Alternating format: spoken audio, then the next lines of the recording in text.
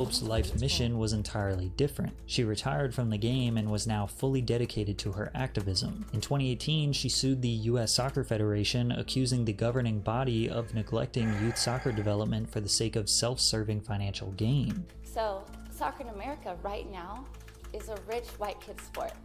And then we have to ask ourselves, well, no wonder why we are not qualifying for the World Cup when we have alienated a huge population.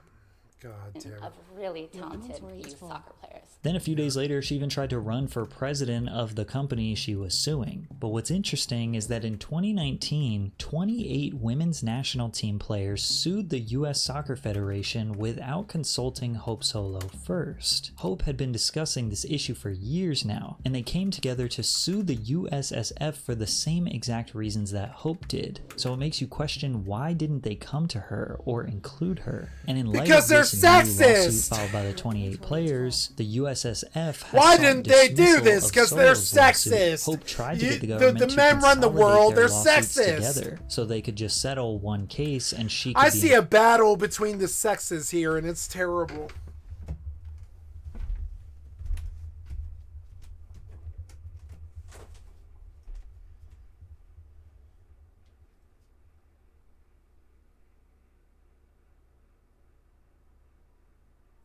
Your inventory is full.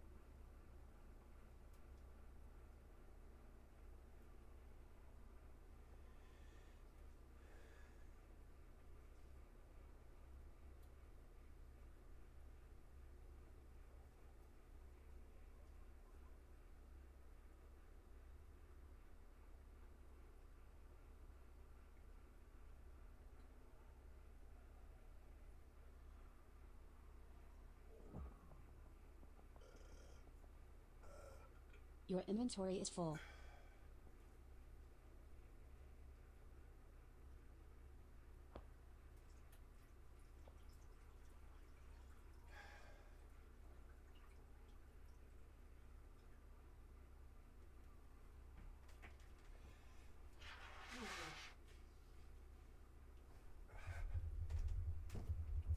Much better.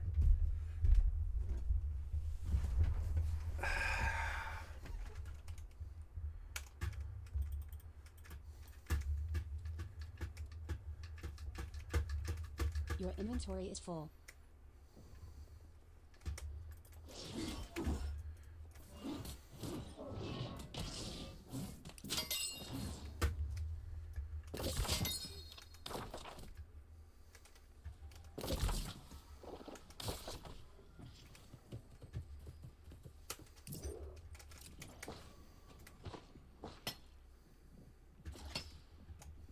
included with the team. Without her present, Solo warned, the players might back down and surrender. But the US women's national team did not want Hope Solo involved. This is extremely telling what her previous colleagues think of her. Perhaps all those years of dealing with her controversies, they figured it would be impossible to get her to remain calm and calculated while facing this litigation. They probably figured she would mess it up somehow. But in 2022, the US women's national team made a $24 million settlement with the USSF and agreed to formulate a new contract between the federation and the players. This was a groundbreaking advancement into the future of the game. Hells but yeah! Solo disagreed. Hells this yeah! settlement is not a huge win. It's heartbreaking No, it's just- and it's just- infuriating. it's A promise just, of equal pay from the Federation and back pay for a select group of players isn't equal pay, and it's not what this fight was about. Hope was defeated. Yeah. She felt that everything she had worked so hard for Nah, was we'll pay you stolen from less. her and Yep. settled for pennies. She was now fighting her lawsuit alone, and 1 month after the 28 women settled, she was found passed out drunk in a Walmart parking lot with the engine running and her 2-year-old twins in the back seat. As police approached the vehicle, they noticed the car was on and running. When they knocked, Hope was jolted awake from being passed out behind the wheel. As soon as the officer started talking to Solo, he noticed the smell of alcohol in her breath and asked her multiple times, "How much have you had to drink tonight?" Every time she was asked, she denied drinking at all. The officers patiently tried to get her to present her ID for 5 minutes while she ignored them, scrolled her phone, and even called her husband. As Solo sees the situation is escalating, she finally hands over her ID, but still refuses to comply with the officers. Step out of the car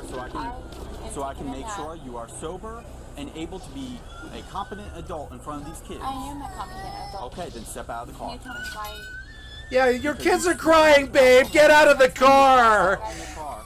He's being so nice to you. He's being so nice to I'm you. not asking you again.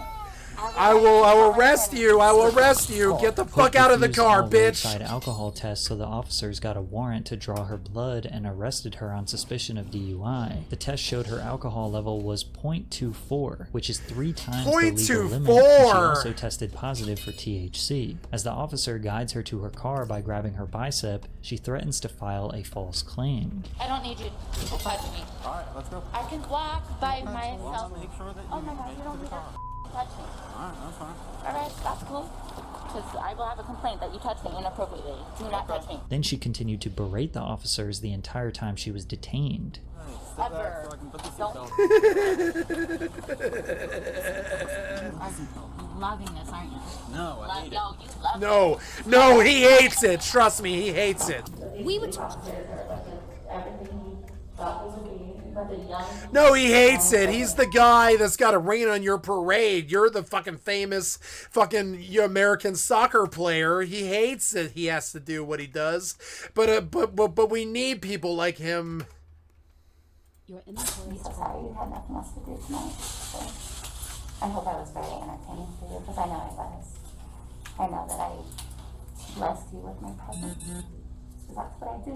Hope was charged of driving while intoxicated and pled guilty. The 40-year-old was sentenced to 30 days in jail, a 24-month license suspension, as well as a $2,500 fine, but she received a 30-day jail credit for submitting herself to an inpatient rehab center. She acknowledged her mistake on Instagram and recognized that alcohol was a destructive part of her life. She said, "I continue to be a student of the greatest school called life, and I will continue to learn and grow from these experiences. I will continue to gain empathy, knowledge, and stories to share. I consider this a gift to pass it on to others because pain shared is pain lessened." People were angry that she did not apologize, but rather used this as a way to again boost herself up some more. She even spoke about the situation on her podcast, where she claims this incident came from postpartum depression. Speaking to my counselor while in treatment, and after studying my own behavior and habits and struggles throughout the pandemic, I learned about the varying levels of postpartum depression. I also came to realize that I completely lost touch with myself and even with my marriage. I put myself last. Sure, I needed some help, but I also knew that I didn't need it. I want to meet her. It's hard to admit when we're wrong, and truthfully, I want to meet her. I would date her. I would absolutely date her. I want to meet her.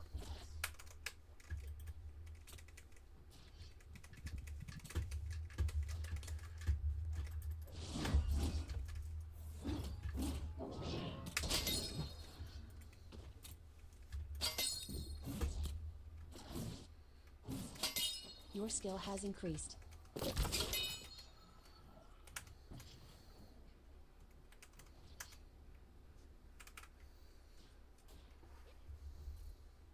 no matter how much you apologize or how you apologize, you will still have angry people in your comments and people saying it's not good enough. But celebrities often go into deep psychological detail about their lives as soon as major controversies come up. They go on podcasts and talk about them being just human and not perfect, hoping to gain empathy from their supporters. Yeah, you guys, like, you put them on a pedestal. You do. You put them on a pedestal, and it's hard for them to live up to what you want them to be. They seem less genuine and more like repetitive PR statements. Hope Solo was inducted into the Soccer Hall of Fame after this DWI incident. And yes, she deserves to be considered a soccer legend because she is one. But I think it's pretty clear the media has been soft on her over the years. Why? I'm not sure. Is she a narcissist with dangerously erratic behavior is why. who is unable to admit when she's wrong? Or is she just a boisterous girl boss whose controversies are simply misunderstandings? Well, that is up for you to decide.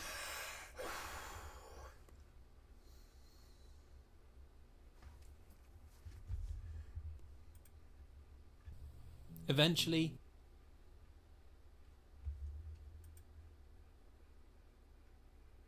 Your inventory is full.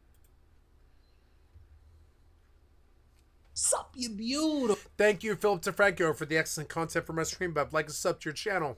bastards. Welcome back to the Philip DeFranco Show, your daily dive into the news. We have a lot to talk about on today's extra large show. But first, we got to talk about this Twitch dumpster fire, because there are actually several different news stories happening here, though kind of at the center of it, you have Ethan Klein, Hassan Piker, and a creator by the name of Frogan. But where we'll start is with the fact that over the past few days, we've seen the platform accused of ignoring anti-Semitism by creators like Ethan Klein. Multiple content creators have been banned for what were deemed hateful comments, and all of the fallout that's come from that as creators and fans go after one another. Though technically, you could say that all of this started when Asmongold made his horrendous comments last week degrading Gazans, which, as we covered on the show, was something he apologized profusely for after getting banned. But then the spotlight on the situation shifted after Klein put out a video last Thursday called Twitch Has a Major Problem. And in that video, Ethan claims that Twitch harbors anti-Semites and actively Your skill has I've not increased. seen this. Let's go look. Your inventory is full.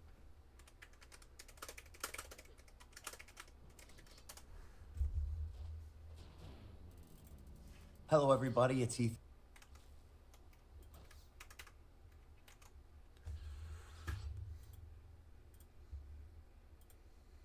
Klein from my basement. Thank you, Ethan Klein. I've liked and sub to your channel. Beautiful Friday evening. My kids just went to sleep, and I opened Reddit to browse my community, Your who I inventory love is so full. well. And at the top of the subreddit is this very lovely clip entitled "Just a Casual Panel Provided by Twitch at their con, broadcasted on their official channel." What is it? Well, it's a panel hosted by Frogan and 4 of her friends, in which they have a tier list where they rate people where good is Arab and bottom is loves Sabra. Sabra is a very popular hummus brand. Your I know in inventory is Israel, full. it's pretty much in everybody's refrigerator, and it's kosher. They're an American company, but they've been the subject of the pro-Palestine boycott. I mean, it's kind of just Arab good, Jew bad. I mean, I'm having a hard time seeing this any other way. And what's crazy is that I've been suspecting that Twitch I think he's right. has an anti-Semitism problem. Obviously, it started with Hassan platforming Houthi terrorists and showing unfettered terrorist propaganda on his channel. But now, they've unbanned Sneeko. Down with the Yahud! Down with the Yahud! And they've skill has just increased. unbanned Fresh and Fit this week. These are 2 of the most prolific Jew-hating creators on the entire internet. And these are the 2 they've targeted to bring back. Now, taking this all in account, here's an officially sanctioned event at TwitchCon. Let's take a look at it and see what exactly is Twitch endorsing here. Okay. It's the perfect transition to our first person, Hassan. Yeah. Gee, I wonder where they're going to put Hassan. Your inventory is full. I'm going to guess they're going to put him in Arab. Hassan is Turkish, but he's a brother, Yeah. you know. So, Yeah, I think he'd be on Arab coded. I mean, I would put him in Arab, to be honest. I would put him also in Arab. Which is great. That's the good one. That's the one you want. Austin, let's go down the line. He's Arab. Arab. He's Arab. Arab. He's Arab. Lebanese. Like, Yeah. Good job. Good job, Austin. The next person is one of my favorite people, Ethan Klein. I told you guys to clap. This is a good reaction. That was a good one. Because there will be a lot of drama. Dude, where's the? You guys are missing a category for Zionist. That was a joke. That was just a joke in my. Stand up, stand up, stand up. We're very proud of you, Denims, for bringing anti-Semitism right on stage, and you guys are killing it. And may I point out here, Chevron, Capcom, and Samsung. Do you know that there is an Arab to Jew tier list happening in front of your sponsor? And you guys were so kind to sit right in front of them. He's right. Chevron, Search the ruins Samsung, to and the Capcom. By the way, Our bit of scouts saw the irony. commander's I love that they're forces there. boycotting We need to know Hummus? what they were doing.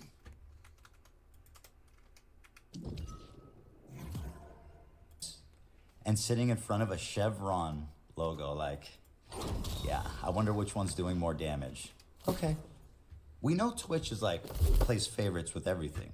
If they were really serious about anti-Semitism, Sneeko and Fresh and Fit would never have been brought back to the platform. It's just a no-brainer, right? But they were welcomed back with open arms. And I mean, their whole platform essentially for the past year has just been anti-Semitism. I'm not even kidding. That's literally all I think they he's talk right. I don't know what to say. I think you're know, right. I kind of been put in this.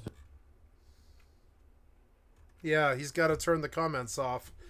Yeah, I bet. Position where like I watch this clip and I feel the same way. I'm like, what the fuck am I actually watching? This is mad. I need to say something. Chevron, Samsung, and Capcom, they deserve to know. He's right. You know, I know Capcom put in a Shmuley the Rabbi in the next Street Fighter game, who attacks with the dreidels and throws foreskin. Oh no! So they are very in touch with the Jewish identity. So we're gonna have to ask them. That's it. Enjoy the weekend. I know there's gonna be lots of obfuscating and excuses for this video. And, you know, let's be real, guys. Let's just look at this optically. Imagine this flipped. Your Super skill has Jew increased. and colonizer on the bottom, right? And I go, Frogan. We know where she goes. She goes to the bottom. Like, let's be fucking real, okay? No one else would get that treatment. So don't even try to pretend or act like this is some innocent little mistake and that one of the guys there is Jewish. I just don't care. I'm glad you have a Jewish friend. That's very nice. But at the end of the day, let's get real, okay? Get your shit together. He's right. Ignores, and as some evidence, he points out that Twitch recently unbanned Sneeko and Fresh and Fit for content creators that are unambiguously anti-Semitic. And then on top of that, he highlighted this segment from an official panel at TwitchCon, where multiple Arab content creators alongside some non-Arabs made a tier list. Well, it's a panel hosted by Frogan and 4 of her friends, in which they have a tier list where they rate people where good is Arab and bottom is loves Sabra. Sabra is a very popular hummus brand. I know in Israel, it's pretty much in everybody's refrigerator, and it's kosher. They're an American company, but they've been the subject of the pro-Palestine boycott. I mean, it's kind of just Arab good, Jew bad. I mean, I'm having a hard time seeing this any other way, and what's crazy Yeah, is me that too. I've been suspecting that Twitch has an anti-Semitism problem. Obviously, it started with Hassan platforming Houthi terrorists and showing unfettered terrorist propaganda on his channel. And then along with that, Klein also added, If they were really serious about anti-Semitism, Sneeko and Fresh and Fit would never have been brought back to the platform. It's just a no-brainer, right? But they were welcomed back with open arms. And I mean, their whole platform essentially for the past year has just been anti-Semitism. I'm not even kidding. That's literally all they talk about. Now, all of that then led to Frogan, who's a mod for Hassan Piker's stream and also streams herself, responding and writing on Twitter. Even Klein lied again and said myself, Arabs, which is the show, and our guest did a tier list where, quote, good equals Arab and Jew equals bad, which isn't what happened. Our tier list was, quote, who has Habibi Pass, which is a meme tier list we did with a variety of creators. Here is the clip with the context. Rather than sharing a clip from that event and adding, the whole basis of my podcast, Arabs with Capri and Raf, is that we are all Arabs from different religious backgrounds. I am Muslim, Capri is Christian, and Raf is Jewish. Sabra hummus is objectively the worst hummus to exist, and What? the unfortunate standard of hummus Sabra hummus? in the US. Right, and so with that, you had some feeling that was a reasonable response, though others still called it a dog whistle to say Israeli without saying, especially given the context Klein gave earlier about its popularity in Israel. However, all of that was kind of just the tip of the iceberg, because Frogan ended up deciding just a day later to open up an entirely new can of worms after saying on stream, I have no pity at all for any fucking soldiers. I will never have any fucking pity for any fucking soldiers. U.S. military? Who fucking who? I hope you get PTSD. The ones I'm like whatever about the U.S. soldiers are the ones that like She's right. acknowledge that like what they did was wrong. They didn't know back then. Whatever. You're a good person in my book. The U.S. military that are like, yeah, like, you know, I did this back then, but now I know it's wrong. Like I'm changed. Like imperialism. This, you don't deserve the PTSD. But like any other motherfucker, you're joining them. You're like, oh my god, I want my fucking Camaro, no student loans. Fuck you.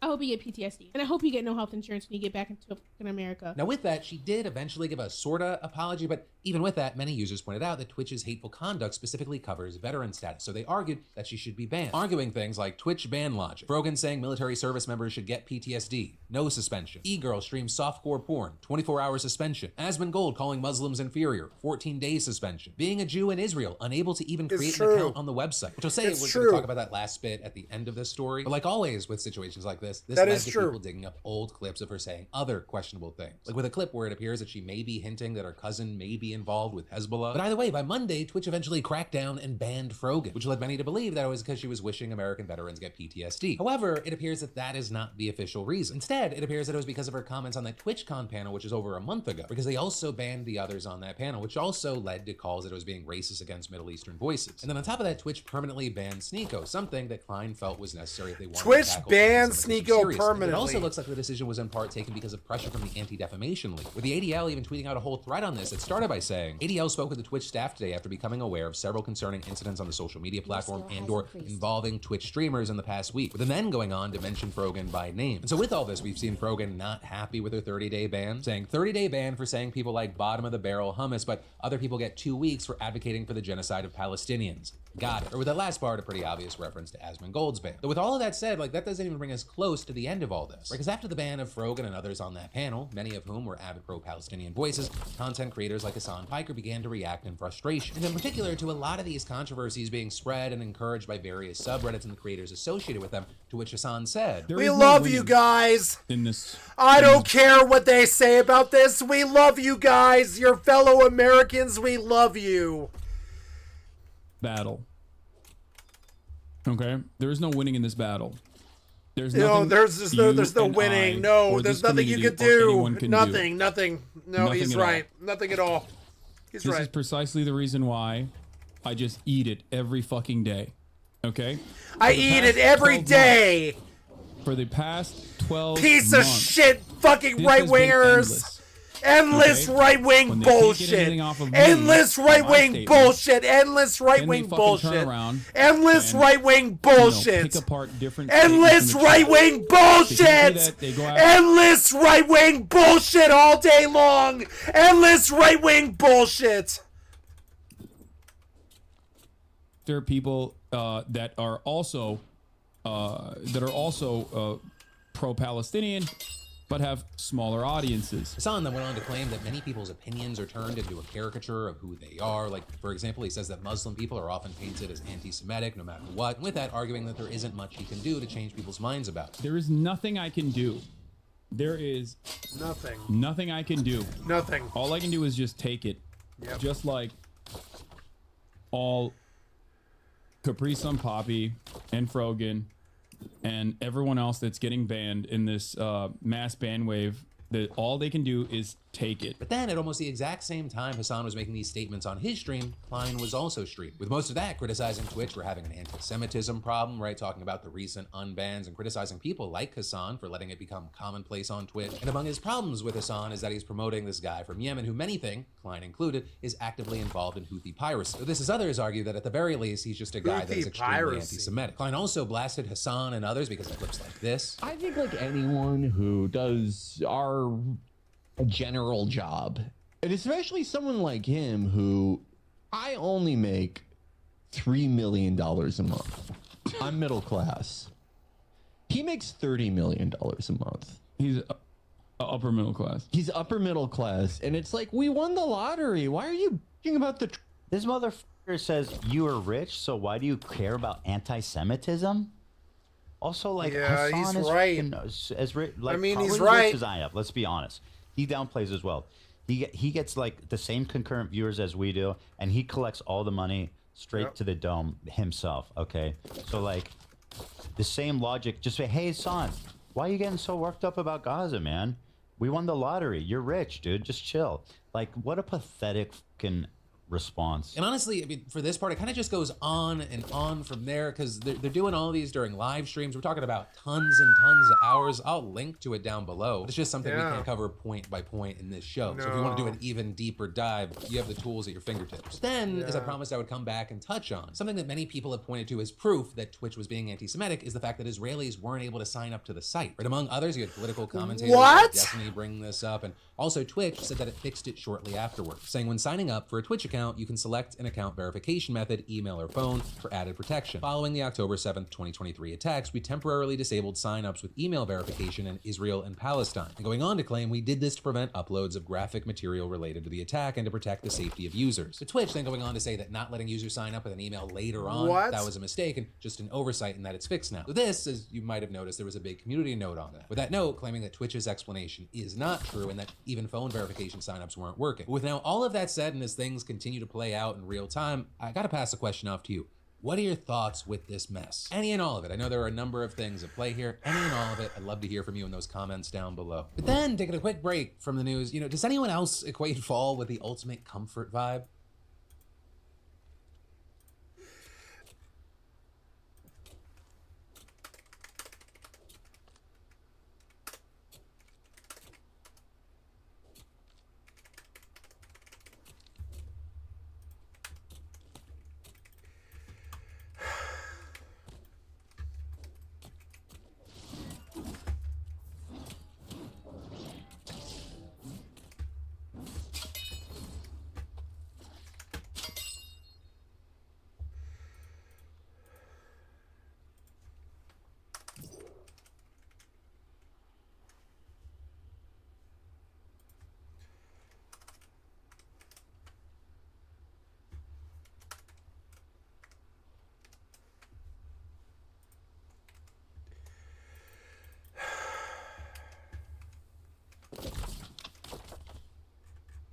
And in my opinion, nothing says comfort and cozy like Cozy Earth. Like, they've mastered the art of comfort, so thank you, Cozy Earth, for that, but also for sponsoring today's show. And yeah, believe me when I tell you, Cozy Earth sheets are hands down the most comfortable I've ever slept on. I mean, even our guests, when they come over, they can't stop raving about them. Right? Made from viscose derived from bamboo, their bedding is designed to naturally regulate temperature, which is a huge thing for me because I tend to run hot no matter what the weather is outside. But also, not just the sheets, Cozy Earth towels are also next level. They're made with a luxurious blend of cotton and bamboo viscose using zero twist technology, meaning these towels are seriously soft and they feel amazing. And honestly, every Cozy Earth product is made with the kind of softness that lasts, they don't pale, and they hold up really well over time. In fact, they are so confident in their quality that they offer a 10-year warranty on their bedding and bath products. So y'all, it is time to get cozy, wrap yourself up, and embrace the fall. Go to cozyearth.com/DeFranco and enter DeFranco at checkout and get up to 40% off. That's promo code DeFranco for up to 40% off. And if you get a post-purchase survey, say you heard about Cozy Earth from the PDS. And remember, Cozy Earth,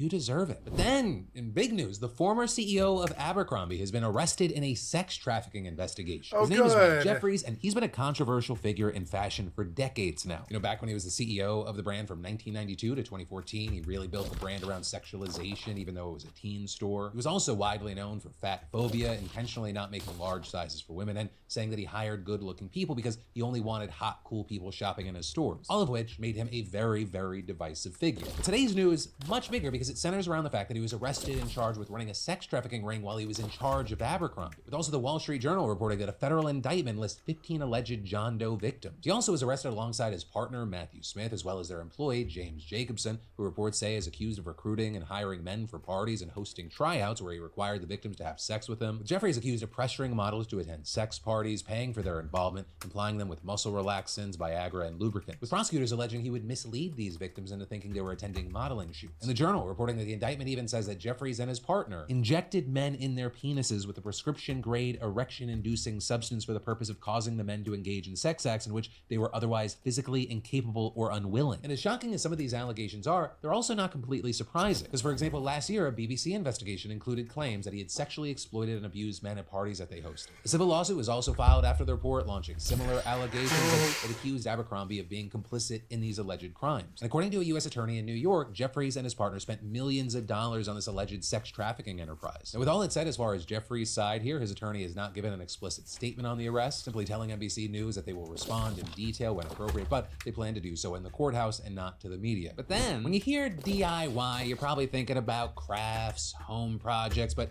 how about DIY medicine hacks? Because that is a very real thing, especially with Ozempic, Mounjaro, and other drugs like them that are expensive and hard to get. When I say DIY, I don't mean for you to like picture Dexter's Laboratory or something, but rather people taking their medicine into their own hands by either messing with the prescriptions that they already have or by finding alternative forms of them, with people often using online advice or viral TikTok suggestions to get around the flaws of our wonderful little medical system. With one of the biggest trends right now being people essentially hacking into their Mounjaro pens to get more usage out of them, with also outlets like Axios noting that Reddit and other forums are full of people providing step-by-step videos and charts, right, all detailing how to break open injectors and extract doses in bacteriostatic water to stretch them. And this is the people hunting down these guys are saying the costs are killing their wallet or that they're losing access to coupons and can't keep up with the prices. And listen, I'm not going to tell you specifically how people are doing this because I am not a doctor or in the business of teaching alternative medical tactics. But just so you can at least understand the basics of what's going on here, I'll point to a piece that The Atlantic did recently, where they talked to patients who really needed to find a loophole to save money on Mounjaro. Because many have found with those pens specifically, you can split a maximum strength pen into smaller doses and save money. Because those pens, they come in multiple concentrations that cost the same. So by dose splitting, one pen can effectively become 6 at the fraction of the original cost. But it's not always super easy, and it can require sterile medical supplies and a little math to actually do it right. Which is why The Atlantic noting there are big risks here, because when you break open that pen, you can introduce microbes and bacteria to the drug and then cause an infection. With also both Novo Nordisk and Eli Lilly saying they do not condone these practices and that people should not ration these kinds of weight loss drugs. You also had doctors telling the outlet they don't recommend breaking into the injection pens independently, even if they understand why people are doing it. So this is you had Michael Snyder, medical director of the Bariatric Surgery Center at Rose Medical Center in Denver, telling Axios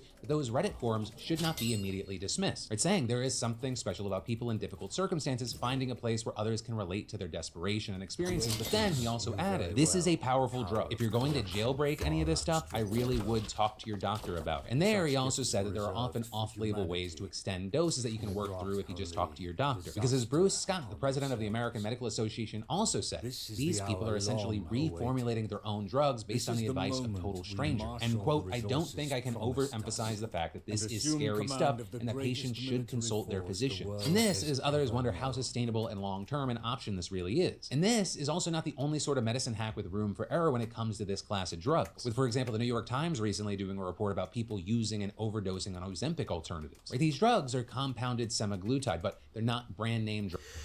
I'm going to speak on this now.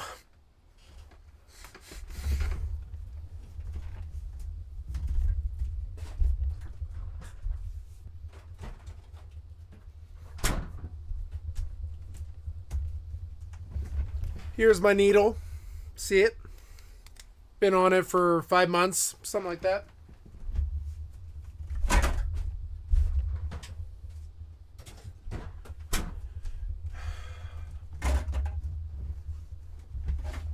You have to think about what you're offering people when you offer them this drug. It is a solution out of a lifetime of being fat. No one else will ever tell you that as directly as I said it. And when you understand how bad that is a problem for those people who have been fat their whole lives and everything, they'll do anything. There's a lot of power here. There's a lot of power to be had. They'll do anything. It's their worst problem, you know? And so they'll do anything. It's like somebody who's drowning, who wants air. Somebody who's burning, who wants water. Somebody who's so fat they can't move anymore. And this is because of all the chemicals that they put in the food.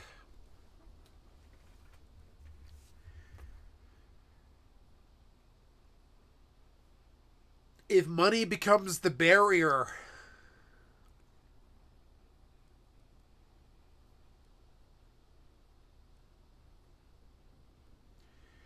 you're looking at the revolution. You're looking at a revolution. The people will rebel against you. If they know that you have the solution to fat and you're not giving it to them, they will burn you.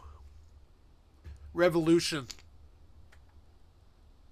Drugs like Ozempic or Wegovy that come in the prepared doses. It's essentially like Shein or Temu Ozempic that can be prescribed online or via telehealth, and it comes with a vial and a bag of syringes for patients to draw out the doses of the drug themselves. And just like the people jailbreaking Mounjaro, tons of people using compounded semaglutide are turning to Reddit and YouTube tutorials for help. But even still, it turns out it can be easy to fuck up the do-it-yourself dose. With the Times, for example, speaking to a woman who accidentally took 5 times the amount that she was supposed to take and spent a day constantly vomiting as a result. And noting that some people have taken 10 or 20 times the amount they needed and ended up in hospitals developing pancreatitis, fainting, getting dehydrated, and more. Now with this, here are the Times noting that plenty of people do take compounded semaglutide and they're totally fine, they understand what to do, and it works for them. But as the demand for the drug has increased, so have cases of things going wrong. With this year so far, Poison Control Center is getting 159 calls about compound. They want to turn America from fat to thin. They think that they're going to make all of their money off of it.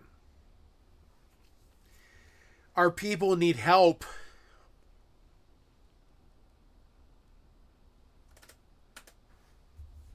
Our people need help. GLP-1s compared to just 32. We were selfish and we ate too much of your crappy food. And now we need help. I'll tell it right to your fucking face, like I don't need to lie about it. We were selfish and we had too much of your good food that you advertise all the time. And you push on us like some kind of drug. And we were fat and we had too much of your good food. And so now you have a solution to it. And you can serve the solution. Last year. And in July, the FDA even had to issue a warning about patients dosing their own compounded semaglutide. Conservatives killing us as usual. Conservatives killing us as usual. That on top of patients lacking experience with self-injections, there's more of the same.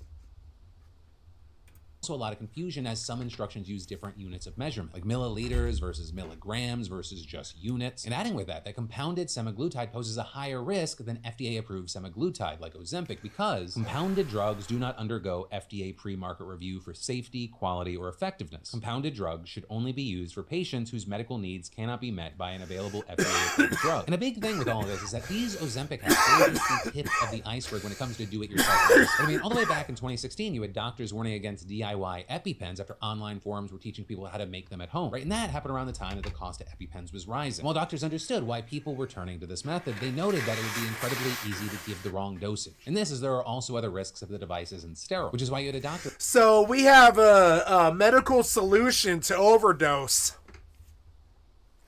You conserve it like the piece of shit fiscal conservatives that you are.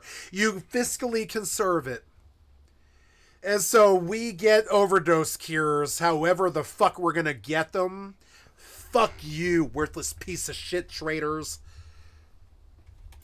After explaining to ABC News at the same time as the fat drugs, same as the speed and the coke and the heroin. Same as everything else. We'll get what we want. Say your kid was having an anaphylactic reaction. You could use a syringe and a vial of epinephrine to stop it, but we know in emergency situations it can be hard to draw up. There might be problems with underdosing or overdosing, and it's not practical for most people. It is hard to do that and expect people to do that in an emergency situation. He's right. And in recent years, we've seen a rise of stories of people trying to hack abortion medication at home as reproductive health care access is dwindling. Oftentimes, people turning to herbal remedies that can be incredibly dangerous. With tons of viral TikToks recommending using herbs like penny. There's this beautiful girl. She had this 1 week moment on her prom night. She's pregnant now. We're gonna bombard her system with chemicals in the fucking and pray that she doesn't have a baby with this idiot rapist fucking football star. Royal and mugwort to essentially bring on a miscarriage for those who wanted to terminate their pregnancy but had no other option. But there, not only is there no data supporting this, it can actually cause serious harm. Or pennyroyal, for example, can cause fainting, seizures. Sit and drink pennyroyal tea. Distill the life that's inside of me. Cardiac arrest, coma, liver. Sit and drink pennyroyal tea. I'm a liar and a thief. injury, and more when consumed as a concentrated oil. And these herbal remedies actually bring us back to Ozempic because people are also trying to get Ozempic-like effects from herbs and natural supplements, with a number of people online touting a supplement called berberine as nature's Ozempic. And while you actually had doctors telling Vogue that the research on this is very promising, results are going to vary person to person, and of course, it should not be viewed as a replacement for prescription medication, especially for someone who medically needs Ozempic or a similar drug. And this also, as other reports note, that while berberine... The savage nature of this stuff, it cuts me to my heart and my soul. You can hear the anguish in my fucking eyes. This stuff is my fellow human beings suffering, and I don't like it.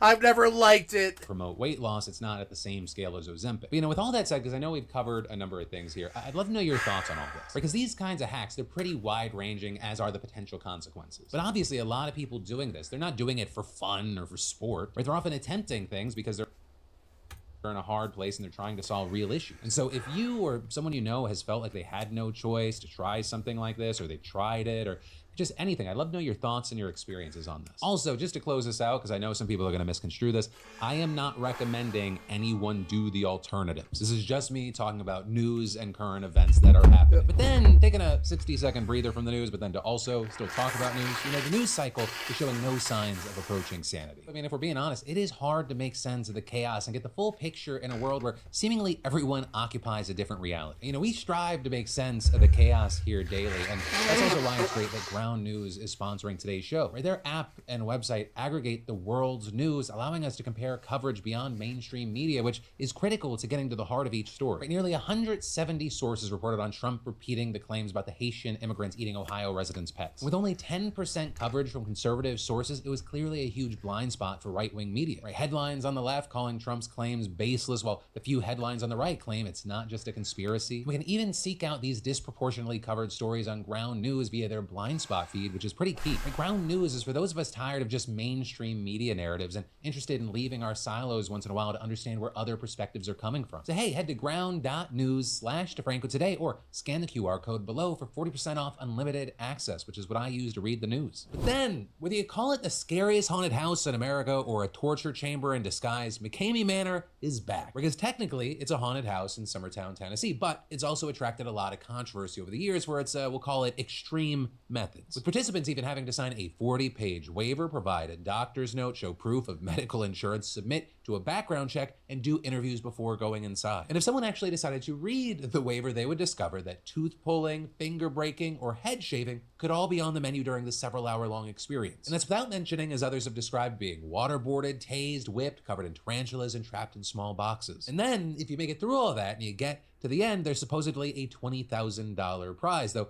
no one's actually ever gotten it. But then also, if you can't finish, you can't quit either. It's actually written in the waiver that once you're in unless, quote, serious psychological injury is present, which is one previous participant explained to The Guardian. That can be an issue when you're being bound, masked, and held underwater, slapped and stomped on, and compelled to eat your own vomit. And in fact, you had the Manor's owner, Russ McCamey, telling Hulu in a documentary last year, either you actually complete the tour, which is not going to happen, or you mentally or physically are at such a breaking point that it's not safe for you to continue and I need to take you out. Now, since the release of that film titled Monster Inside, America's Most Extreme Haunted House, interest in McCamey Manor has surged. And McKinney just announced that his attraction has opened its doors once again for this Halloween season. This notably flying in the face of an online petition started back in 2019 with nearly 200,000 signatures that are trying to get the haunted house shut down. With it describing McCamey Manor as a torture chamber under disguise and explaining they do screenings to find the weakest, most easily manipulated people to do the haunt. If Russ doesn't think you're easily manipulated, you aren't allowed to go. And adding some people have had to seek professional psychiatric help and medical care for extensive injuries. Saying one man was tortured so badly he passed out multiple times. Workers only stopped because they thought they had killed him. Though with this, you had McCamey just defending himself in an interview with the Daily Mail, saying that he vets people to keep knuckleheads and fakers from getting in, and claiming that he actually prefers people with a background in law enforcement or the military, arguing, if all of those crazy, horrible things said about me are true, I wouldn't be free running around doing what I want to do. I think he's right. Spoken too soon. Right? And that because the documentary caught the attention of Tennessee's Attorney General, who opened an investigation into McCamey Manor last year. Because according to District Attorney Brent Cooper, who spoke to News 2, torture is technically legal between two consenting adults, but anyone can revoke their consent at any time. Since McCamey allegedly refuses to let people quit once they've started and outright stated in the film that there were no safe words, he could be liable here. The AG also citing some of McCamey's customers who said that they didn't have a chance to review the waiver ahead of signing up and complained that the $20,000 prize is impossible to actually win. But then with all this, back in March, McCabe actually sued the Attorney General, claiming there that the information requests and inspections of his property violated his constitutional rights. With his lawyer telling News 2, every Tennessean should understand that they are each simply one misunderstanding away from being targeted by a coordination of government power, just like Mr. McCamey. But notably, one, that lawsuit was dismissed back in August, and two, McCamey voluntarily dropped another lawsuit against Hulu and the production company behind his documentary, though he upheld a lawsuit against one of the interview subjects in the film. Now, as far as the AG's investigation, it's unclear right now what the status is on that, whether it's ongoing or concluded, but for now, we'll have to wait to see what happens from here, both legally and as far as what's going to happen to the people that are signing up for the manor this year. But then, in some election news, Republicans are trying to stop the votes of U.S. citizens living abroad, including members of our military. But judges in 2 key swing states, they're absolutely not having it. And I'll explain, right? So to start off, let's go to Michigan, where the RNC filed a lawsuit arguing against the eligibility of overseas voters who they say don't meet the residency requirements laid out in the state's constitution. And they filed this lawsuit despite the fact that Michigan has allowed citizens and service members living abroad to vote in federal elections for years, with guidance from the Secretary of State saying that a U.S. citizen born outside the country is eligible to vote in federal elections in Michigan as long as they have a parent or spouse who previously lived in the state, which is what led to Judge Seema Patel dismissing the case yesterday, saying simply the guidance language lines up with state and federal laws as well as the Michigan Constitution, and then adding in her opinion that this lawsuit is a, quote,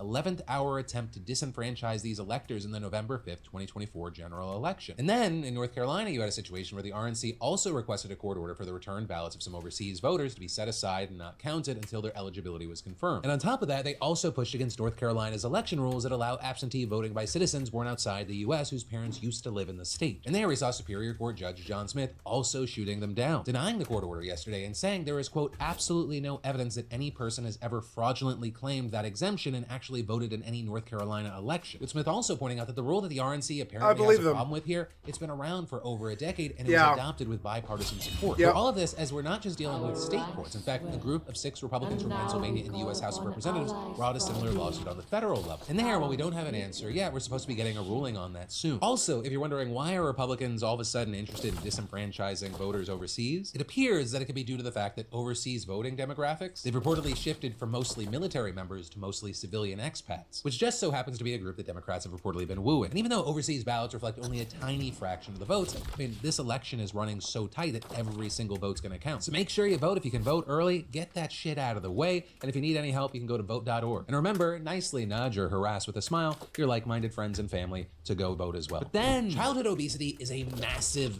problem, and one that a lot of people actually think is a uniquely American one.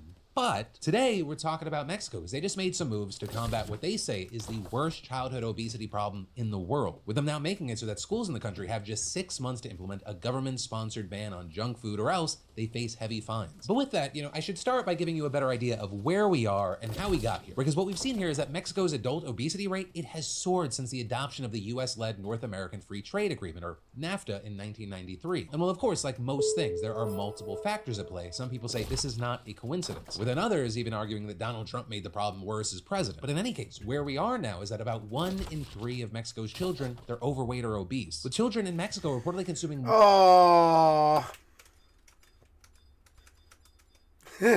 Mexico has the fat disease now and is killing everybody. You want to know why I talked about the needle and all the problems and everything and all the fat stuff is it's actually killing us. It's actually killing us. You know what I'm saying? It's actually killing us, not even us, like Mexico too. It's killing us. More junk food than any other Latin American nation, with many getting as much as 40% of their total caloric intake from Mexico's food intake is mainly fast food. Junk food. And since this is in a I hate to say it, but it's true. Completely new problem, this is not the first time the Mexican government has tried to do something about it. In the past, they've done things like implementing a rule requiring front-of-package warning labels advising consumers about nutritional content. Kill you. And in fact, some Mexican states have even banned the selling of junk food to minors. Like, you might not think that eating a fucking frozen pizza every night will kill you, but I am here to tell you that eating a frozen pizza every night will fucking kill you.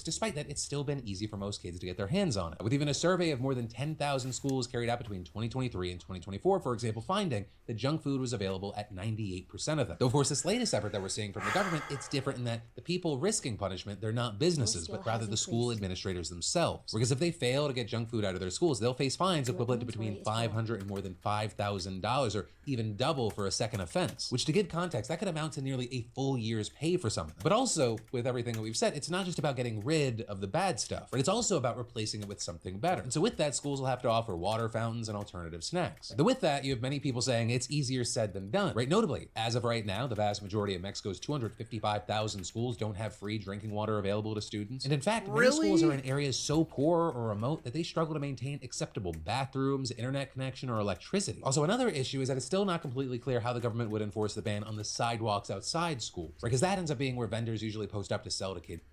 I feel like America used Mexico for labor, and now we're seeing the response. At recess. And that's not like an outlier situation. A recent survey showed that 77% of schools had these types of setups outside. And so, of course, for now, we're gonna have to wait to see what happens, both with the implementation and the impact. And while, yeah, we're talking about Mexico here, America should also probably take note. We've got a pretty big obesity problem as well, with nearly 1 in 5 kids being obese, and that rate being even higher among adults. But that brings us to the part of the show where I say thank you so much for watching another daily deep dive into the news. For more news that you need to know that you might have missed, It was good. It was emotional. Watch. And over here is where you can snag our newly restocked Best shit on the internet. Best shit on the internet. Beautiful bastards. Welcome back to the Philip DeFranco Show, you daily. I didn't see yesterday's. We have a lot to talk about today, but first, we got to start with easily the most requested story today, and that is Andrew Tate, right? Because the investigation into his crypto schemes, it just got released by CoffeeZilla. While many of the details are very interesting, a lot of this focuses on accusations that Andrew is a massive hypocrite for previously criticizing influencers who involve themselves in crypto, only to jump in headfirst himself. Crypto Twitter are full of the biggest degenerate losers on the planet. They're losers. Crypto is the only scenario I can think of where you can make a whole bunch of money while benefiting society zero. Right, Coffee sharing that clip, but then saying eventually Tate kind of pivoted. My problem with crypto is that it instigated a culture which I didn't like. I didn't like the crypto culture as a whole because the culture was based on getting in early, which, I mean, I guess you could argue is a skill, but gambling, rug pulls, staying anon, hiding like a little coward in a hole. Once I decided I was going to fix it, I decided I had to come up with an idea. He's got a beef with the crypto person who burned him. You can hear it. You can hear it. The things they should make money from, which is hard work. With Coffee then summarizing this whole reason. Fucking moron. The Tates are here to fix crypto. It used to be full of scams, rug pulls, and anons before Andrew Tate got involved, but now everything's about to change. But Coffee didn't just say, hey, you're being a hypocrite. He then went into Andrew's history with crypto promotions and claimed that he has a history of pumping up coins that later reached massive lows, beginning with a coin called Roos. Honestly, this is your textbook concept coin. The type of thing Tate would call a scam a year ago.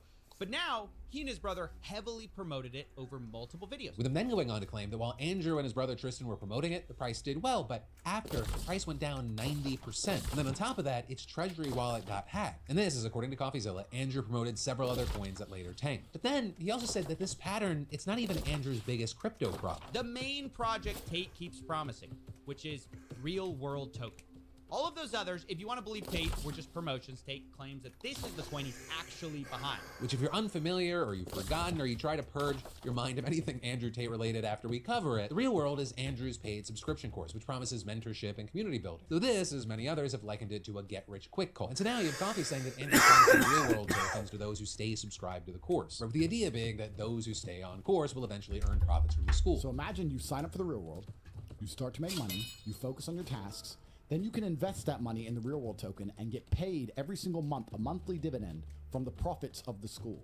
All right, I think I get it. So you got the people at the bottom, they're paying up into the course, into the school. And you got the people higher with higher power levels, they're making money from people at the bottom with the coin, and then all that money flows up. It's just kind of this nice little pyramid scheme. With Coffee then notably adding that Andrew had previously said that he was actually working with the SEC on this, but then he has also said things like, SEC, come from me. I'm in Romania. There ain't no SEC in Romania. We're scammers. Right, so understandably, a lot of that. What? At the same time, another aspect of the situation is the fact We're that this fucking investigation scammers. video was coming. Because we knew that this video was going to drop after last week when Andrew tweeted a screenshot of an email CoffeeZilla sent him asking for comment on an upcoming story. You can pause the video to read all the questions. It's just several questions about his crypto habits. And in response, rather than Andrew answering the questions or ignoring it, he basically launched a hate campaign against Coffee. Right, of all the possible things, telling his followers to email him and call him gay. But Andrew then later posted a video saying that for every person who calls Coffee gay and dislikes his eventual investigation video, he will buy more of a coin he promotes called Daddy. And this is prior to uploading his investigation. Coffee put out a separate video calling Tate out. Legit, I have hundreds of these emails, all freaking out, ironically, on behalf of an alpha male who's also freaking out about questions that he refuses to answer. About an investigation that none of them have seen, but they're planning to dislike in advance to own me and to prove to their daddy that they're gonna be they're good little boys. Right, and Coffee also addressed all of this in his investigation video as well. Let me just see if I get the plan right here. The plan is dislike and call someone gay, so the alpha male you like buys daddy coins for you. You can almost smell the desperation. Get rich quick by hurling slurs at a journalist. And as Coffee's videos were coming out, you would Tate tweeting, having the power to randomly pump any coin on the chart is super fun. And adding he wants to pump everyone's bags and give you all money. So all of this is you have many seriously doubting Tate's power these days. Because one, if you look at a lot of the Tate stories these days, or just even social media in general, a lot of Tate being in the news or in the news cycle is him getting ratio. And this is right now, if you use the return YouTube dislikes extension, it shows on CoffeeZilla's video, it has like 183,000 plus likes, but only 1,400 dislikes. You know, with all this, I gotta ask, what are your thoughts on this whole situation? But then, is Elon Musk buying votes, and is he about to single-handedly swing the election? Because there's been a lot of confusion, debate, outrage, and dismissal of how big of a deal all of this is. And while you may or may not have heard all the details about what's going on here, the thing that probably got the most attention is when he made this announcement at a rally in Harrisburg, Pennsylvania on Saturday. I have a surprise for you,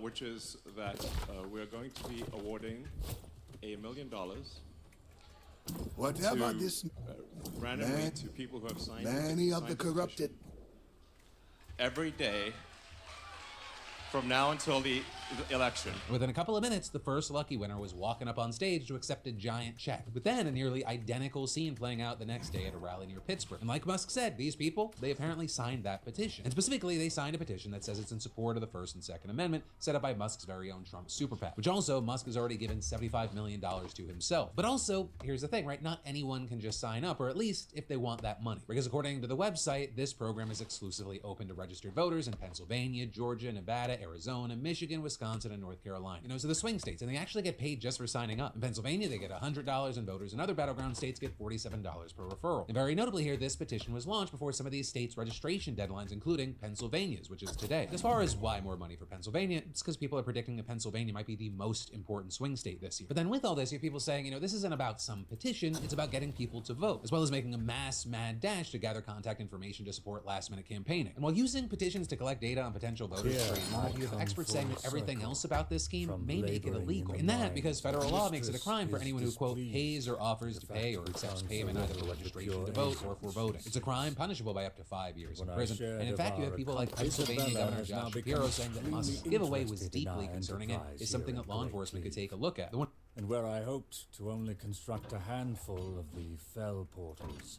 she has expanded the plan to include many more.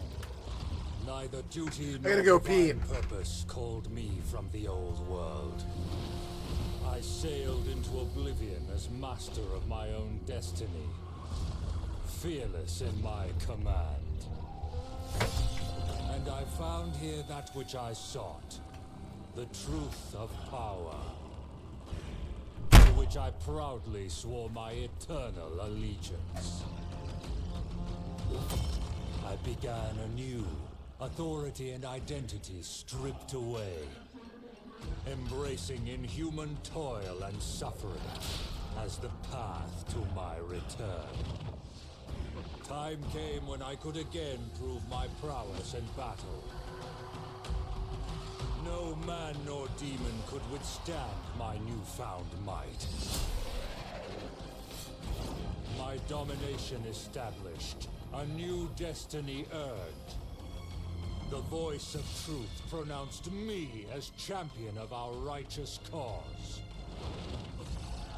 And I led our armies to victory again and again. The remnants of ragged humanity crushed along the way to bring me here, to the precipice of my ultimate achievement. The forces of this world and those beyond, now under my command.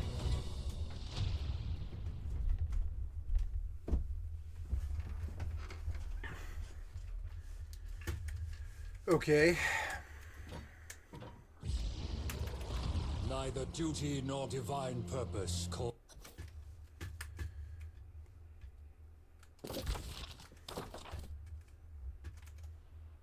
One of the biggest questions at play here is whether or not Musk has really found a loophole. Because the experts, they're divided. You have folks like Brad Smith, former Republican chairman of the FEC, saying this is something he thinks that okay, so I'm gonna tell you what the problem is with this plan. It's revolutionary what I'm gonna tell you, but you're just gonna think I'm an idiot. But I'm gonna tell you this, and I mean what I say. When the conservatives and the Republicans see that this man is trying to buy their fucking allegiance, they will resist.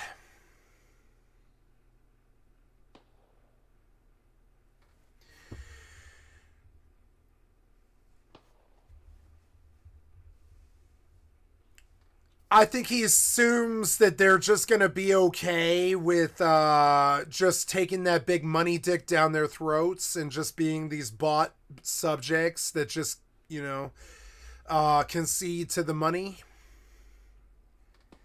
But I believe in my fellow Americans, and I believe them to be stronger than that. Better than that. Maybe they aren't better than the money. But I like to believe that they are. I believe that my fellow Americans are fucking better than that. a gray area, but not that close to the line, arguing he's not paying them to register to vote, he's paying them to sign a petition. Nope. And he wants only people who are registered to vote to sign the petition, saying, so I think he comes out okay here. Then this, as others say, that conditioning the payouts on being a registered voter in a swing state, it at the very least shows Musk's real intentions, and at the most, it could be illegal. With Rick Hasson, this is what a pact is. UCLA, saying in a blog post that I think most Americans are totally blind to what a pact is, but a pact is pretty cool. It's like, hey, if you show intention with us, we'll pay you. We'll pay you to stand with us. Pacts are some of the best organizations that human beings have. Pacts kind of hold the world together. I wouldn't say if it wasn't true. Yeah, and that's all he's doing. He's making pacts, you know. Hey, you back us, we'll back you. We'll make sure that when you've got a problem, we'll solve it. That's politics. We haven't seen real politics in a while. When was the last time that either party, Republican or Democrat, promised you a solution to any of your problems? And the answer is never. And that's what he's promising them. He's like, you know, I'll give you a solution to your fucking problems. No politician can promise that without lying. Stakes was clearly illegal vote buy, as well as then David Becker, a former DOJ official and founder of the Center for Election Innovation and Research, saying, this isn't a particularly close case. This is exactly what the statute was designed to criminalize. But of course, illegal or not, the damage or the impact or whatever you want to call it, it may be done already. With some also speculating here that Musk's banking on a Trump presidency to shield him from potential prosecution. But for now, we'll have to wait to see what happens. And in the meantime, do not forget to vote. That's not going to work. Over on Friday. Of course, early voting is underway in a number of states. Did you think that Trump himself can protect you from lawyers? You're supposed to be smart. Did you think that Trump himself can protect you from all the world's lawyers? The answer is no, my friend. No.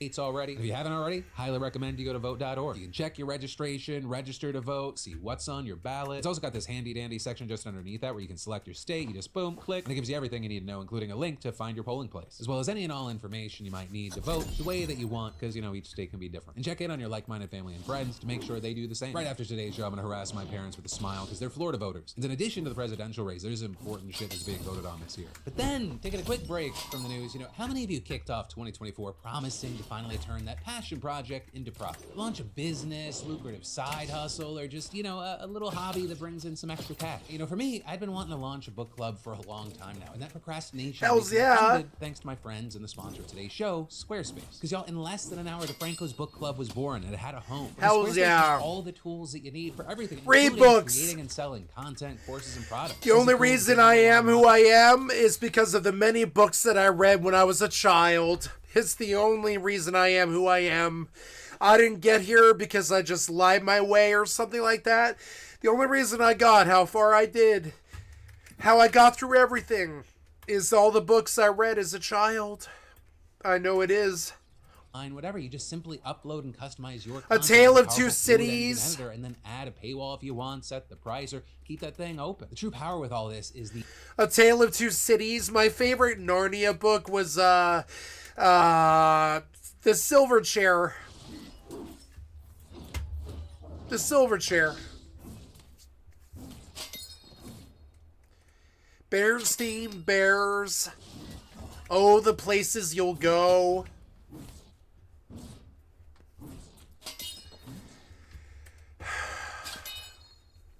Boxcar Children.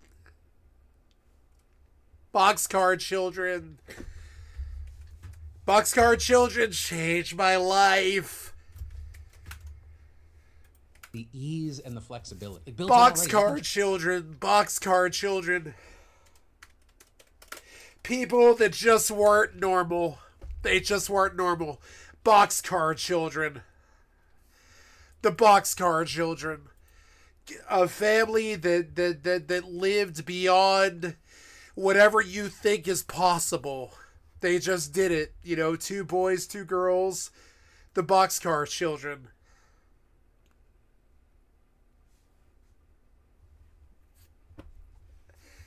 The Boxcar Children. I want to buy this for my mother.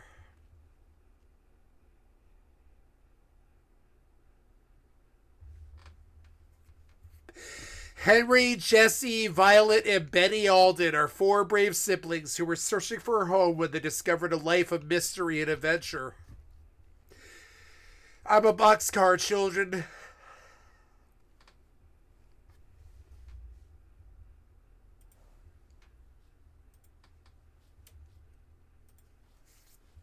Charge a one-time fee, sell subscriptions, and if you need a starting point, they've got a ton of stunning professional templates with drag and drop editing that makes site design incredibly simple, no coding required. And all of this is, of course, Squarespace has been a trusted partner of the PDS for years, and I can honestly say it's a breeze. I mean, we even leverage Squarespace for our very own daily newsletter, The Daily Dip, where over 50,000 I'm gonna send that Amazon. Inboxes, take part in daily polls, giveaways, and now I'm gonna send that Amazon to my best friends because I want to keep their friendship.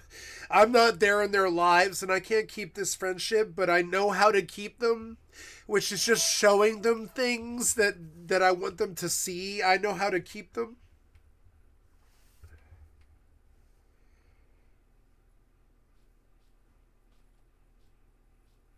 The Boxcar Children.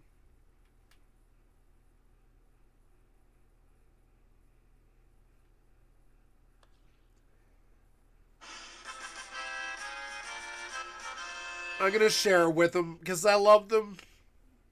I want them to know I love them. It sucks, but I do. I hate that I love people. I hate that I love people. You understand how fucked up that is? I hate that I love people.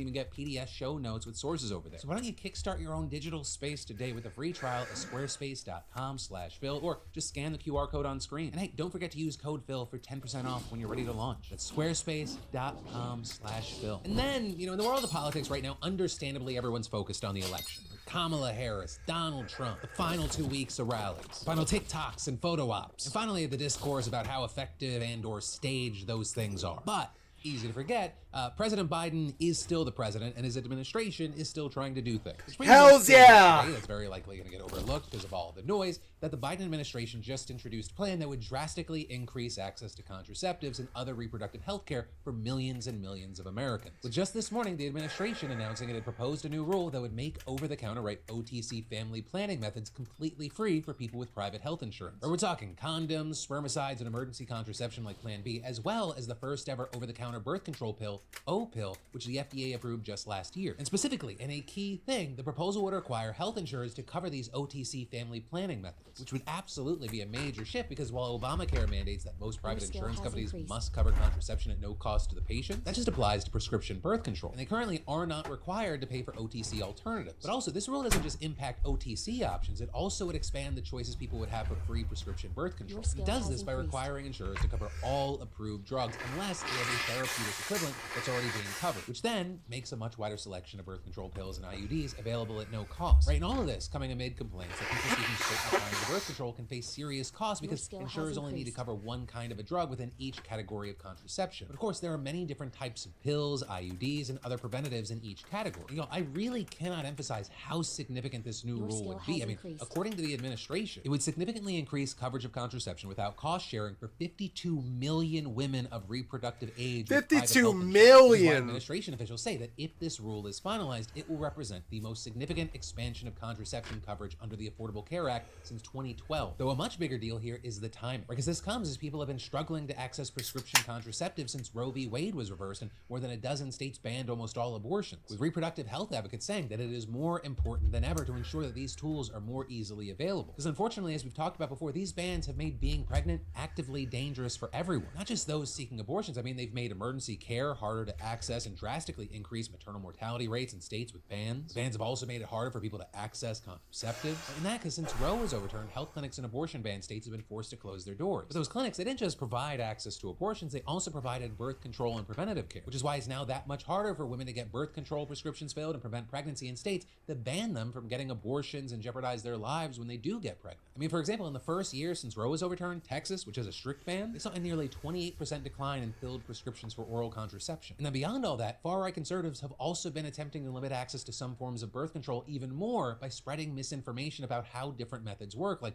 falsely claiming they cause abortion. And even though polls have consistently found widespread bipartisan support for access to contraception, Republicans have repeatedly voted against measures that enshrine rights to contraception at both the federal and state levels, which is why this new proposal from the Biden administration is being widely viewed as an essential effort to safeguard access. Now, with that said, as far as what happens next, in order for this rule to be implemented, it first has to go through a 60-day comment period. While it can take months or even years for federal agencies to respond to comments and issue a final version, key officials in the administration say it'll be possible to finalize this policy before the end of this term. So of course, there is this other little thing that's happening between then the election, and that's the election. And if Trump were to win, which right now it stands as a 50-50 possibility, it's unclear if they were able to push this through. 49-51. 49-51, and we're the 51, baby! Yeah!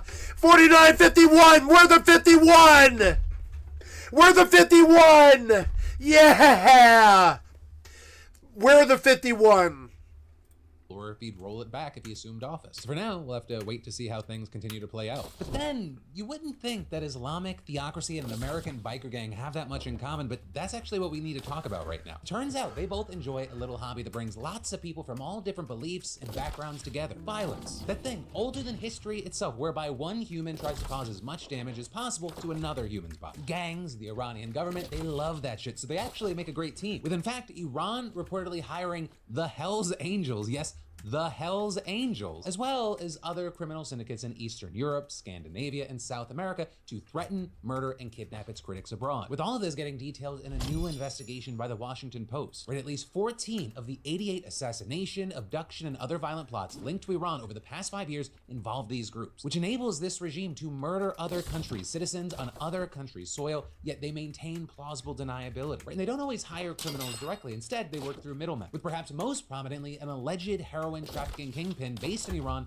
by the name of Naji Sharifi Zindashti. Right? And he emerged as this top dog from a regional drug war a decade ago, and since then, he's been tied to multiple killings of journalists, dissidents, and activists. The Another US criminal justice allegedly Scarface? organized a plot to kill an Iranian defector and his wife living under false identities in Maryland. And to pull it Yeah, off, I'm Zindashti sure. negotiated a $350K contract with 2 Hells Angels members, including a full patch member by the name of Damian Ryan. But unfortunately for the show, they communicated through an encrypted messaging Fucking service Hells Sky Angels? ACC, which was What? a popular software among criminals because it disabled Fucking their joke cameras, clowns. microphones, and Fucking GPS joke buttons. clowns. Those switched to Clown But, shoes. fun little Clown fact, in 2021, shoes. International authorities Fucking infiltrated the joke service, clowns. conducting hundreds of raids and arresting dozens of people, including the Hells Angels pair who were snatched up in What? Minnesota and Ottawa. Though understand, Fucking joke clowns were working with with Middle Eastern dissenters.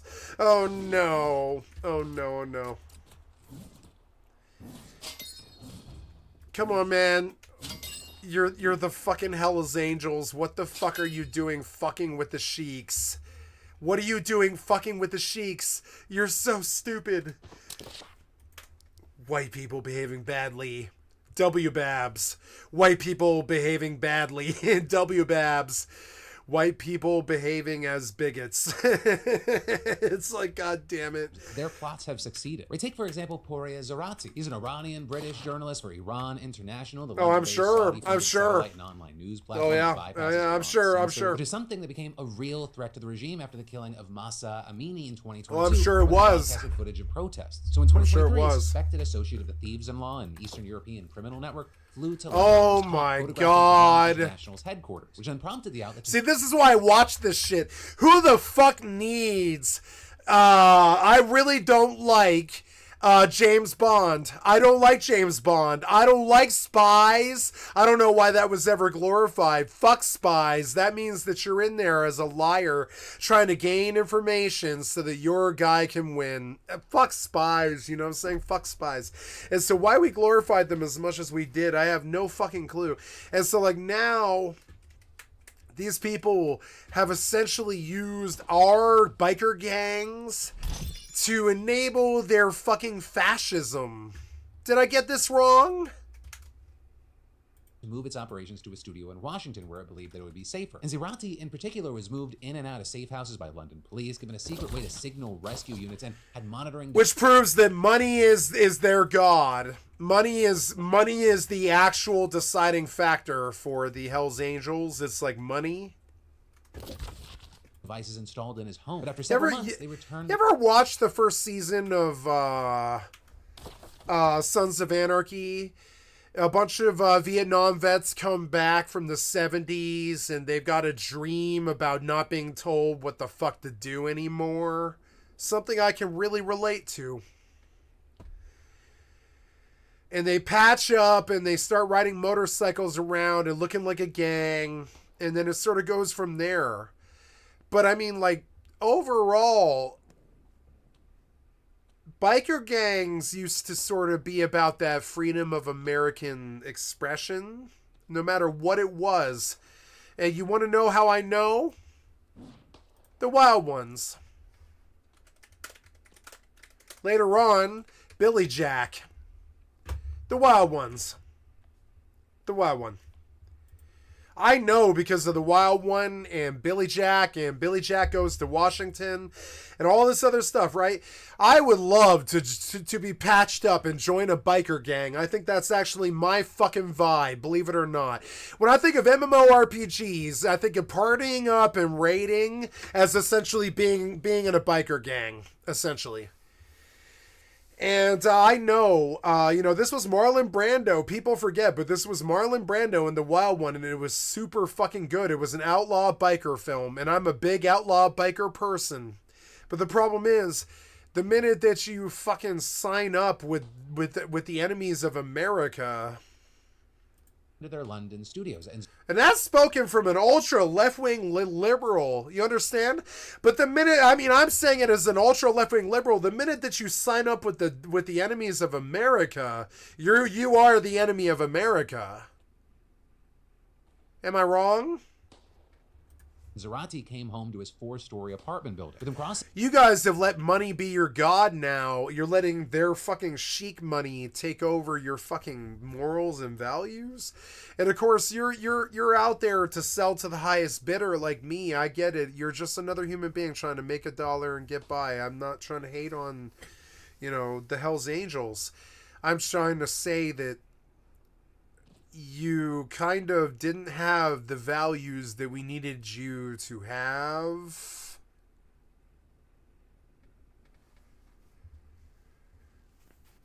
You're a good American boy. You guys are good American sons. You didn't have the values that the founding fathers expected you to have, which is don't treat with the enemy. Did I say it wrong? crossing the street to his car on his way to work one afternoon when a disheveled man caught his eye. Did I get this twisted? No, I don't think I did. Or that man asking for money, but Zarate kept going, and then a second man emerged from behind some foliage, with him then grabbing Zarate's arm, holding him still, while the first man, now smiling broadly, stabbed the journalist's leg repeatedly as he screamed, with them then running away to a getaway car driven by a third man, leaving Zarate bleeding out on the sidewalk. With Zarate, who luckily survived, later telling the BBC that he immediately knew that this attack was political because they didn't take his phones, watch, AirPods, or wallet, with them also going for his leg rather than his heart or his neck, suggesting that they weren't trying to kill him. Instead, they meant to send a warning, but according to British police, the assailants were not from Iran and had no discernible connection to its security services. So although they've been identified, they're still at large, and Iran can deny any involvement. And this is the regime allegedly orchestrated at least 5 lethal plots in recent years against journalists from Iran internationally. And outsourcing your covert operations to criminal proxies like this, it comes with a few upsides besides just making it harder to pin on you. First, great news for bargain hunters, it's relatively cheap to hire criminals, though of course the downside is that they're less professional. But secondly, even if they fail, the costs are negligible, with a US intelligence analyst telling the Post, rather than putting Iran's own agents at risk, 2 guys they barely know will spend 20 years in jail. And so the regime feels confident enough to go after everyone from an exiled journalist in Brooklyn to a... Oh no, my mouse is like fucked up here. Women's rights activists in Switzerland to LGBTQ activists I wonder if in it's Germany. the battery. British It intelligence might and be the Metropolitan battery. Police reportedly tracking more than 16 plots from Iran over the past 2 years alone. And, as you might remember, last month, a Pakistani man with ties to Iran was arrested for... No, that's not battery. My mouse is broken. Do you see it? Do you see? Another one bites the dust. Boom, boom, boom. Another one bites the dust.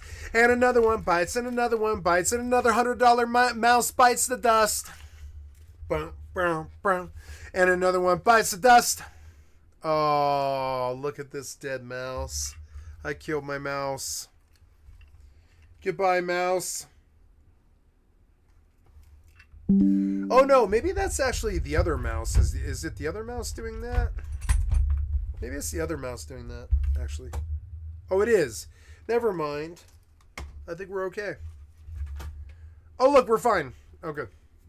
Allegedly plotting to hire a hitman to kill a politician who appeared to be Donald Trump. With that apparently I meant to want be to revenge unplug for the this former mouse. president's order that assassinated the then leader of the Iranian Revolutionary Guard Corps. And however you feel about Donald Trump, you better be glad that plot didn't work. Because at the very least, if it had, we'd be looking at a historic international crisis, possibly even a war. But also, with all this, we need to keep in mind that even if Iran's gotten more brazen with its use of criminals recently, these assassinations... No, that mouse is on point.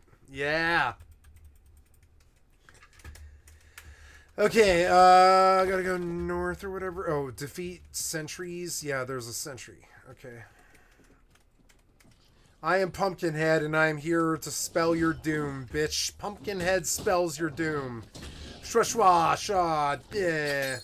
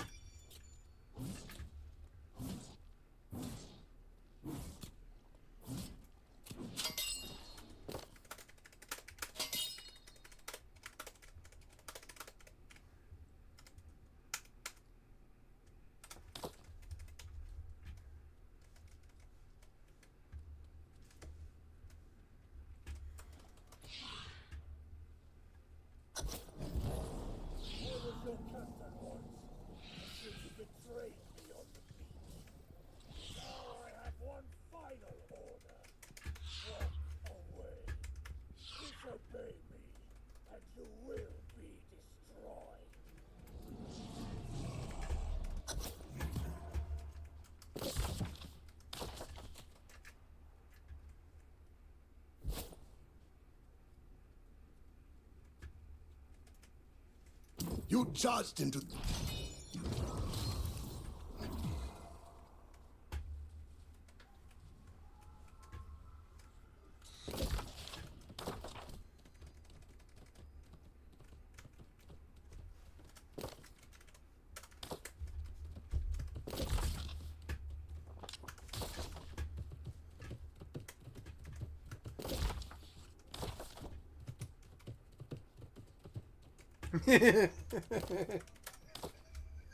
Wow. Oh my god.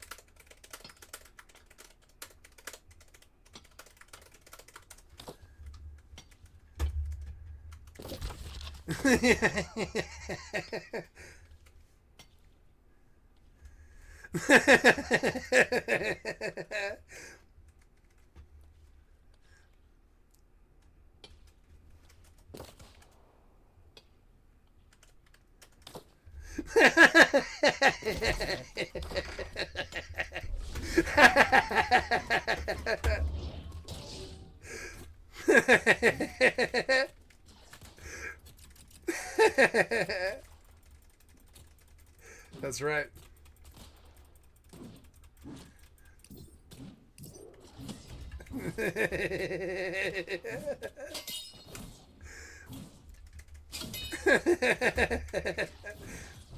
That's the correct attitude, yes.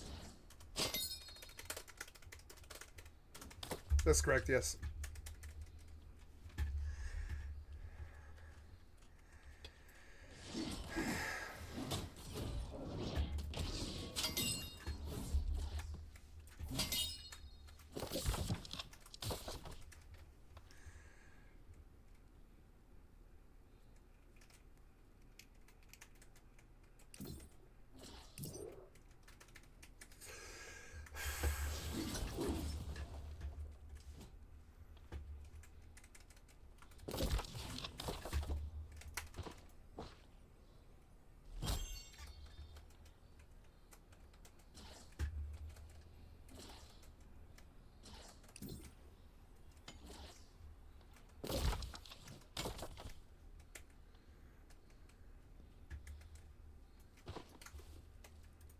Plots are not new, right? I mean, according to one count, since 1979, the regime's agents have killed more than 440 Iranians outside its borders. And that's not counting all the non-fatal attempts as well. But the point being, if you are an outspoken critic of the regime, there are a few places where you can feel truly safe. And apparently, even the United States isn't one of them. Then, in wild election news, and specifically international election news, we gotta talk about Moldova. And for the small percentage of you that do not know about Moldova, which, by the way, #1 source of Moldovan news, that's why the people watch me, it's this little country sandwiched between Romania and Ukraine. And its current president, Maya Sandu, she was elected in 2020 on a pro-European platform. With that then leading to 2022, after Russia's full-scale invasion of Ukraine, the country officially applying to join the EU, with the soon after being granted candidate status along with Ukraine, and by 2023, they started talks about what that process would look like. And last May, we saw the Moldovan parliament voting to hold a referendum on adding EU membership as a strategic goal in the constitution, with that referendum scheduled for the same day as the next presidential election. But while all of that was happening, Russia was making plans plan to pull Moldova back into its sphere of influence. Because the country's actually been described as a testing ground for Russian hybrid warfare and election interference. And so actually with that, a man by the name of Elon Shore has been the main conduit for the Kremlin's efforts. Right? And he's this Israeli-born, pro-Russian Moldovan oligarch who's been sentenced in absentia for stealing nearly $1 billion from Moldovan banks back in 2014, which, just so you understand how insane that is, that was roughly equivalent to 12% of the country's GDP at the time. But before he could be caught, he fled Moldova, spent some time hiding out in Israel, and eventually obtained Russian citizenship. From there, he's just been wreaking havoc. I mean, last month, for example, he said that he would pay voters the equivalent of $28 for registering with his campaign and more if they voted against the referendum, with then Moldovan police saying a few weeks ago that as many as 130,000 Moldovans may have been bribed. And then, last week, the authorities announced they had uncovered a program in which hundreds of Moldovan citizens were brought to Russia to learn how to stage riots and other unrest. And then going beyond that, there's just been a massive disinformation campaign, with some of the big things they're trying to push being that joining the EU would plunge the country into war, or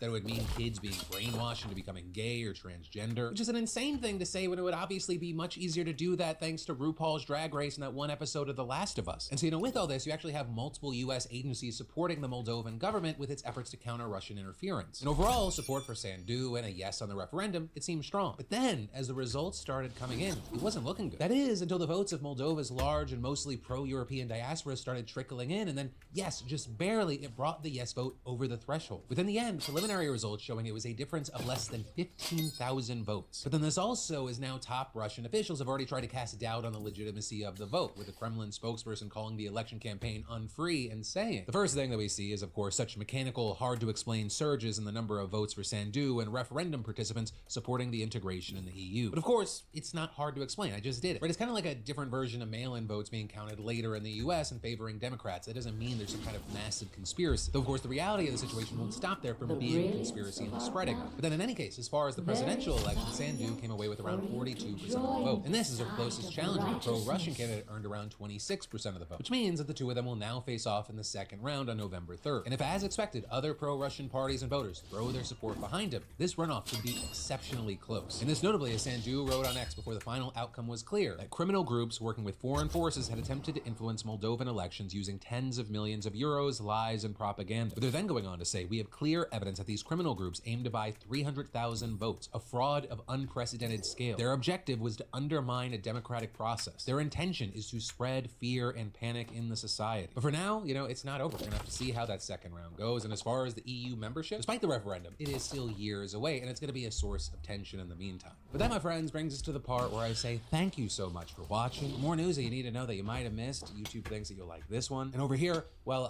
that's just a video of me info dumping about my fantasy football team to my wife this morning. Definitely endured all week, James Cook, but we played Monday.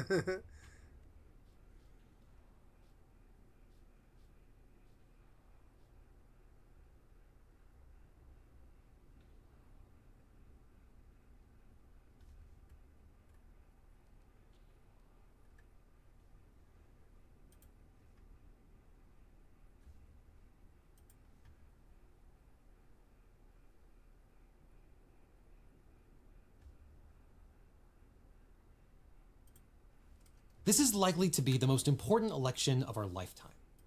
This is not hyperbole. Never have the stakes been higher, but neither has the choice been so easy to make. This is a video that I dreaded I would have to make. I was really looking forward to the possibility that the Republican nominee would be anyone other than Donald Trump.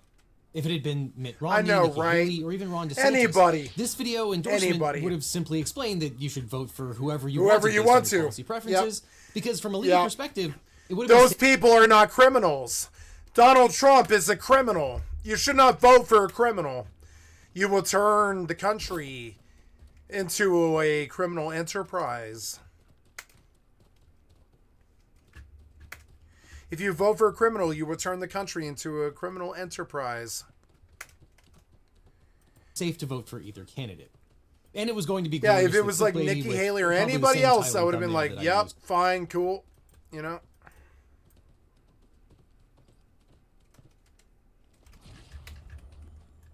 Hunting. There is.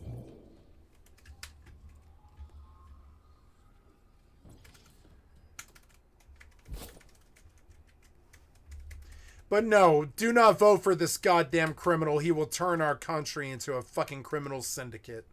He already has. Here, but unfortunately, this isn't that video because the Republicans nominated Donald Trump. Again. Others will explain the policy differences between Vice President Trust me, Kamala I've Harris been a and former kingpin. President I Trump. know. But that's not the point of this video. I have very strong policy preferences, and while they do come out from time to time because law is the result of politics, this video's endorsement is not based on those policy preferences. And when I talk about a policy matter, I'm talking about the laws that a president might sign or the actions they might take, things that they can legitimately do under our system of governance. And those preferences are partisan, and that's fine. Reasonable minds can differ about those policies. But this is not about policy. This is about the law itself. This is an endorsement based on the law from a group of lawyers based on their experience and knowledge of the law, and it's about the preservation of our democracy. So, not to bury the lead, Legal Eagle cannot endorse Donald Trump for president. For the good of our country, the right vote is for Vice President Kamala Harris. Donald Trump represents an affront to the law. Kamala Harris will uphold the law. This election is a choice between a criminal or a prosecutor. And I'd like to explain why this distinction is the only one that matters in this election. Because Donald Trump represents a credible threat to the rule of law, free speech, and free elections. And without the rule of law, free speech, and free elections, the Level rest 16, simply doesn't matter. yeah. At that point, your policy preferences are irrelevant. We believe that if you care about the rule of law, the even-handedness of our governmental and judicial systems, So do and I. want to make sure that your vote counts in the future, you cannot vote for Donald Trump in this election. And I'd like to make the case that if you do care about the rule of law, Kamala Harris is the only choice. First, not to state the obvious, but Trump is a criminal who has no respect for the law and seeks to flaunt the law for his personal gain. Trump is a convicted felon many times over. Trump paid off an adult film actress to stop her from going public with their relationship and then falsified business records to Criminal. hide a violation of election law. A jury convicted him of all 34 charges related to the incident, which was meant to influence the outcome of the 2016 election. Sentencing has been delayed because of the election. Additionally, Trump sexually assaulted E. Jean Carroll, then repeatedly defamed her. After Carroll won 2 lawsuits against Trump, the judge ruled that the jury had found that Trump's actions were considered rape according to the common definition of the word. Trump's apparent success as a businessman was built on fraud and a total disregard for the law. Earlier this year, a New York court ruled that Trump fraudulently misrepresented his financial figures to get cheaper loans and other benefits. This went on for decades. Trump is now banned from serving as an officer and director of any New York corporation. He was barred from taking out loans from a New York bank, and now must pay hundreds of millions of dollars in fines. And there are myriad of other cases. Trump was forced to pay $25 million to students who attended Trump University because the real estate seminars were a scam. Trump is banned from running a charity in New York because he misused charity funds for his political campaign. And that list of verdicts, settlements, and convictions is likely to grow substantially. Trump was indicted for illegally retaining highly classified defense documents and obstruction of justice. The most serious charge against Trump is that he retained national defense information, which is a violation of the Espionage Act. Trump kept these secret documents at his private club, a place that has been described as a haven for spies. Trump was indicted in Washington, D.C. for conspiracy to defraud the United States, conspiracy to obstruct an official proceeding, obstruction and attempt to obstruct an official proceeding, and conspiracy against rights, all in an effort to overturn the 2020 election results. In Georgia, Trump was charged with committing a range of crimes related to the 2020 election in that state, including racketeering, solicitation of violation of oath by a public officer, and false statements. And Trump has been impeached twice, first related to Ukraine. Trump's first impeachment occurred following a House inquiry that determined that he solicited foreign interference in his re-election bid, and Trump obstructed the investigation by instructing his administration officials to disregard subpoenas for documents and testimony. Trump tried to force Ukrainian President Volodymyr Zelensky to investigate Joe Biden by withholding military aid. And Trump also tried to promote a conspiracy theory that Ukraine, not Russia, was responsible for interfering in the 2016 presidential election. And his second impeachment was incitement to insurrection. The House of Representatives impeached Trump for encouraging his supporters to storm the Capitol in an attempt to disregard the certification of the 2020 presidential election. Now, obviously, both times he escaped conviction in the Senate, but remember, impeachment is a political remedy, not a legal one. But the Trump bipartisan impeachments were unprecedented. And even Senate Majority Leader Mitch McConnell suggested that Trump should be convicted in court regardless of the impeachment in Congress. There's a disturbing pattern of Trump's crimes. They are explicitly intended to subvert the democratic process. Trump has run for president 3 times in the last decade, and each time he's tried to illegally and improperly influence the outcome of the election. In 2016, Trump engaged in the hush money scheme to prevent news of his affair with Stormy Daniels from going public. And the Mueller report documents the many contacts between the Trump campaign and Russian operatives, concluding that Russia interfered in the 2016 presidential election by waging social media disinformation campaigns and by hacking the Democratic National Committee and the Clinton campaign. Russia, if you're listening, I hope you're able to find the 30,000 emails that are missing. The report also details 10 instances where Trump attempted to interfere with the investigation and obstruct justice. 34 individuals and 3 companies were indicted because of the Mueller report, including Trump allies Roger Stone, Mike Flynn, and Paul Manafort, who you will recall was Trump's campaign chairman. If a man is judged by the company that he keeps, Trump has surrounded himself with corruption. His 2016 campaign chairman, Paul Manafort, and vice chairman Rick Gates were convicted of conspiracy against the United States. His advisors, Roger Stone, Peter Navarro, and George Papadopoulos, committed obstruction of justice, contempt of Congress, and making false statements. Trump Organization CFO, Alan Weisselberg, was convicted of tax fraud. Trump's national security advisor, Mike Flynn, lied under oath. Chief strategist Steve Bannon was convicted of contempt of Congress, and that's only the beginning of his troubles. His former personal attorney and fixer, Michael Cohen, was convicted of campaign finance violations. His fundraiser, Elliot Broidy, went down for corruption and bribery. Even his lawyers, Ken Cheesebro, Jenna Ellis... Criminals, all of them, the whole lot of them. It's a criminal fucking enterprise. How? I don't care what your affiliation is. This is what the fucking courts came with. This is what they've been convicted of. Pleaded guilty to crimes. You can ignore it and act like it's just some lawfare or something. But no, man, these are Republican goddamn prosecutors who fucked them in the first place. These are Republican prosecutors who fucked them. Most of them. This is the Georgian election officials saying that they won't lie. That's what this stuff is. It's just like, Jesus Christ, man. And unbelievably, on his way out the door, Trump granted clemency to his corrupt political advisors, Paul Manafort, Roger Stone, Michael Flynn, Steve Bannon, and George Papadopoulos. In 2020, Trump did everything he could to overturn the results of that election. I can't believe he was even able if that to meant do disenfranchising millions of voters. He pressured the governor and Secretary of State of Georgia to find him votes, just enough to win. And not for nothing, he encouraged the riot outside and the siege inside of the U.S. Capitol to stop the 2020 election. For the first time since 1820, the Capitol was laid siege. He encouraged the rioters to kill Mike Pence. He sought to delay the results of the election by any means necessary. And as detailed in the DC prosecution, this was only the most visible part of a larger conspiracy to make sure that the election certification never happened. As you can see, many of Trump's crimes and conduct strike at the heart of our democracy. It does. They are both self-serving and anti-democratic. The hush money payments were meant to keep the information from hurting him in the election. The Ukrainian blackmail scheme was for the purpose of soliciting a bribe in the form of fabricating dirt on his presumptive political rival, Joe Biden. And he conspired to bring down Congress. And here we are in 2024, and Trump is once again waging war on the democratic process. He's already declaring the election rigged against him. His running mate denies that Joe Biden won the 2020 election. His hand-picked leader in the House of Representatives won't commit to certifying the results. And he pressured Republicans in swing states to pass legislation and rules preventing the states from counting votes until election night. He subverted democracy before, and is trying to do it again, right in front of our faces. Which takes me to the next point. Donald Trump will destroy our core freedoms for his own personal gain. Trump frequently undermines free speech by attacking the media, individual journalists, social media platforms, and critics. He retaliated against John Bolton for writing a book, which is the ongoing subject of my lawsuit against the government. A never-sent draft resignation letter by General Mark Milley said Trump was, quote, doing great and irreparable harm to the U.S. in 2020 after police used tear gas and batons to clear protesters and journalists out of the then-president's way for a photo op in Lafayette Square.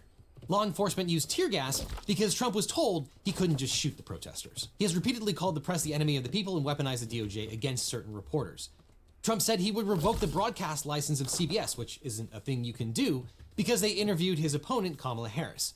And Trump has a game plan if he's elected again. It's called Project 2025. Project 2025 is a bespoke manual for fascism. It lays out exactly what Trump can do, how he can do it, and who he can staff the government with. And the worst part is that it includes a whole bunch of things that are arguably legal, but are just old-timey fascism. Trump wants to do one of those one weird tricks, but for ending civil liberties. For example, the Comstock Act of 1873 is a federal law that regulated the distribution of materials considered to be obscene, lewd, or immoral. The law primarily targeted materials related to birth control, abortion, pornography, and contraceptives. The law is still on the books, and Trump and his allies want to enforce it once again to ban medical abortions and contraceptive and criminally convict doctors. And then there's the Alien Enemies Act of 1798, one of the 4 laws known collectively as the Alien and Sedition Acts, passed by Congress during the presidency of John Adams. The Alien Enemies Act gave the president the authority to detain, arrest, imprison, or deport non-citizens from nations that were considered to be hostile to the United States. And Trump has said he wants to use this law to use the military on American soil to inter and deport tens of millions of immigrants. And he doesn't just want to stop there. He wants to use the Alien Enemies Act to use the military to deport legal immigrants, including Dreamers and Haitian immigrants, who are legally residing in the United States, and who, I will remind you, despite the blood libel levied by Trump, did not eat any cats or dogs. That was a complete fabrication. And under the same auspices, Trump has also vowed to use the military against Democrats, who he claims are the enemies from within. You don't have to take our word for it. Many of Trump's key appointees and advisors will absolutely not vote for him in 2024. The list is vast and growing. It includes former Vice President Mike Pence, former Chair of the Joint Chiefs Mark Milley, former National Security Advisor John Bolton, former White House Chief of Staff John Kelly, former Secretary of Defense James Mattis, former Attorney General Bill Barr, former Secretary of Defense Mark Esper, and former Secretary of State Rex Tillerson. And this is merely the tip of the iceberg. There are hundreds, if not thousands more. There has never been an administration in history where so many of the people that the president himself appointed have changed their mind and stated that the president is unfit for office. In part, they recognize that Trump with full faculties was a threat to democracy. General Mark Milley called Trump, quote, a fascist to the core. But it's clear that Trump is also in mental and physical decline. His speeches are word salads. He doesn't live in the same reality that we do, and he just simply makes up facts all day long. And while losing a step when you're almost 80 is not necessarily incompatible with a successful presidency, here the lack of mental faculty means he's more likely to be taken advantage of by his advisors and more quickly to jump to authoritarian tactics. History has shown that Donald Trump will always take the easy road, and in a second term, there won't be anyone to curb those tendencies. Which brings us to the economy. Economic policies are usually based in policy preferences. There are some who welcome Trump's plan to place tariffs on all foreign goods. In other words, This was sales so tax of good. up to 200% on anything made outside of the United States, a tax that you, the consumer, would pay, which would cause all Americans to pay thousands more per year. In one instance, an iPhone might cost as much as $4,000. And then, of course, other countries would retaliate by levying the same tariffs on U.S. goods, which would kill U.S. exports. But that's not necessarily illegal. But those who think that Trump would be better for the economy fail to take into consideration the effect of Trump's lawlessness on this country and the economy. The only other economic plan that he talks about would be to deport tens of millions of immigrants, many of whom came to this country as children and lived as Americans for decades. This policy, while likely completely infeasible, would also be a disaster for the economy and do next to nothing for high prices. But more importantly, Trump's destruction of the rule of law, free speech, and free elections would itself be terrible for the economy. Individuals and businesses rely on the notion that government will apply the law even-handedly, and they even require the freedom to be critical of the government without fear of government reprisal. And they need to know that when a politician is voted out of office, they will leave peacefully. And they need to know that a politician will not use the office for personal gain at the expense of their country, unlike Trump, who steered government and foreign contracts to his own businesses, like the Trump Hotel, and then promptly sold that when he left office. When you take away free speech rights, property rights, and fair elections, and then add in graft and crony capitalism for the president and their friends, you have a recipe for economic disaster, apart from the legal disaster in and of itself. Imagine Germany in 1932, Venezuela in 2005, or Hungary in 2010. Let's not add the United States in 2024 to that list. Countries with strong legal systems attract more foreign investment. Businesses need to trust that contracts will be upheld, and they need to know that their success doesn't depend on whether they personally like the president or not. Trump has threatened CEOs who don't support him. He gave contracts to his friends. He filled his White House with nepotistic advisors, and specifically his son-in-law exploited his position to personally enrich himself. At base, Trump's advantage on the economy is an illusion. Which takes me to my final point. This time, it's different. Obviously, we saw what a Trump presidency can look like. He was president for 4 years. So why is this the most important election of our lifetime? Well, this time there are no guardrails. There is no deep state, but there are long-held institutions. The career bureaucrats and political appointees with half a conscience who pushed back against Trump's worst impulses. And sometimes it worked. His own advisors would slow walk his craziest ideas. But Trump learned his lesson, which is why Project 2025 is so frightening. But Project 2025 vows to remove over 1 million federal employees and would replace expert and nonpartisan civil servants with a raft of political loyalists. We've all taken it as a given at this point that if Trump is elected, he would end the many active DOJ investigations and prosecutions into himself on day one. And frankly, it's frightening that we all just assume that he's going to do that at this point. But if he does, that would likely result in mass resignations at the Department of Justice. And Trump would relish that and simply install political loyalists instead. Heck, he might do it even without the resignations. Yes, he was impeached twice, but he was also acquitted twice. Congress will not stop the next President Trump. And in the interim, the Supreme Court not only granted sweeping immunity, but it basically laid out an instruction manual on how to do all of the above. Want to use your Department of Justice to prosecute your enemies for no reason? Fine, you're totally immune. What's that? You want to shoot your political rival? Don't be silly. Just bomb them with an F-35. Now it's totally legal and totally cool. The current Supreme Court says have at it. The guardrails that once existed to keep Trump's worst impulses in check are simply gone. A second-term President Trump would gut the administrative state and fill it with political cronies. Congress will rubber stamp everything that he does. The Supreme Court will continue to say that almost everything he does is immune. And Trump will claim that any election that he loses is illegitimate. There's only one guardrail left. A vote so overwhelming he can't dispute it. So that brings me to my closing argument.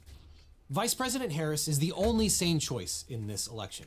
She is a former state prosecutor and state attorney general. She believes in free and fair elections and in free speech. This election is a choice between law and criminality. As senator, Harris grilled Trump Attorney General Bill Barr about whether he ever opened an investigation because Trump asked him to attack his enemies. And this is a key point because as Attorney General, Barr eroded the rule of law himself, though he has now changed tunes. He misrepresented the Mueller report's findings and shut down an investigation into whether Trump took a $10 million bribe from Egypt to fund his 2016 campaign. And I do not believe Harris will appoint an attorney general who weaponizes the Department of Justice the way that Trump has. I believe that Harris will support Supreme Court justices who preserve the rule of law and not grant sweeping immunity to the single most criminal president. I believe she will only nominate judges who the American Bar Association says are qualified. And while this is a low bar, Trump can't clear that bar as he nominated 10 judges who the ABA rated as completely unqualified. And I believe it is highly likely that she will not destroy the rule of law. It is highly likely that she will actually uphold the rule of law. And saying that out loud, I can't believe how low the bar is, but that's where it's been set. There it is. You have the choice between someone who will promote free and fair elections, promote core freedoms, and uphold the rule of law versus a wannabe dictator. Now, I'm sure many of you already agree with Harris's policy positions, and for those people, you're already convinced of her bona fides. And to those people, all I will say is go out and vote. Elections are won by turnout. Please do whatever you can to vote this year and convince your friends to do the same and not sit on the sideline. But for those of you that disagree with some or all of Harris's policy choices, I hear you. I also don't agree with everything that she espouses. But Kamala Harris appears to be running as a fairly standard Democratic president, both small d and big D Democratic. Even if you hate Democratic policies, a normal Democratic president is better than a fascist Republican. A president who agrees with every single one of your policy positions but has this one thing where he destroys the government isn't really worth it. And even if you didn't get everything you wanted out of the last 4 years, or even if you hate Joe Biden, wasn't it nice having a normal person in the White House instead of a crazy weirdo? Wasn't it nice not waking up to deranged tweets and chaos? It's not a given, but it is frighteningly possible that if Trump is elected again, there is no coming back. Church. Many of our institutions held back Trump's worst instincts, and it's possible that they might again. But he, and more importantly, his radical advisors, learned their lessons and won't make the same mistakes twice. 2020 was a trial run. This time the restraints are gone. This really is an election between a felon and a prosecutor. Donald Trump is a clown. But he's a clown with a gun.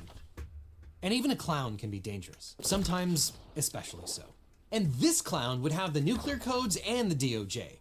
I think that there is a non-zero chance that he would use the Department of Justice and the US military against Americans who criticize him, against ordinary Americans who he calls the enemies from within. I think that because he keeps saying explicitly that. So whatever your policy preference on the left or the right, I promise you, it is more important to preserve the rule of law. So hopefully for the last time, Legal Eagle makes a presidential endorsement for this year's election. Legal Eagle wholeheartedly endorses Kamala Harris for president of the Skycat.live wholeheartedly Now go out and supports Kamala Harris because it for could be worse. Democratic fucking president in 2024.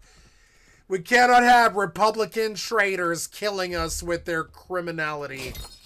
Alec Murdoch convicted after he testified in his own defense. Yeah, the Fifth Amendment exists for a very...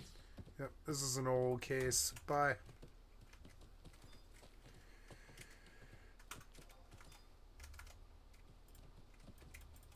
Oh.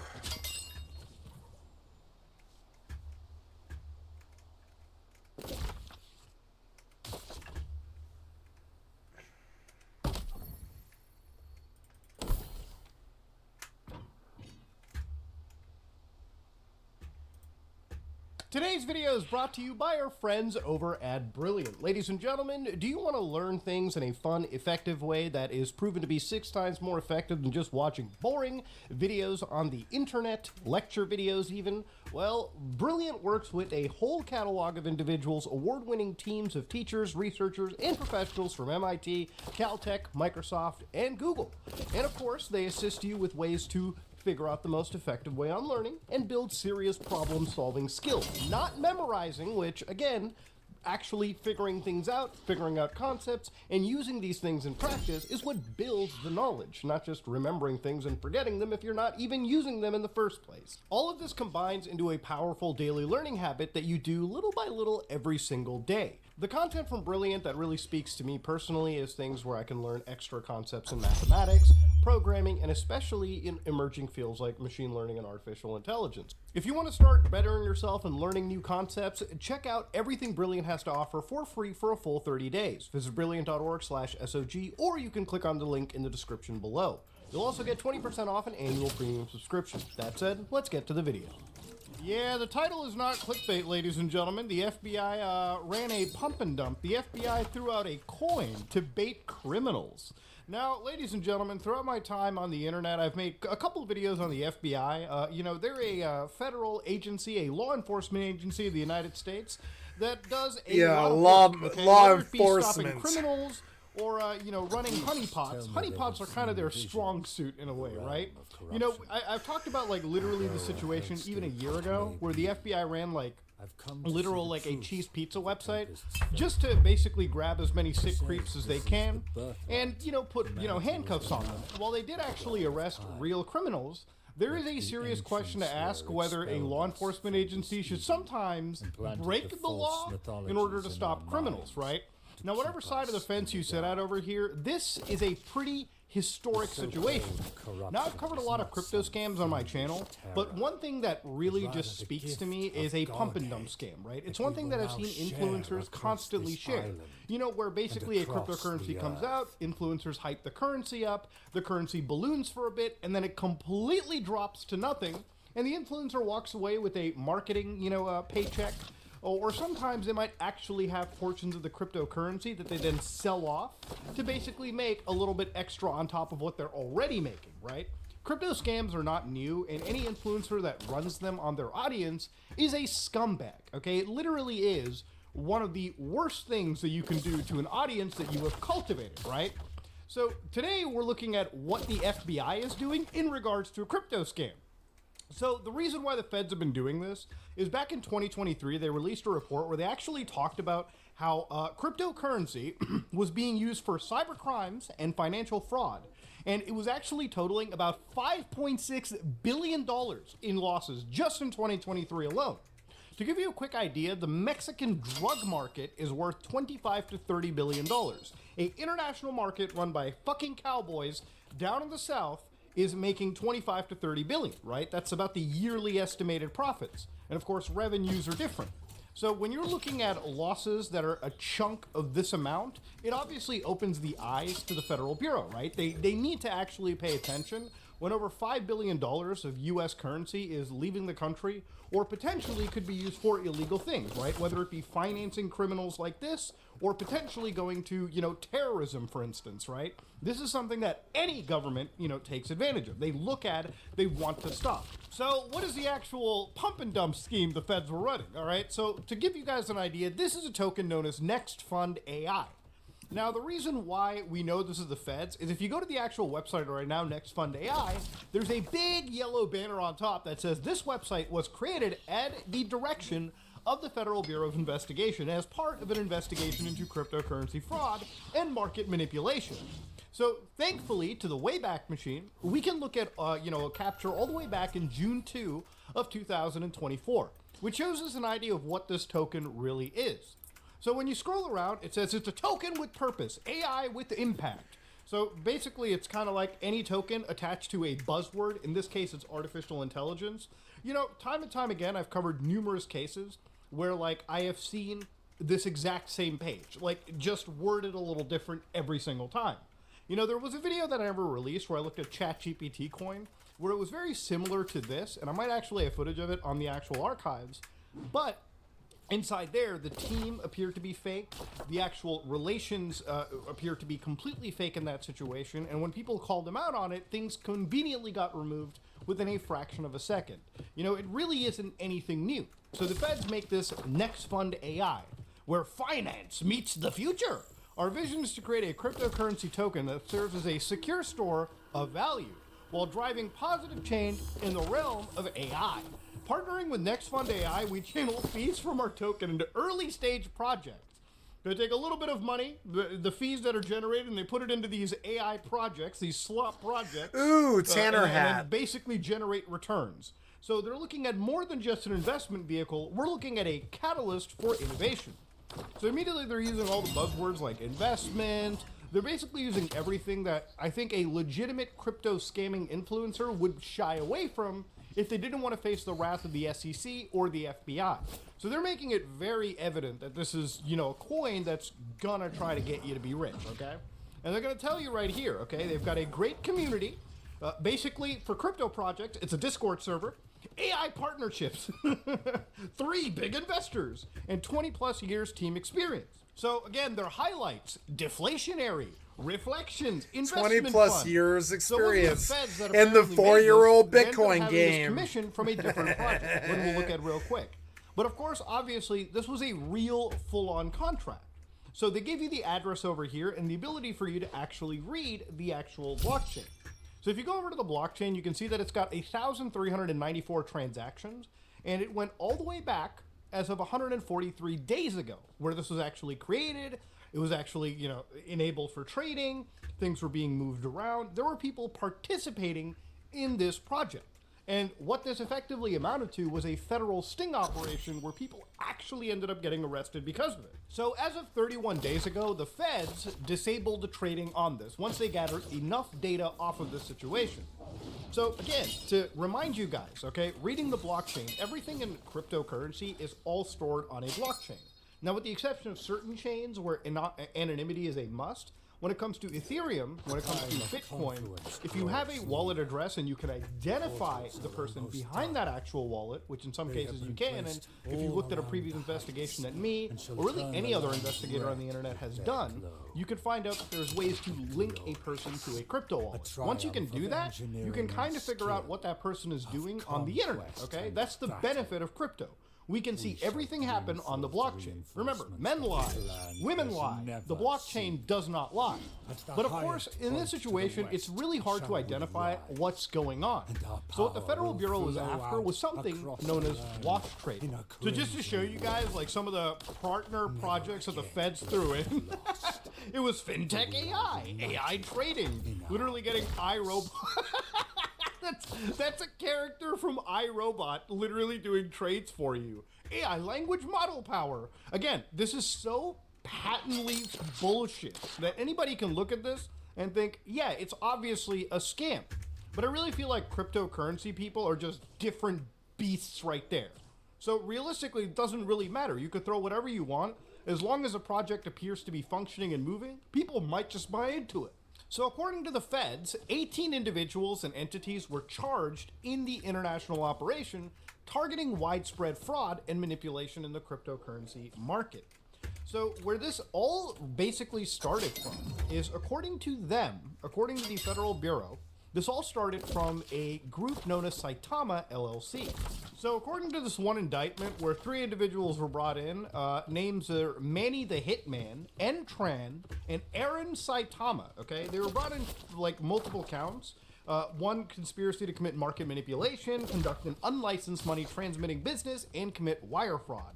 And then market manipulation, wire fraud, and of course, then they would get forfeitures out of it.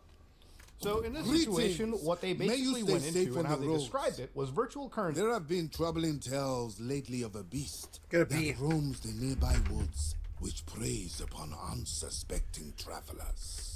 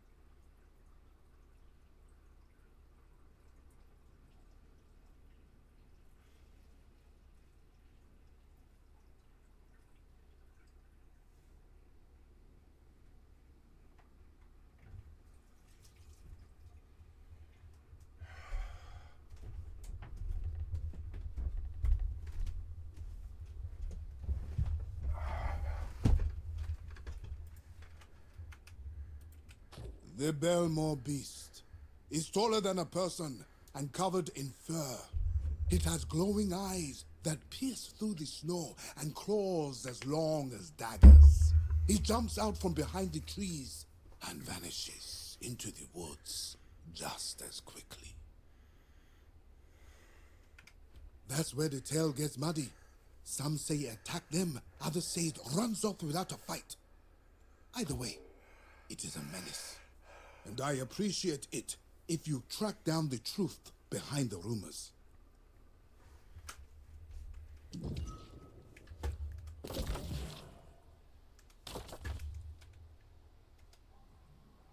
You mean this thing that's 10 feet away? Okay.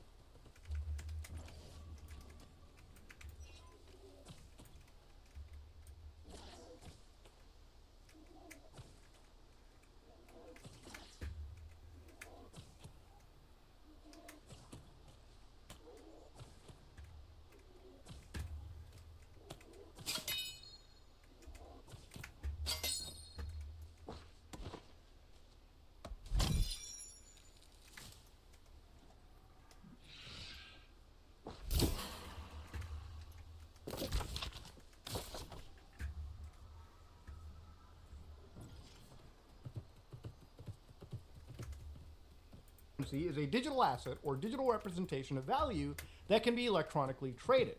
So what they said was beginning around June 2021 and continuing through at least about 2023, these individuals conspired with others, known and unknown to the grand jury, to artificially inflate the price of something known as Saitama token through manipulative trading, false and misleading statements, and the operation of an unlicensed cryptocurrency exchange, and again, ultimately to profit from that Saitama token. So what they had alleged over here was basically they were operating by engaging in manipulative trading of Saitama token to create actual or an apparent trading volume, thereby inducing others to trade that token and inflate the price of Saitama token. They solicited investors to buy Saitama token through their website, as well as through online marketing and messaging applications such as Telegram, Twitter, Instagram, and YouTube.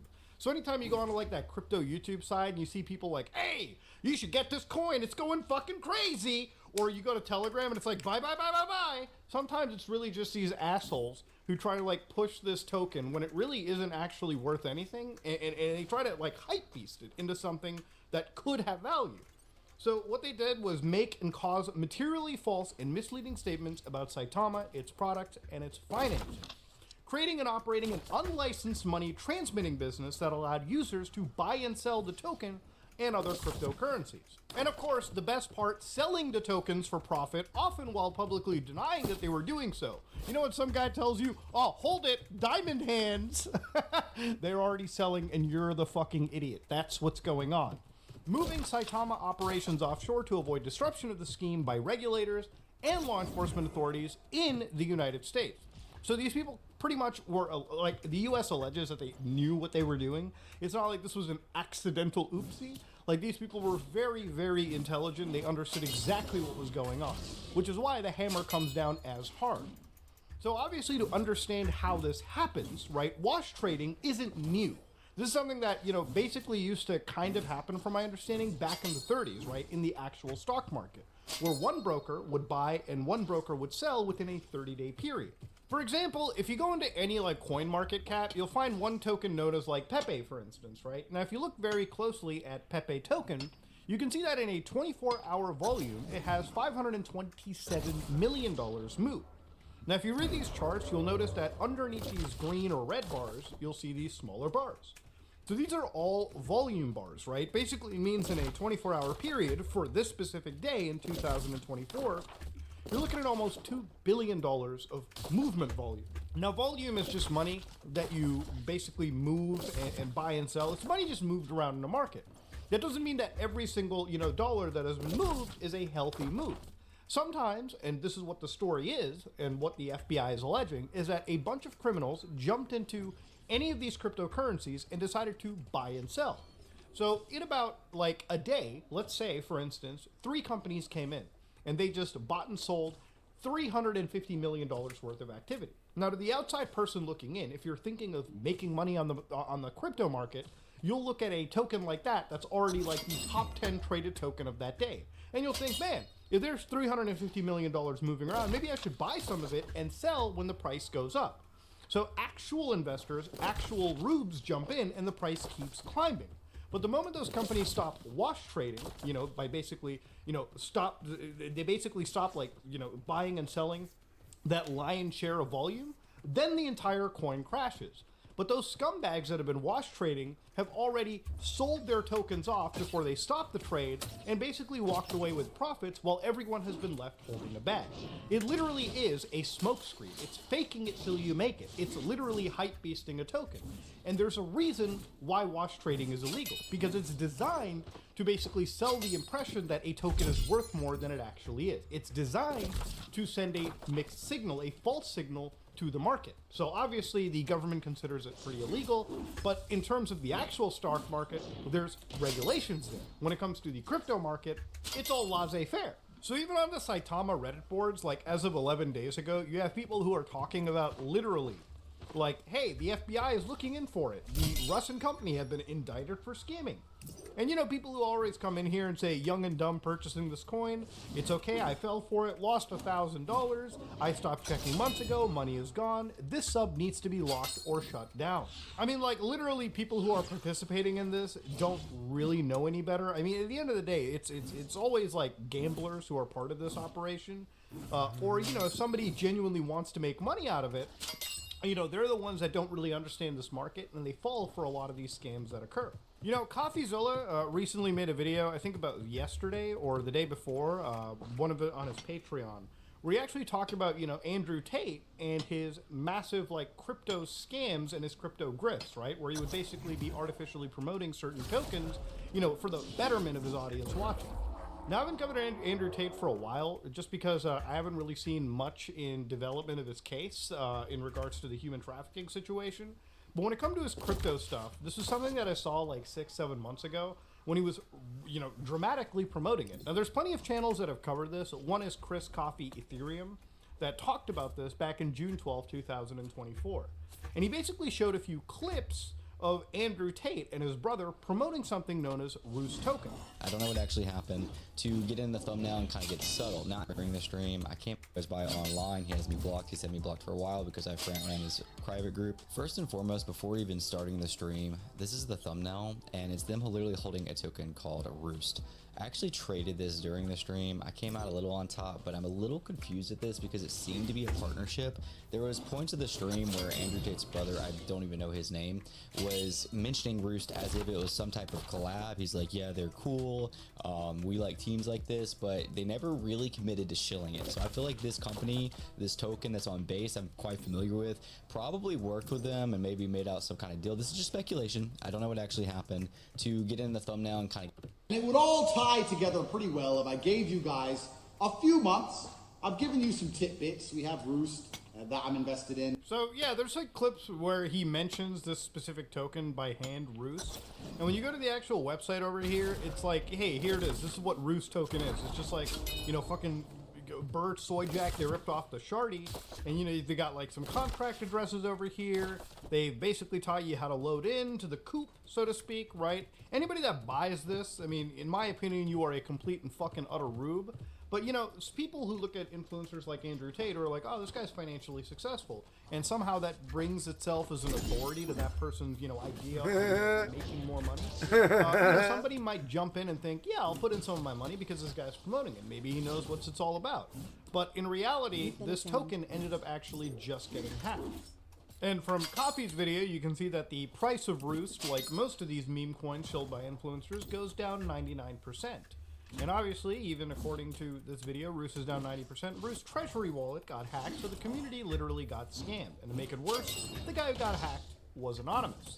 So not a good situation whatsoever. And it's one of those things where even some influencers like this, like Andrew Tate, as of yesterday, was like, having the power to randomly pump any coin on the chart is super fun. Yeah, I wouldn't really be admitting to that, especially if you've got like a federal investigation brewing up, especially if somebody the size and notoriety of somebody like Andrew Tate. So to go back to, again, the Saitama situation, to go back to, again, this crypto investigation that the U.S. launched, this is a testing project for them to see how this scam works. And according to the feds, it was pretty successful. So to go back, Saitama, which was this company, allegedly purported to create a series of products that could be used within its token, and at its peak, boasted a value of $7.5 billion. So when they started to look into like the memes, like pump it up, various gifs that were posted around, what was alleged was Saitama leadership had paid several market makers to wash trade, basically generate misleading volume on the Saitama cryptocurrency and various exchanges, and that include Bitmart, lbankxt.com. And it was apparently Saitama that paid ZM Quant and Gotbit. So when the feds operated Next Fund AI, they basically threw this coin to see how some of these scammers would operate. And the way that they discovered, according to their investigation, was that basically the cryptocurrency companies hired those financial services firms, those market makers, to wash trade the tokens in exchange for a little payment. As one market maker defendant, who had agreed to plead guilty, described the practice to a prospective client. The objective on the secondary markets is to find other buyers from the community, people you don't know or don't care about, because we have to make the other buyers lose money in order to make a profit. This is how the pump and dump works. You pump, you sell at the pump, and then everyone loses at the dump. So what the FBI said was 3 market makers, ZM Quant, CLS Global, and MyTrade, along with the employees, are charged with allegedly wash trading or conspiring to wash trade on behalf of Next Fund AI, a cryptocurrency cryptocurrency company and token created at the direction of law enforcement as part of an investigation. Literally, this is the first trap coin that has ever existed. Quite literally, a trap coin by the Fed. So now, in the market, there's federal law enforcement agencies, whether they be the Feds, whether they be the Europeans, whether they be anybody who is now operating scams that the scammers, if they fall for, could suffer some serious jail time. So, I guess at the end of the day, one of the questions you may have to ask is, Muda, how much money do the Feds make in their pump and dump? Well, according to the boys and girls over at the Federal Bureau, more than $25 million in cryptocurrency has been seized, and multiple bots responsible for $1 million of actual wash trades were deactivated. Remember, this isn't like a person sitting down and wash trading. A lot of these companies would just have bots who would buy and sell. So you just have, again, bot traffic on the internet participating in financial fraud. And he was right. So yeah, the Fed ended up taking down a bunch of scammers, and in the process of doing so, ended up enriching themselves $25 million. So this is probably the only time where I've ever seen a pump and dump where I'm actually rooting for the scammer, which in this case is quite literally the FBI. Yes, the FBI ran a pump and dump on scammers and ended up stealing some of the fucking money back. Now, if you're somebody that has unfortunately been involved and been a victim of some of these, they do tell you that if you bought or sold any of the tokens, you should fill out this form. So if you've been in Saitama, Saita Realty, Saita Chain, Robo Inu, VZZN, Lillian Finance, or Next Fund AI, if you bought or sold any of these cryptocurrencies, you should fill out this form and actually, get in talks with the Federal Bureau, right? That's kind of what the DOJ wants to do. Remember, I don't think the FBI wants to purposefully commit crimes. They want to try and stop as much. And sometimes you got to break a few eggs, all right? You got to sometimes, I guess, break the law in order to protect the law, as wild as that can sound. But ladies and gentlemen, yeah, it's never been a title of a video I thought I could make where the FBI operated. The story of how I came to be here is and expected that to even be close to real. Hardship. But it's real. I have survived the destruction of 3 bastions, though many of the other rangers assigned there were not so lucky.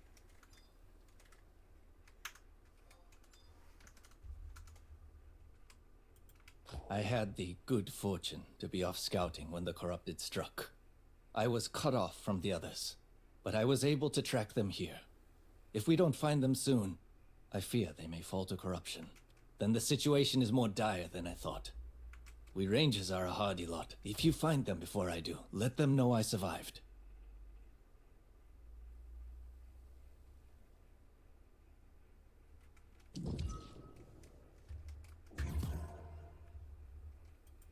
So, ladies and gentlemen, if you learned something, if you like what you saw, please like, comment, and subscribe. Dislike if you dislike it. I am out. This is good.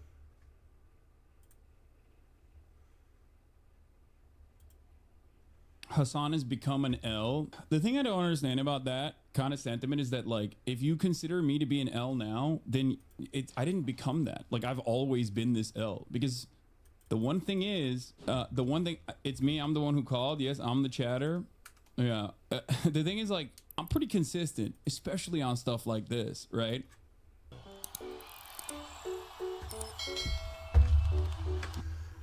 Yeah, I'm not the biggest Pete Buttigieg fan, but he was the mayor of South Bend, Indiana. The book. Yeah, exactly. Call him. So I've sorry, I'm like really nervous. I'm calling because I've seen like a lot of really crazy mudslinging towards one of my favorite content creators, whom I know you have a good relationship as well with, Hassan Piker. And I'm not sure. Damn, he's going straight to Unc, dude. He's going straight to Unc. That's Unc. That's my uncle. Everybody, calm down. And keeping up with it because it's sort of like this intersectionality between like political commentators and like random crappy YouTube drama. But and I know that you also have a relationship or have been on the H3 podcast. So anyway, just to give like the spiel really quickly, if you haven't heard of it, Ethan Klein sort of has this like crazy campaign against Hassan lately, insinuating that his fan base is and that he's allowing this sort of area of his community to exist. And just going above and beyond to make the most bad faith arguments in order to like perpetuate this narrative. And it's really like been personally upsetting to me specifically because here's this guy who, I'm sorry, I'm like really fucking nervous. Yeah, no, go really ahead. nervous. Here's this guy who's like defended Palestinian, the Palestinian people for so long, way before like this year, like for years and years and years. I myself, I'm a Jewish person. I went on Birthright when I was 19, and I was radicalized by Birthright Unplugged. So I was able to see what was going on in the occupied West Bank at the time, and it was particularly upsetting to me. So Yeah, no, I guess the reason I'm calling is because I'm just curious if you are aware of what's going on. Because for me, it's just so personally upsetting to see this happen to someone that I feel like has been so staunchly in the right place with this issue, being brutally attacked by people whom I viewed as being like figureheads of like a progressive movement, people like Ethan Klein, other YouTubers as well. Yeah, I mean, I heard, I have not followed this closely. I've seen like, you know, and I'm on Twitter less and less these days, but I've definitely seen touches of it on Twitter. And I don't know if it was like last week or when Hassan, you know, had texted me that he found this whole thing upsetting. And, you know, all I can tell you is right now, it seems like we have entered a stage where strong supporters of Israel, ones who I would say have been, you know, really intensely in denial as to what Israel is doing and what it's become. And put aside, you know, the question of like, for the moment, for the sake of this argument or this situation, the founding of Israel as being highly problematic. Just take this past year in isolation. If nothing, if there had been no history whatsoever, if this was completely outside of a context, there's just simply no way. And I think the context actually does not make it any more favorable for Israel. I think quite the opposite. But let's just assume for a moment that this only happened on October 7th. That Hamas came over, they broke through somewhere between 600 and 800 civilians, and then anywhere between 300 or 400 military personnel, which is the case. The idea that this is a proportionate response of, at a minimum, I mean, I don't think Hassan has become an L. The thing I don't understand about that kind of sentiment is that, like, if you consider me to be an L now, then I didn't become that. Like, I've always been this L. Because the one thing is, it's me, I'm the one who called. Yes, I'm the chatter. Yeah. The thing is, like, I'm pretty consistent, especially on stuff like this, right? So I think that it's not necessarily that I have become an L. I think maybe your opinion changed on the matter. And that deserves some, I think, self-reflection. And I'm always going to be open-minded. I'm always going to be open-minded to people who change their minds. Maybe you changed your mind in the opposite direction, but I will still hold out hope that you will one day be charitable again to the things that I'm saying, you know? But I haven't really changed my framework, my perception, my attitude on the way that Israel operates. The only thing that I've turned into an L on is the size of the t-shirts that I wear. I used to wear XXL and now I wear larges. So I guess on that front, you are right. There's any sort of reasonable individual that thinks it's less than, 40,000 plus people. And that, we know that almost 2/3 of this is women and children. We know that there have been thousands of kids underneath the age of like 2 who have been. I don't think there's anybody. Even without the context, this just looks like after. May I ask a question, Sam? Yeah. Getting to that point, like, I think what's particularly upsetting about this, like, obviously the entire situation. I am a Bullprog called in to talk about their criticisms of you. Okay. It's incredibly upsetting, and it's one of the most horrendous things that I hope I'll ever have to witness in my life. But I think what's particularly upsetting, like I mentioned before, is seeing people whom I previously thought were fairly progressive become like radicalized against this issue, and propping up people that are so much worse with their bad faith arguments. And I wonder if you think it's more about that, just like this hits home for them in a weird way, where they're able to.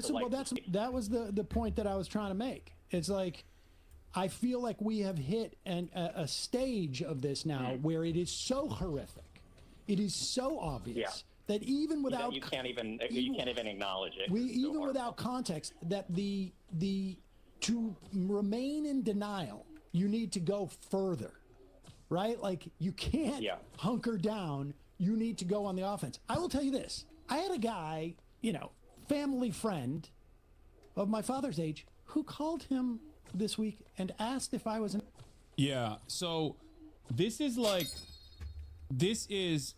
ironically enough the reason why I wanted Sam to talk to Ethan as well, because this is like getting too into, in a very public fashion, but getting too into like inter-community conversations, okay? Like, you know how sometimes we open the door? You know how sometimes we open the door and peek into black people's business? This is Jewish people's business to a certain degree. Like the way that American Jews analyze Israel and the opinions that they have, like this is a inside baseball conversation almost. Like I understand why that chatter is frustrated, because he's like recognizing the cognitive dissonance demonstrated by people who he recognizes were progressive, who have like gone through a genuine attitude. I like change, how he said inside baseball. right? I think that's actually really beautiful. And yet that attitude change has like limits in terms of the analysis. I think that it's just slightly parasocial. I don't think so, because like I have two different camps here, right? I have like hardline anti-Zionist Jewish friends who are very close friends of mine, as you guys know, who I love and have so much respect for, who have already had these opinions very publicly for a very long time. And then there are a lot of young Jewish Hasanabi heads that I talk to who have basically gone through this journey into anti-Zionism, and the communal attitudes that are reflected back at them, like the push and pull basically of your own personal convictions on this matter versus fuck religion, the way that your immediate is my family personal members convictions treat on you, this matter, and fuck your religion, sense of community basically being robbed from you because of your difference in opinion on this matter, because of how many of these communities are built around the concept of like defending Israel. I think that's a real issue. Sense of community, Lamau? No, I mean, it's true. What do you mean? You can't say that, like, sense of community, Lamau. There are plenty of anti-Zionist Jews who literally are just like, dude, I don't know what to do. Like, you have Hillel on campus, you have all these like Jewish groups on campus, and they straight up are like, oh, are you anti-Israel? You're a token, get out of here. Like, you get excommunicated like a Mormon. To be clear, I've been pro-Palestinian since I did Birthright Unplugged at 19. I'm 33 now, but it's upsetting because I saw firsthand the propaganda. Yeah, no, I'm talking specifically about like when I go to the encampments and stuff and I talk to the students there.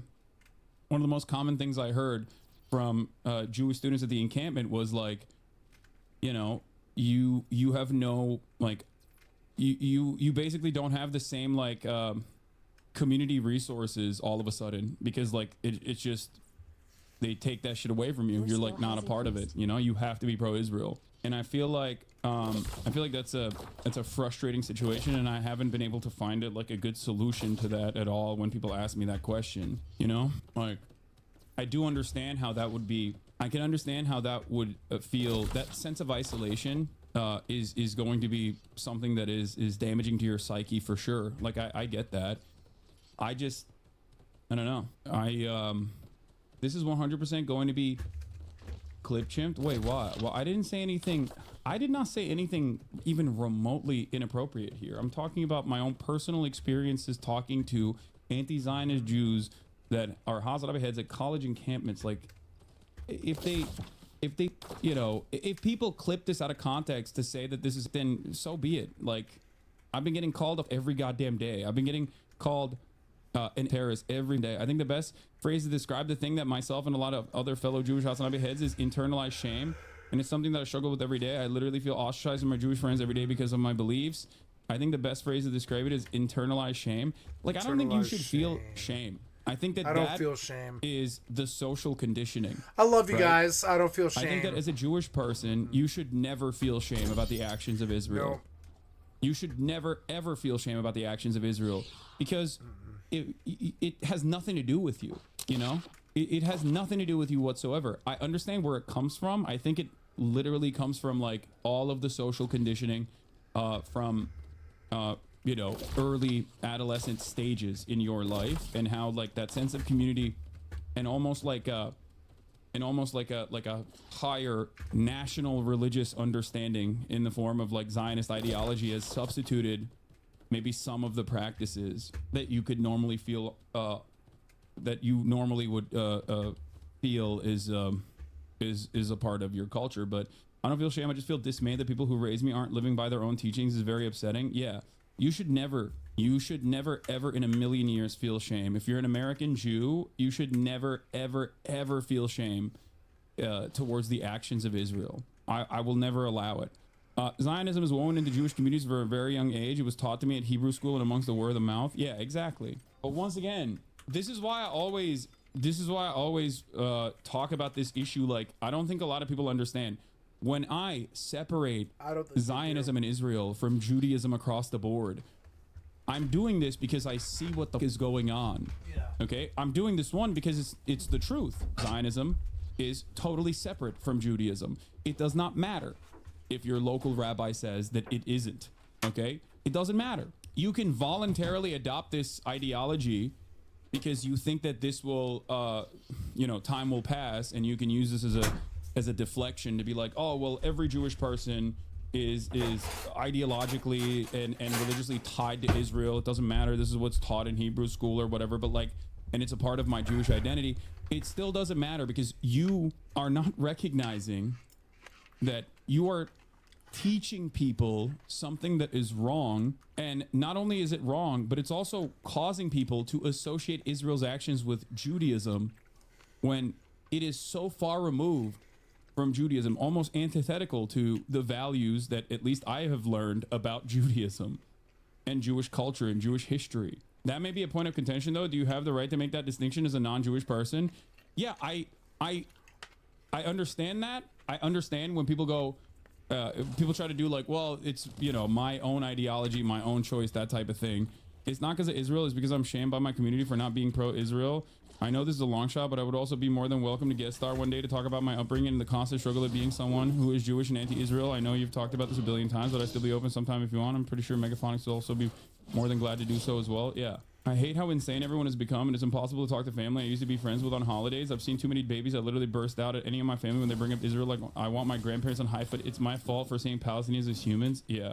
But like, Sam himself has is personally talking about his own experiences. Like, people think people in his own community, in his own immediate circle of friends, is like looking at him and assuming that he is like anti-Semitic for his opinion on Israel. And it's a very weird situation because, like, when people say white people are under attack in America or Christianity is under attack in America, we all understand that that's bullshit, right? That is the oppressive group trying to do a reverse narrative.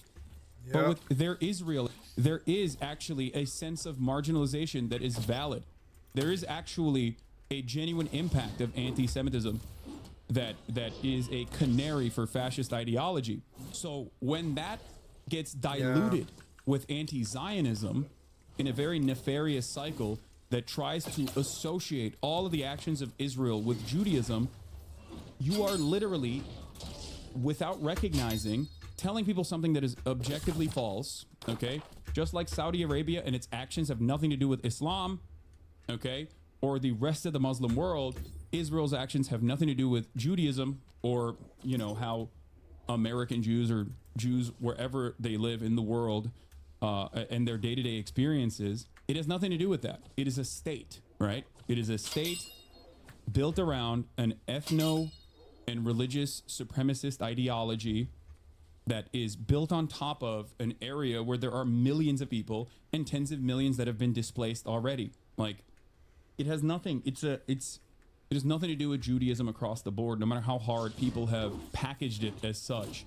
And it always feels like I'm going crazy when people associate it when they are either Jewish themselves or pro-Jewish, right? It's like hearing straight up a Muslim guy in the Western world be like claiming that and that ISIS actually is the true idea of Islam. It's like, what the heck are you doing? Like, what are you saying? That's what it feels like. And I can't. You've made a turn, man. Not a good path. Once again, I have not. Especially on this issue, I have not. You either weren't paying attention in the past or your opinion most likely changed. Unless you can identify what the turn is, unless you can identify in your mind what the turn is, we can't have this, we can't have like a normal conversation. It's just your vibes. In a Twitch chat, it's more nuanced than that. Just, you can give some talking points, I assume, I suspect, right? Here's another story from Nandre. A little anecdotal though. When I lived in Israel, many of the younger Israelis despise Zionism because they live inside it and saw the effects it has on life. It's why it's such a frustrating dialogue over there. The West is so far removed from it and pushes it so hard. Yeah, that definitely is the other aspect of it too. I'm giving you the opportunity to speak up. To what Nandre said, it makes all the worse that Hebrew school teaches us about such a politically fraught and deep topic like Zionism at such a young age, and now tell us it's the Palestinians who indoctrinate their children who hate us, as though hating Palestinians isn't the obvious lesson of Zionist youth lessons. I cannot even reconcile that obvious cognitive dissonance with people who still believe that even in old age. Yeah, it's just you can point to videos that I have on this topic, ironically enough, with the same exact people that I'm still talking to on the same exact subject matter from like 8 years ago.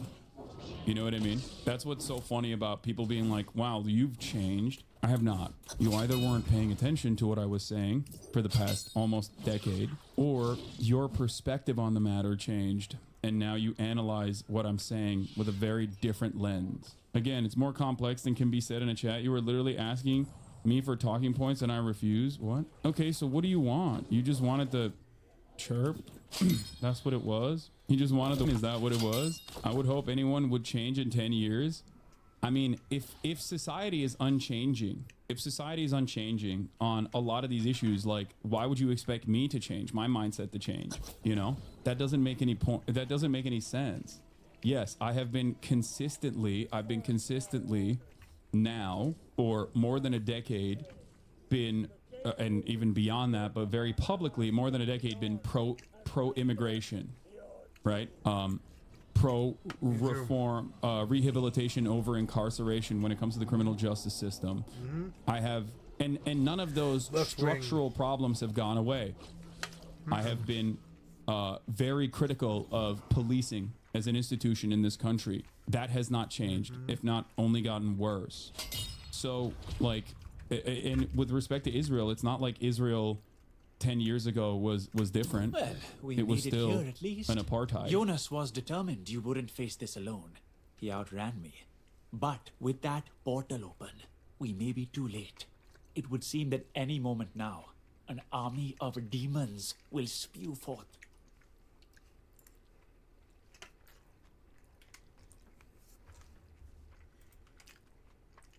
Perhaps on the other side, but I mean...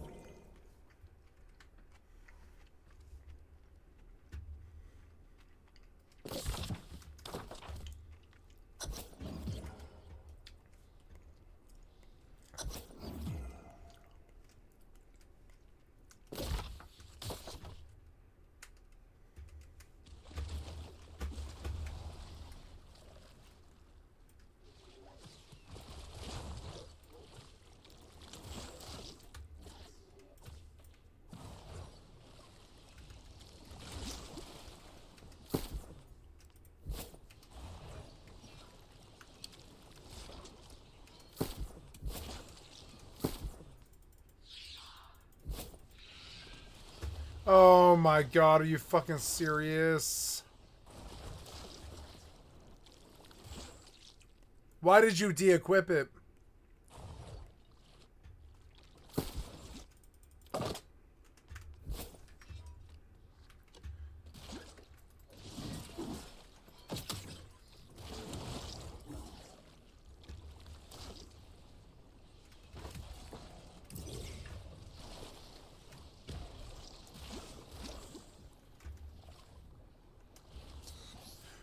and it still is. Like, my core values and the way that I understand the world have not shifted dramatically. Me either.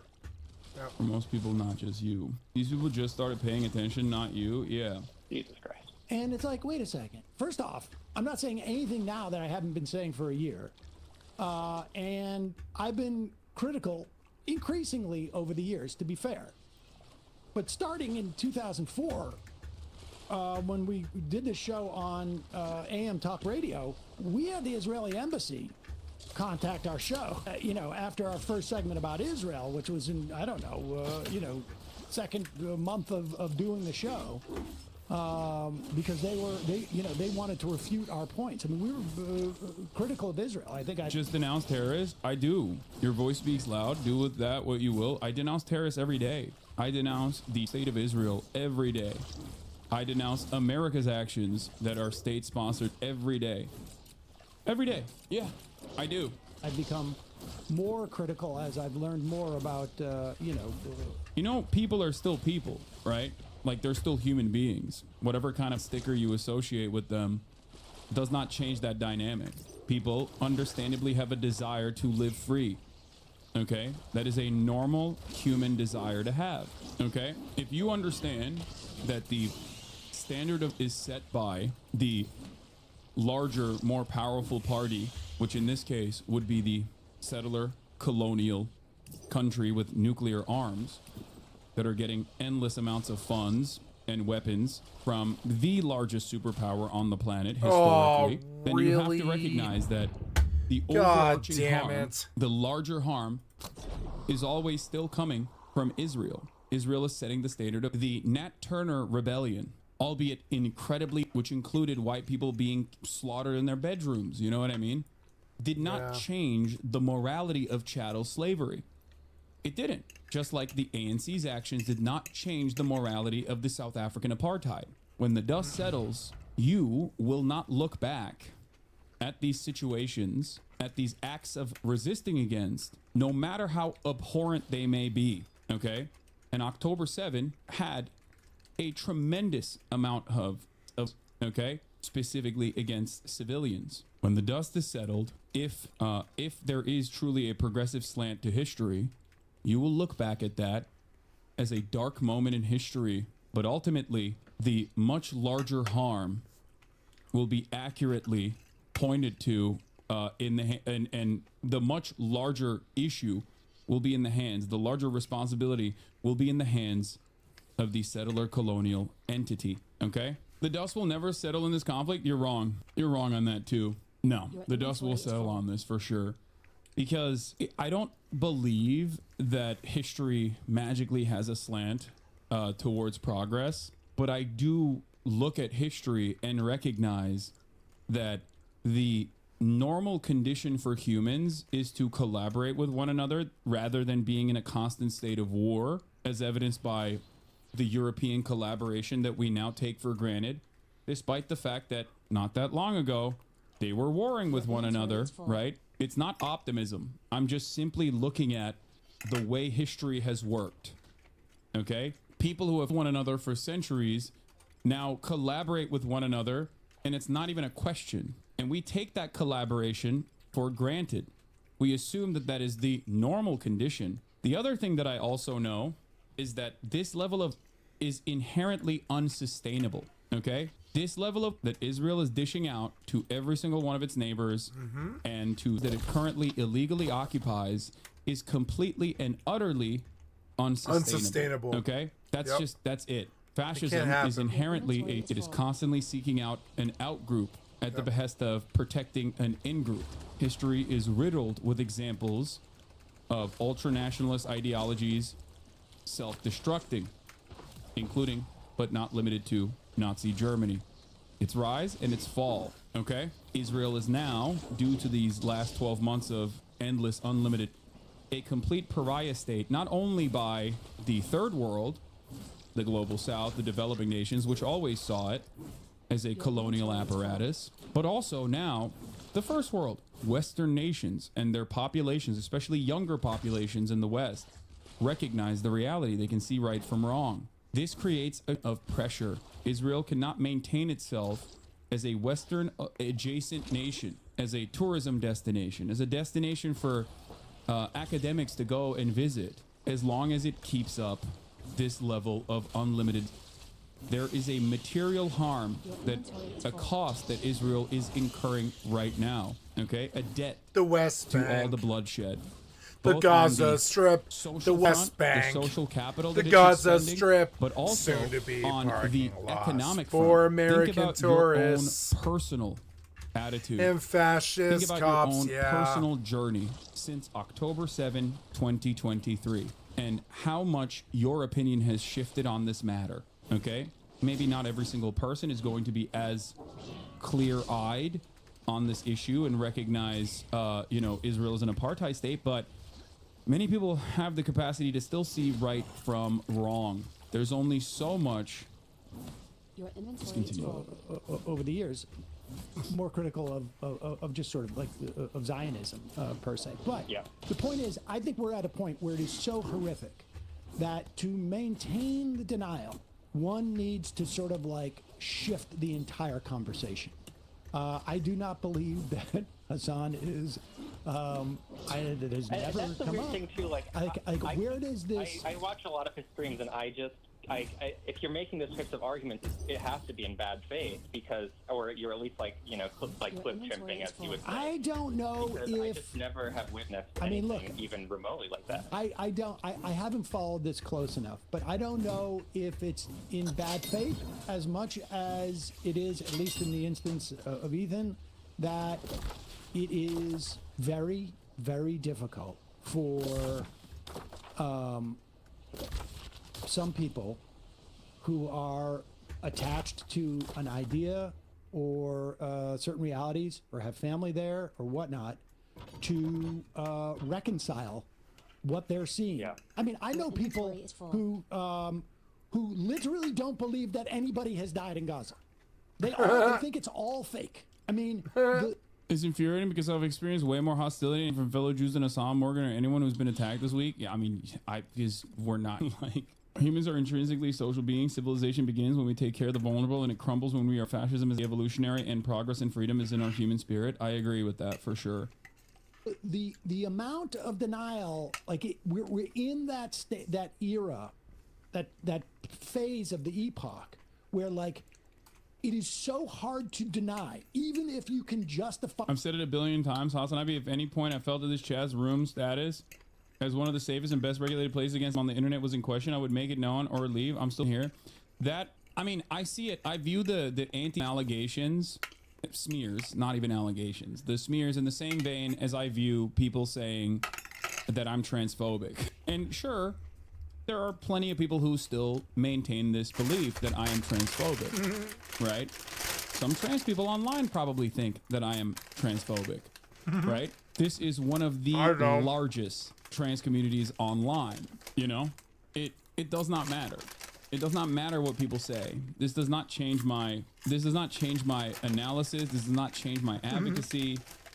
I can't counter a false framing that you have hallucinated. That's it. It's a coordinated and targeted smear campaign that is being laundered via this drama. It's completely selfish and bigoted. All of it is in bad faith and is coming from a very specific corner of the internet. Yeah. I think the dominant American version of Jewish authenticity is deeply cornered into the Zionist paradigm, one where you have to hold your tie to exist in exile, but now in relation to an actually existing Israel.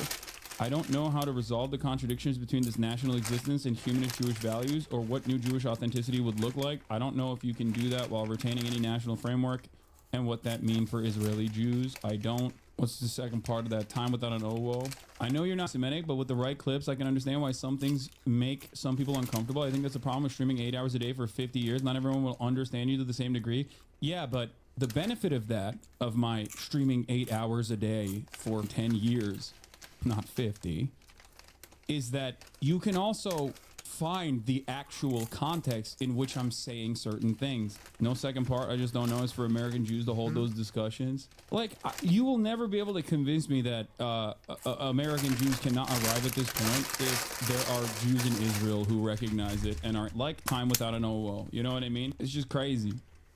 I know what it's like to grow up in an ultra-nationalist culture, an ultra-nationalist country. You know what I mean? I know what it's like. It takes a lot of resistance, resilience, intellectual curiosity to overcome things that people take for fucking granted. One of the best things about America, I guess, one of the kind of weaknesses about American nationalism is that they're so hyper-focused on their traits that it's like much easier to examine this kind of thing, especially when paired up with the lack of interest in creating or cultivating this like national mythos in the United States of America, because like we care more about capitalism and upholding that than we do about like having some ultra nationalist movement. Anyway, it's like out to watch. Oh, this is the yeah, I kind of want to just like buy it and watch it on stream. Just say it YOLO. If you're not willing to look up the context of the criticism about you, do you realistically expect your detractors to do that for you? Yeah, no, I know the context of the criticism because I know where it's coming from. I've heard it a million times over and I've addressed it a million times over. And I think it's bad faith in general. So it's kind of silly to hyper focus on it. What I also find really funny is that like it's literally packaged clip chimps, and then people turn around and go, Hassan address these that are directly antithetical to his values and his track record on this issue, right? Why won't they address that? And then when I even remotely address it, people turn around and clip something else out of context to only extend the conversation. It doesn't feel like a productive thing to do. There are videos out there with millions of views. Say for the sake of argument. There are, yeah, Chatter put some effort and corrected this. Just a quick reference point to what Hassan actually believes versus the lies. One, Hassan enables it to be commonplace on Twitch. No, has no place in the leftist movement and has never had space in the leftist movement. My God. Oh, wow. This is like a massive effort post. Holy respect. Yeah, it's the why don't you respond to the criticism Innuendo Studios video As that a reasonable moderate, ask, why don't you respond to criticism? There's a lot going on in that question, more than is immediately obvious, and it's worth understanding. Anyway.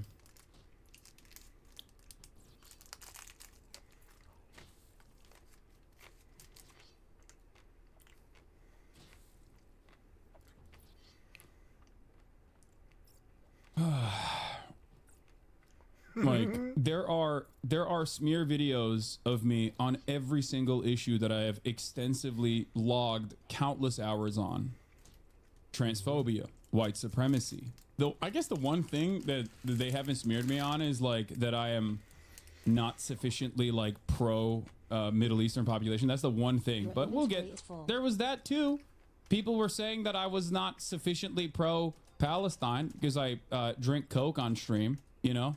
So I guess even that exists out there in the ether. Every single thing that is readily available for all to consume on my YouTube page, on the many VODs, thousands and thousands of hours logged on every single issue. It is out there for you to see. You can find it on your own if you have They don't care. any real questions or They don't care about what you think.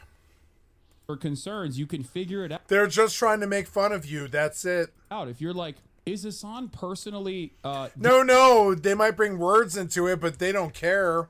They're just trying to bring you down. There might be words to it, but it doesn't mean anything. deeply invested in the success of a Shia militia group? Like, does he really Shia like militia Hezbollah? group. Or am I getting manipulated? Does he really like into- Hezbollah? No. But I support Palestine. These are humans just like every other human on the fucking planet. They're no different just because they come from some other city or they have some other dispute or something or they did this genocide or that genocide. Doesn't make them any fucking less human or any less of a member of the human race than anybody else.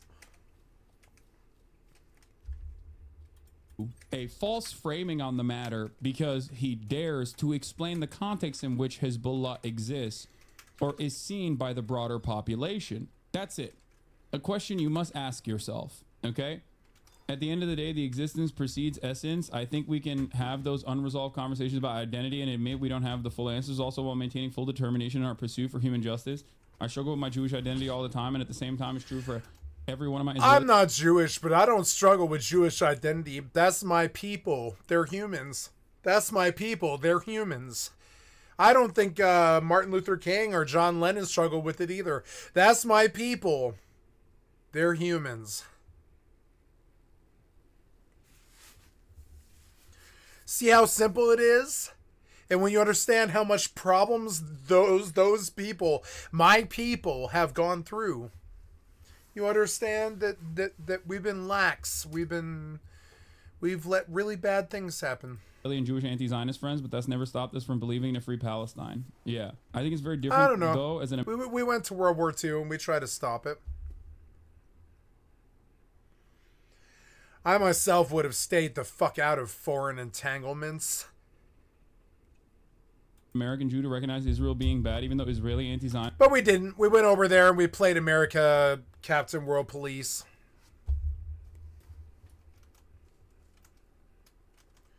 Sometimes the law is needed.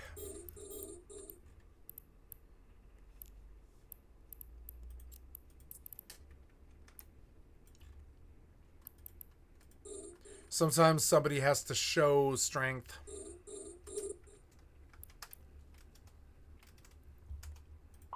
Zionists are literally on the ground. We are being pounded with propaganda about Israel, but we can't actually see it. Just like how you wouldn't see the ads if you're subscribed. I have to rely on you and other on-the-ground journalists to see what's actually going on while Israelis can just look at it right in front of them. God damn it. Well, this is something I'll be looking forward to when I'm not running ads any longer, okay? If you no longer want to see those ads, all you need to do is subscribe. Opponent on the Majority Report made a great point that when these people analyze these groups are fighting, it's viewed as apologia, but when Westerns is put into the context, you know, it's weird. It's normal. That's what I have on my channel. Is like, if you don't want to see the ads, subscribe. Your issue is not with me. Your issue is with Twitch. Your issue is with Twitch. They are a television channel, and they will show you ads. If you don't want ads, then subscribe.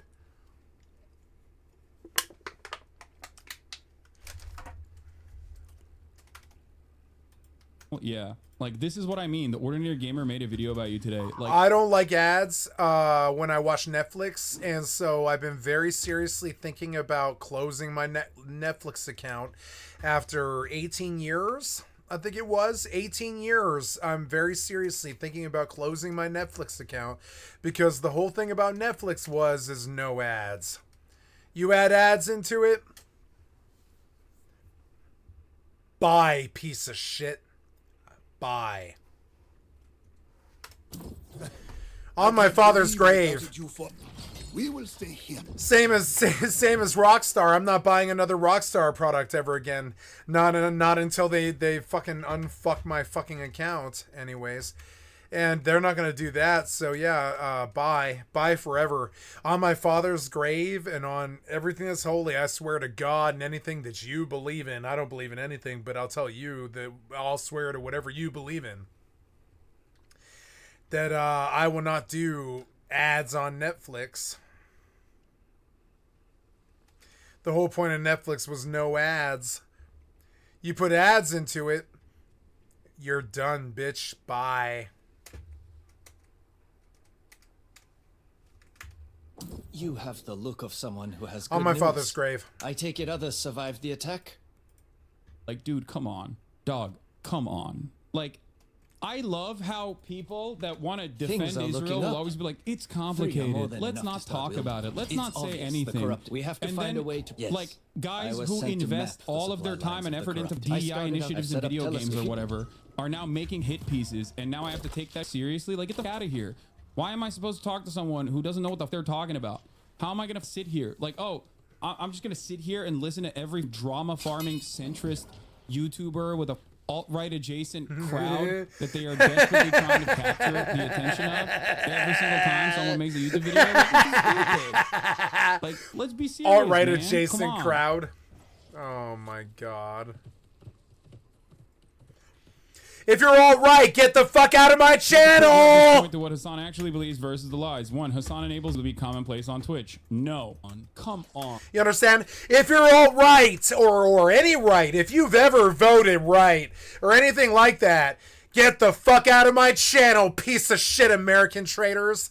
Get the fuck out of my channel. If you've ever fucking voted right, get the fuck out of my channel. Not welcome.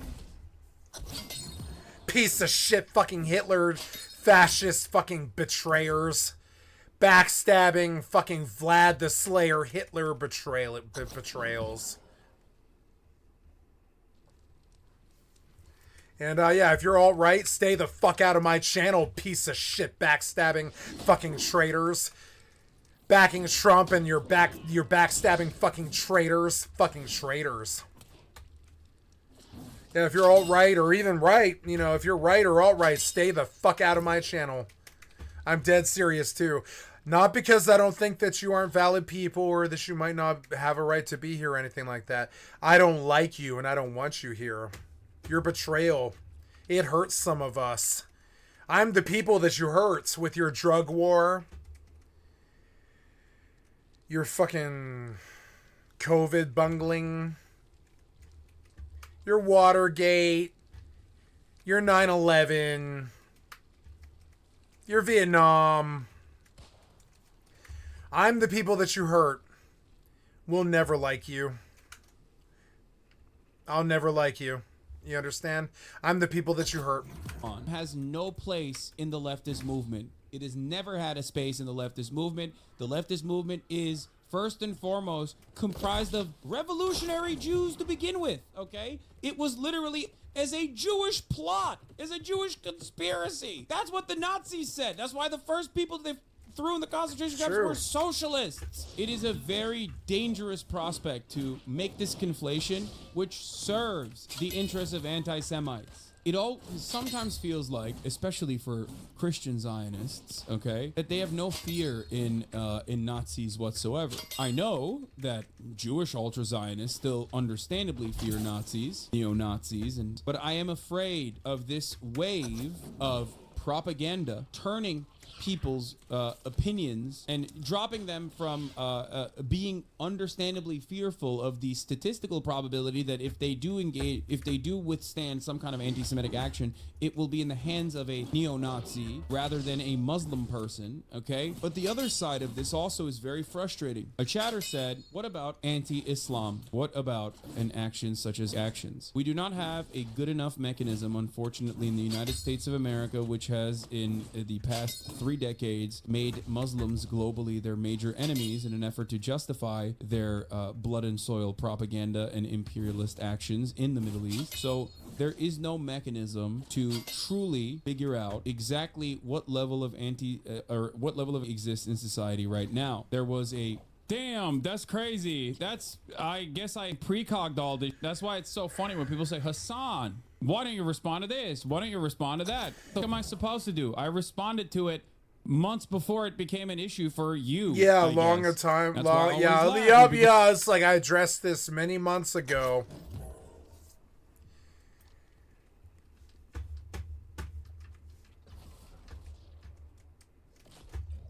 Say, Hassan, your opinions have changed. No, they haven't. No, they Hassan haven't. denies rapes happened on October 7. Hassan laughed at Kamala bringing up October 7 rapes. No, he doesn't. Explain something. Are a routine part of during war. It can happen, and it has happened time and time again, which is so. Time and time again, which is why there's a likelihood that it could have happened on October 7. New York Times, the narrative of systematic rapes that were conducted by Hamas on October 7. The New York Times has absolutely made up their minds ahead of time before the story ever published and refused to do their journalistic due diligence. They do engage in State Department propaganda notoriously and historically. Which is why there is a likelihood that it could have happened on October 7. This is a position that I've maintained since October 7. There were plenty of that occurred on October 7, okay, that are akin to acts of, because on October 7, it wasn't just the Palestinian Brigades, a coalition of resistance forces that includes Hamas, Palestinian Islamic Jihad, PFLP, DFLP, and many others. It was also, once the barrier, there was also criminal elements that broke through said barrier. But as far as we saw, given how much of what happened on October 7 was filmed, including the the actual real of Palestinian forces executing civilians, shooting at porta potties and the like during the Nova festival and many other circumstances, the likelihood that there wasn't firsthand accounts on rampant in the way that the original coverage entailed that didn't meet the muster, like the normal standard of the New York Times reporting. There are some reasons for it, because this was, for all intents and purposes, as far as the Palestinian resistance goes, a operation that was, in their own words, much more successful than they had predicted. They thought that there would be a lot more resistance overall, and that once the dam broke, there was a ton more than a quick in and out operation where they would be able to capture some prisoners of war as hostages in an effort to bargain, so there's that. Hassan is doing bigotry of low expectations. Hassan expects nothing from this kid. What? Survivor, no decency, no quality. Consistent on You are reactionaries. fucking stupid. Have you been listening? Born a reactionary. No one is born a conservative, but let's say someone is conservative here. Yes, they are. Teleported Conservatives adjusted are to only something around. born. They would be Logic no doesn't different come into it. They're born into it. But They have to conserve while the rest of us starve. They're born into it. It's called greed. And adjusted to the material conditions of like conservatism in Iran, they would be no different. It's called greed. They're born into it. Like they conserve while we starve. It's called greed. They're born into it. There is not a conservative who's ever made. They're born into it. Greed. And not only that, but in terms of the Yemeni kid, like, I went into that interview, and I've repeated myself quite a bit, right? I went into that interview assuming that there's a likelihood that he might be Houthi, okay? A Houthi rebel, a Houthi pirate, right? Aside from the memes and whatnot, that was my overarching assumption. There is a likelihood that this person, because at the time, we had seen him, like, going towards the ship and whatnot on a dinghy. I did not know that it was a tourist destination in Yemen, basically, that you can go to and take photos of or whatever. Having said that, however, in the interview, I wanted to first and foremost humanize BRB. him, okay? And make Yep, him... humanize him. Yeah, that's a good point.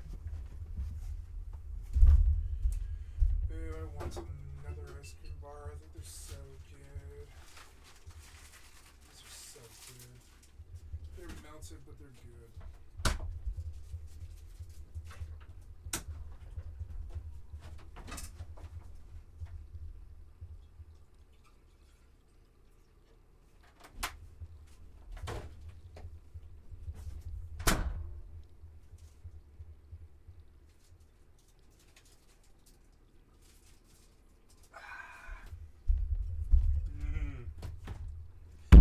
I love cow's milk. It's almost like my favorite thing in the world. It's fucked up, but it is. Feel comfortable despite the communications barrier that we had, the language barrier that we had.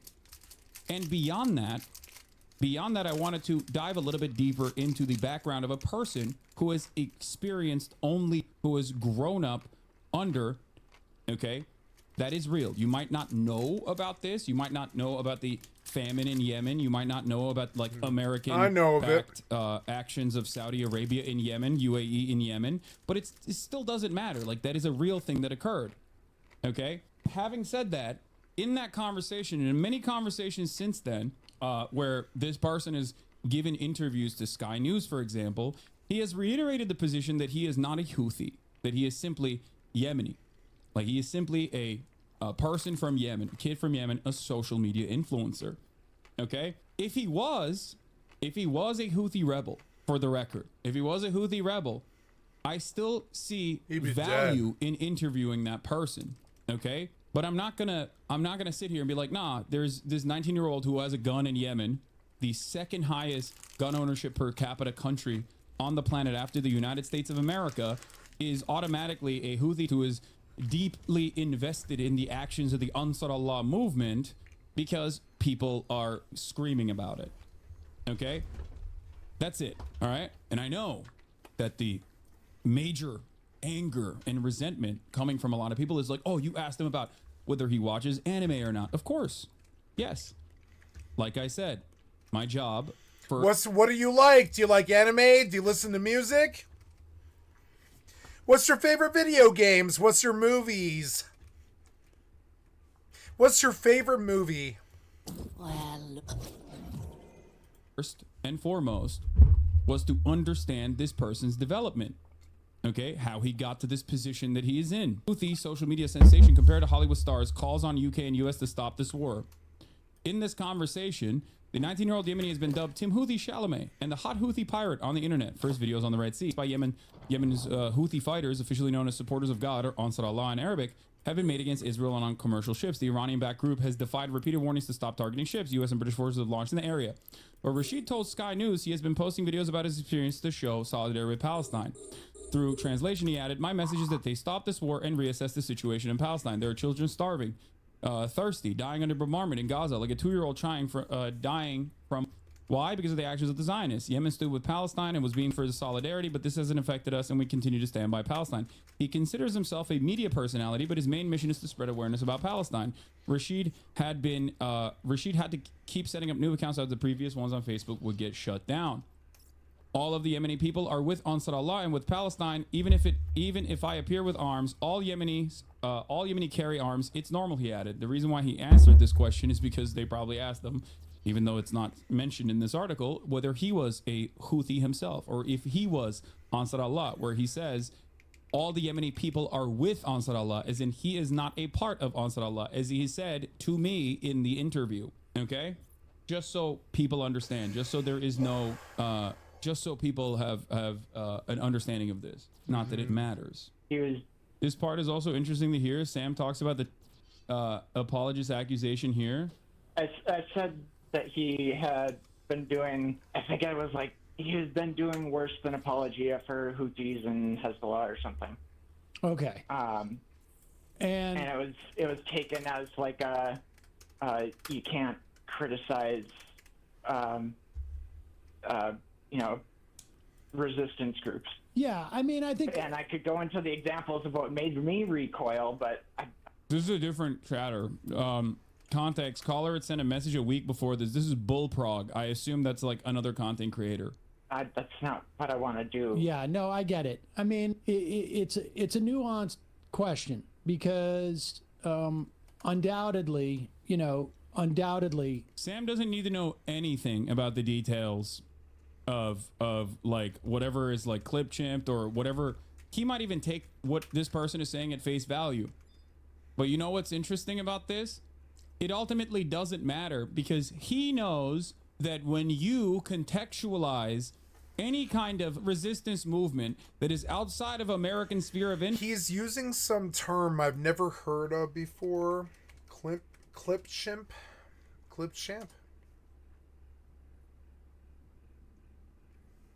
Okay. Influence, you will get jacked. Okay? He knows this. I don't edit, so I have no idea what Clipchamp is.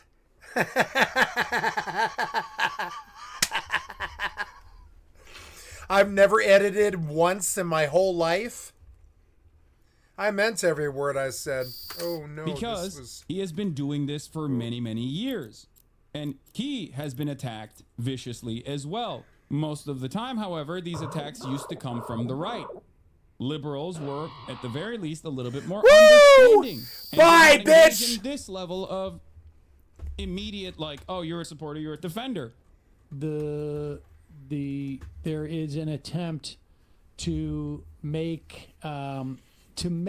define these groups, whether it's the Houthis or Hezbollah or Hamas, or the Israelis for that matter, in the most absolutist terms.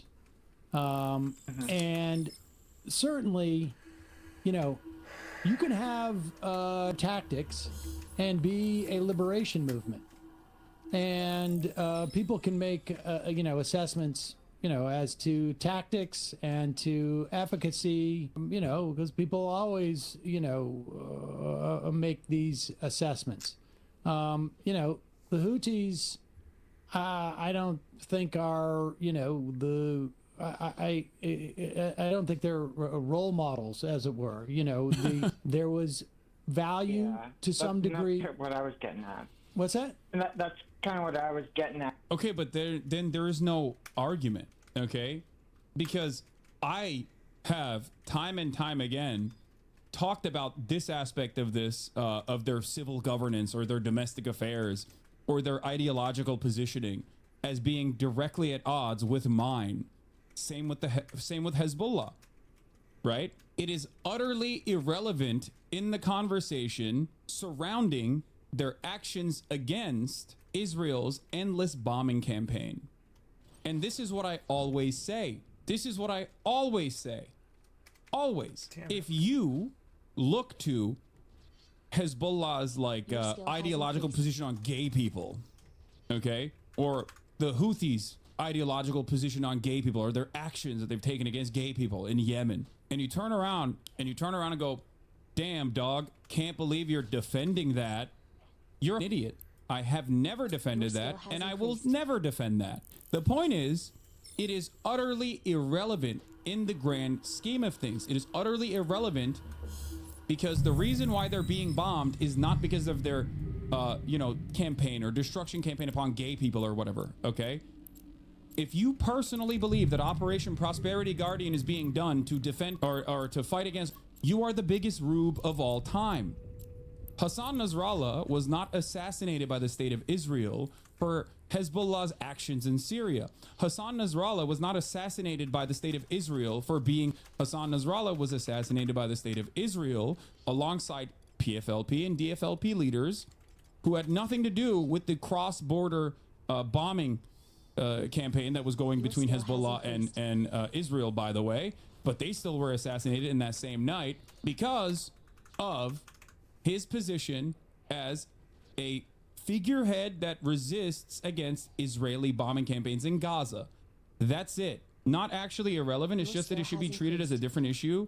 No, it is irrelevant in this conversation, okay? It is irrelevant in this conversation, especially in the same vein that, like, if you were to turn around and be like, well, sorry, I don't know what, like, America's opinion on gay people was in the 40s, so I will not talk about, like, their actions against the Nazi regime. That's ridiculous. People would laugh at you if you were like, well, excuse me, America was a shithole in the 40s. So what? Were they the bad guys in World War II? No, they weren't. The only reason why people bring this shit up in conversations like this is the exact same reason over and over again. They did this with the Taliban. Like, I'm not a fan of the Taliban. What are you, stupid? It's to justify permanent occupation. That's it. It is a way to try and be like, well, they're bad guys too. It's like, yeah, sure. Are you fixing it? Or are we the big bad? Yeah, it's like saying British sterilized gay people, so they actually were the bad guys in World War II. America was a regime during the 30s and 40s. Stalin was a conservative opportunist who was responsible for Holodomor. The British Empire was doing colonialism for many decades leading up to World War II and during World War II. The Nazis were such an insane evil that the Allies are very clearly and correctly viewed as the good guys. Context matters. Exactly. And yes, no, Stalin did have conservative leanings. Let's be real, okay? Calm down. Like, he did. He had a lot of right opinions, especially within the framework of World War II. And he also wasn't the best, wasn't the best governor, okay? I don't think that is a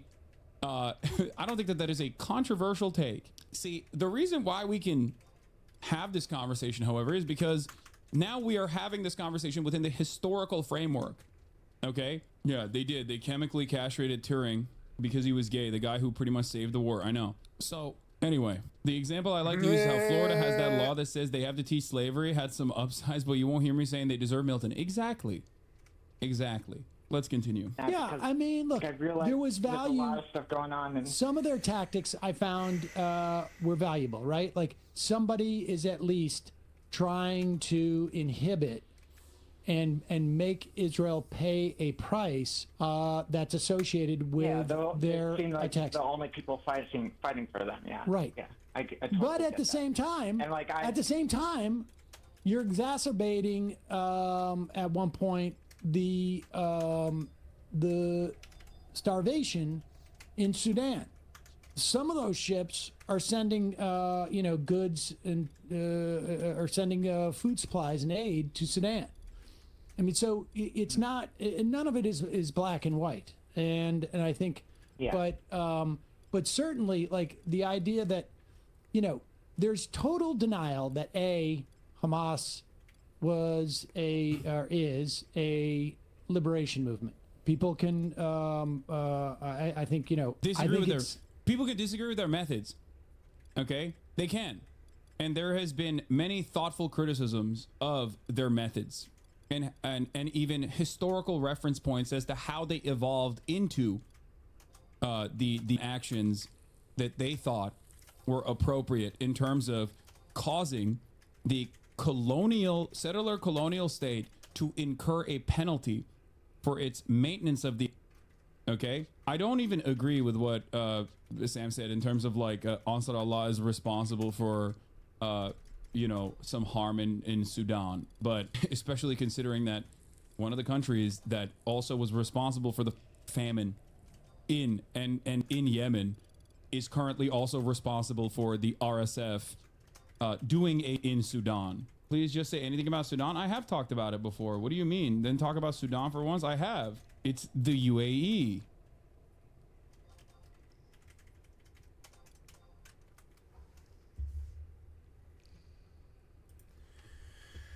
Gonna get off this now.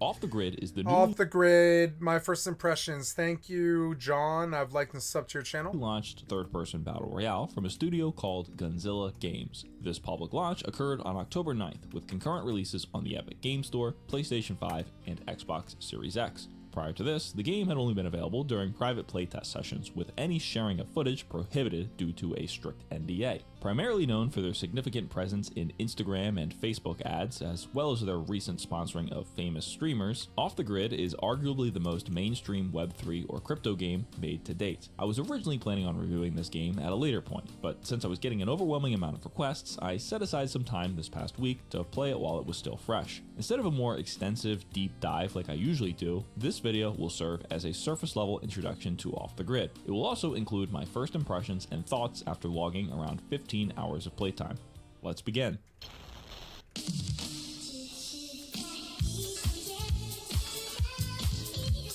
Oh my god.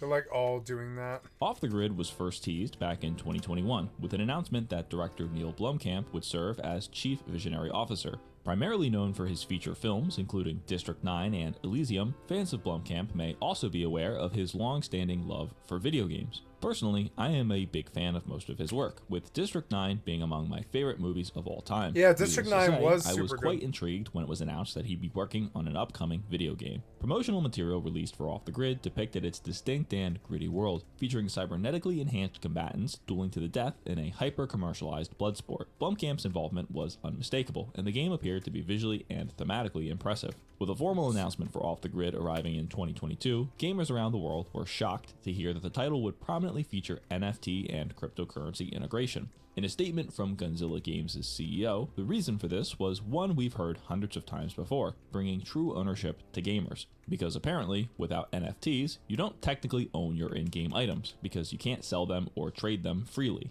The usual talking points. This news drew an expected amount of controversy, as it was around this same time that the first wave of NFT games started to hit the market. In a preemptive defense, Gunzilla clarified that all NFTs and crypto aspects would be entirely optional in Off the Grid, with, quote, no progression or any game features behind a Oh, come on, it took you so long to load. Crunchbase.com, Gunzilla would raise over $100 million in venture capital funding to produce Off the Grid, immediately placing the game in AAA territory. However, with Gunzilla Games being a brand new studio, it was tough to know what to expect. When even the big guys can't keep their games afloat for longer than a year, it's even more unlikely for an unknown to stand any chance in this competitive market. With the cryptocurrency and heavy venture capital funding in mind, many had been skeptical of the game since day one, but with the recent early access launch, we no longer need to speculate. This launch was supported by the mass sponsorship of some of the internet's biggest live streamers. Shroud, Ninja, and even Dr. Disrespect were included in these promotional efforts.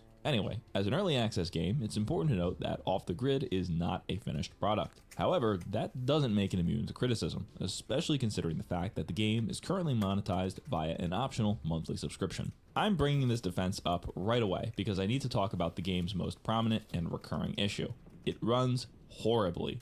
Off the Grid is without a doubt one of, if not the most unoptimized games to release this year. You'd be lucky to get a solid 60 frames per second on top of the line hardware. I'll talk about this plenty throughout the review, but I wanted to mention it right away since it'll be I won't abundantly play clear it while then. watching my gameplay footage. My computer specs are as follows: a 7900 XTX GPU, an overclocked Ryzen 7 5800X, and 128 gigabytes of RAM. On the high quality preset, I cannot sustain more than 128 45 frames gigabytes per of second RAM. at any given moment. And in more intense firefights, it will often dip into the 30s and below. The constantly jittering frame rate mixed in with frequent stutters results in an unplayable disaster, which is a shame because the game is visually impressive. But even on the lowest settings, with ultra performance FSR enabled, we're still far from acceptable, with constant drops below 60 during moments of action. Far At this from time, acceptable. The only way to viably play Off the Grid on a PC is by... Oh my god, thank you for the insights on frame rate.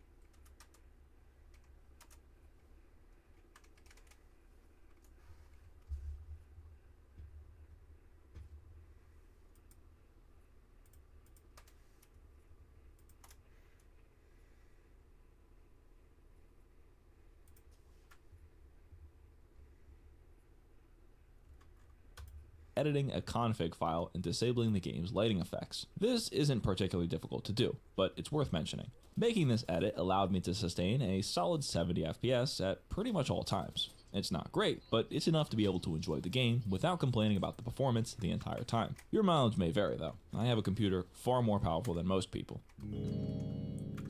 And he got Off the 70 Grid frames. is a third-person battle royale, taking place in a near-future world full of dark themes, cybernetic technology, and crass humor. In this world, there is a real-life battle royale competition, and you are the newest contestant. To join, you'll have to have your human limbs amputated and replaced with mechanical ones.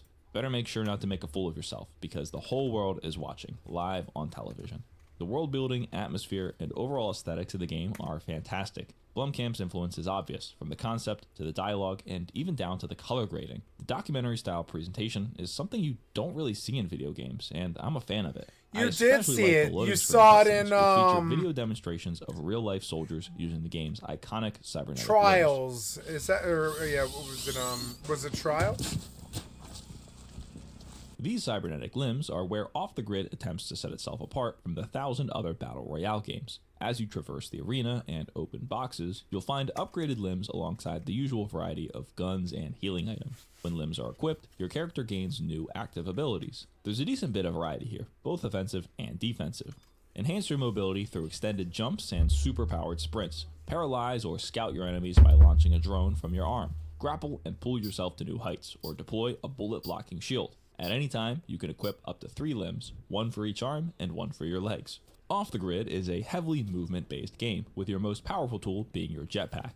This works similar to the parachute in Call of Duty Warzone, except you can deploy it while you're only a few feet off the ground. When your jetpack is active, you can alter the pitch and roll of your flight, building up speed and weaving through the highly vertical map. It takes a bit of getting used to, but when mastered, you're really able to take advantage of momentum and get around the map quickly. It's especially fun dodging in and out of combat looking for a better position, something you'll need to focus on if you want any sort of success in this game. Currently, there is only one available game mode, Extraction Royale. This is a bit of a misnomer, as it doesn't really function like you might think when you hear the word extraction. No, it's just join and fight. Instead, it's just a traditional battle royale, where 20 teams of 3 fight to be the last standing in an ever-shrinking safe zone. Extraction, in this case, refers to what are called hexes, which are really just loot boxes. These can contain weapons and attachments, as well as other cosmetic items. Hexes are found randomly in-game, and whenever you're holding one, your general location will be shown on the map for all to see. If you can survive long enough to reach a hextractor, you can begin the sequence and secure your loot. Defend it until the progress bar fills, and your whole team will receive a hex, regardless of whether you win the match or not. These hexes and the items within are the primary drivers of Off the Grid's in-game economy, which I'll talk about later. That's a good But other than gameplay that, loop. It's everything you're familiar with in the Battle Royale genre, plus a cyberpunk twist.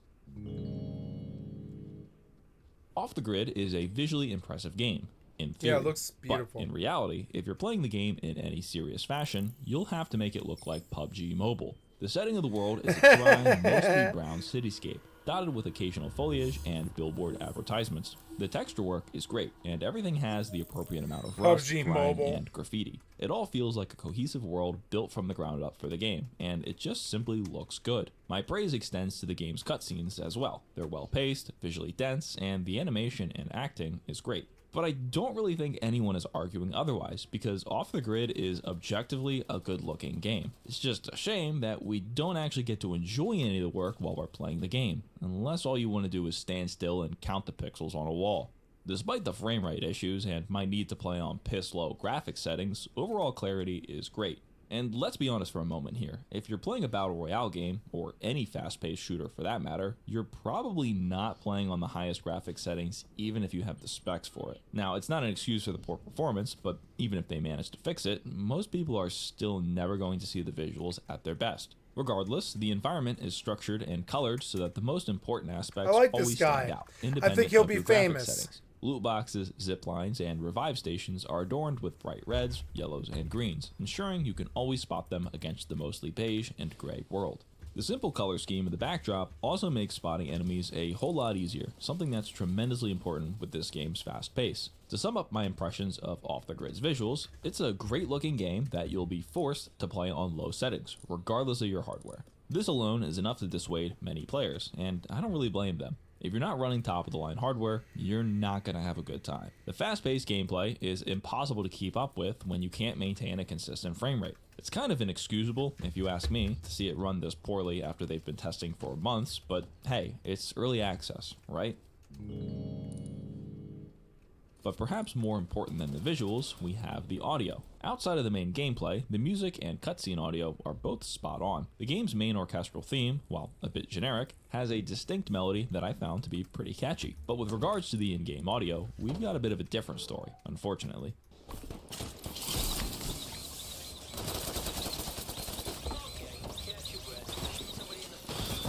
Wounded teammate eliminated. Biological functions not detected. It's an audio overload. Footsteps, gunfire, the announcer constantly swearing in your ear, your character talking, mechanical whirring, and general ambient sounds. There's a lot going on. It all just blends together, and you end up hardly being able to focus on anything at all. Footstep audio isn't terrible, but it's not great either, and it's especially hard to tell if someone is above you or below. Additionally, the feedback when dealing and taking damage is essentially non-existent. I can't even count the amount of times I was shot down to a sliver of health before even realizing I had been hit at all. The audio overload is only made worse by this incessant announcer. Everything this guy says is either a vulgar insult or unnecessarily long and unfunny. Hostile hex extraction in Stork City. Go steal it for yourselves, you incompetent panty turds. What? I heard you might be interested in a little Limb pairing in progress. flip the big The red Slam Fist switch arm in Little installed. Kiev and are extracting the hex right now. I get that it's part of the theme, but it's just annoying after a point. It would be great if they added an option to remove Sounds this like a guy fourth entirely, grader. substituting in a more neutral and straightforward voice. I want to have an announcer, I need to know what's happening, but I just hate this one, and currently the only way to get rid of him is to disable the announcements entirely. But in general, audio is one of the most difficult things to balance when it comes to game design, so I can understand it being subpar at this point. They better be keeping a close eye on this, and focus on refining it sooner rather than later. But now for the meat of the review. What did I think of the gameplay? It's not groundbreaking, nor is it revolutionary. It's a third-person shooter battle royale with advanced movement, a dime a dozen. But I gotta admit, It feels pretty good, and I had fun playing it. Gunplay is rather neutral. It's easy to aim, and recoil isn't really much of a problem. The skill expression comes more from positioning and getting the jump on your enemies rather than aiming well. Time to kill is fast, especially when in close range. If someone gets the jump on you from above, you're pretty much always dead. Luckily, getting the advantage is simple, thanks to the prevalence of zip lines and cybernetic limbs to help you get airborne. It's a satisfying playstyle, especially when you master it, but don't expect that to come quickly. The skill ceiling is quite high, and you'll easily spend your first 5 hours of gameplay without getting a single kill. But when it finally clicks, it actually feels great. I have no major complaints regarding either the movement or the gunplay, aside from the comical lack of feedback when getting hit. None of the weapons appear to be blatantly overpowered, but I can't say the same for the cybernetic limbs. The movement enhancing ones, such as the super sprint or the high jump, are must-haves, but many of the offensive ones are quite useless. The short range and sluggish animations of the abilities will more commonly result in your death rather than your target's. However, the paralyzer ability is just ridiculous. There's no counterplay. If you get hit, you're good as dead. But since this is a battle royale, you might not always get the best items, and you're forced to use whatever you find on the ground, right? Not quite. Off the Grid features a loadout system, similar to the one in Call of Duty Warzone. As you loot chests and complete missions during the match, you'll gain credits. These are used to revive your teammates, as well as calling in the loadouts. These loadouts are custom built by you. You can assemble them using the weapons that you've collected from hexes or purchased on the marketplace. This is where things get controversial. Off the Grid is a crypto game. I've been playing and reviewing these curious creations for quite a while now, and for the most part, they suck. Because of this, they're not very popular, with mainstream audiences turned off by their excessive monetization and predatory structure. But this one's gonna be different, as they always say.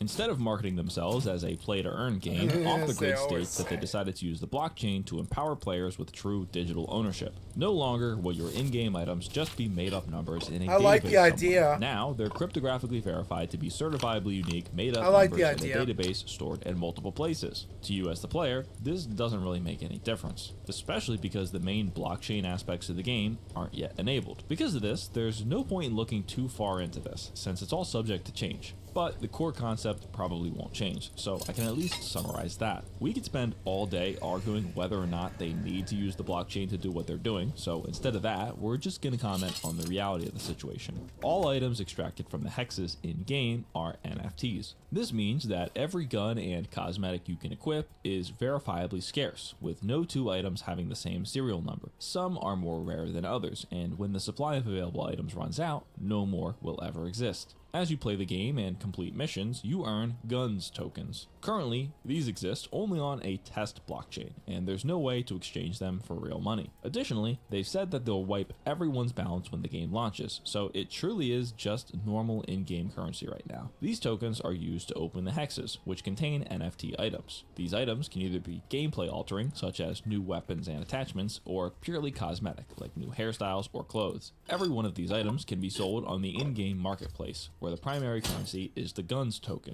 In the future, you'll be able to exchange these guns tokens for real money, but not right now. But why would you even want to buy a weapon? Is the game pay to win?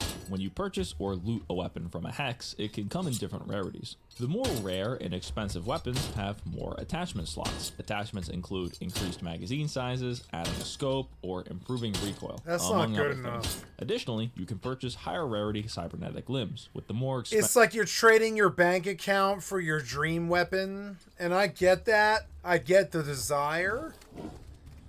Oh my god. I moved and I got a bite inside of a second. Come on, man.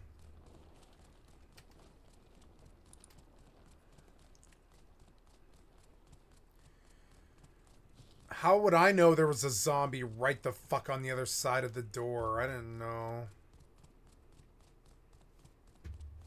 Oh, damn it.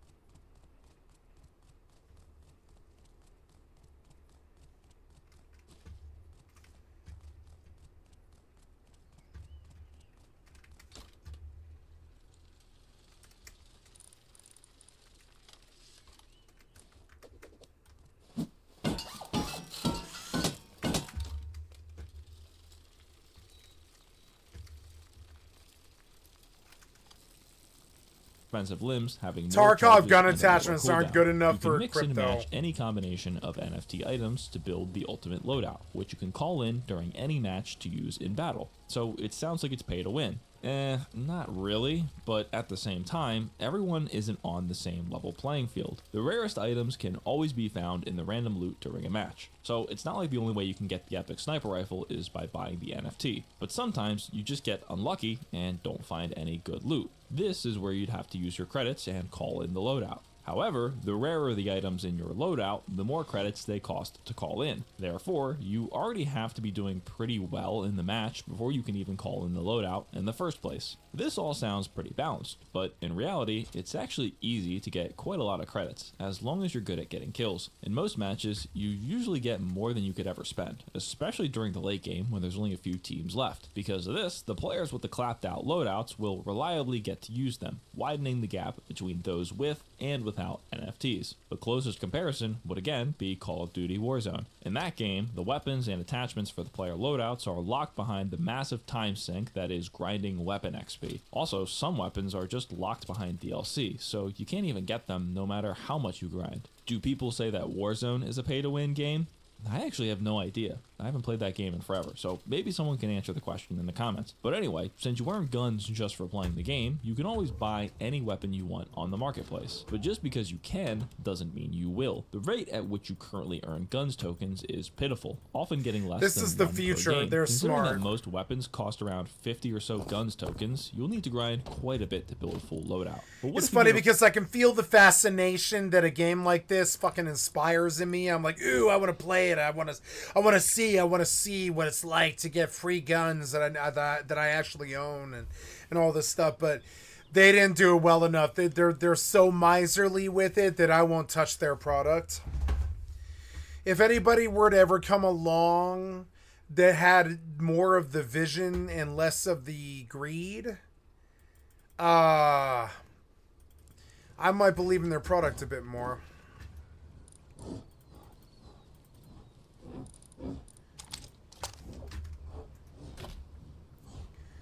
I'm gonna burn some sulfur if I have any, but I don't have any sulfur? How is that right?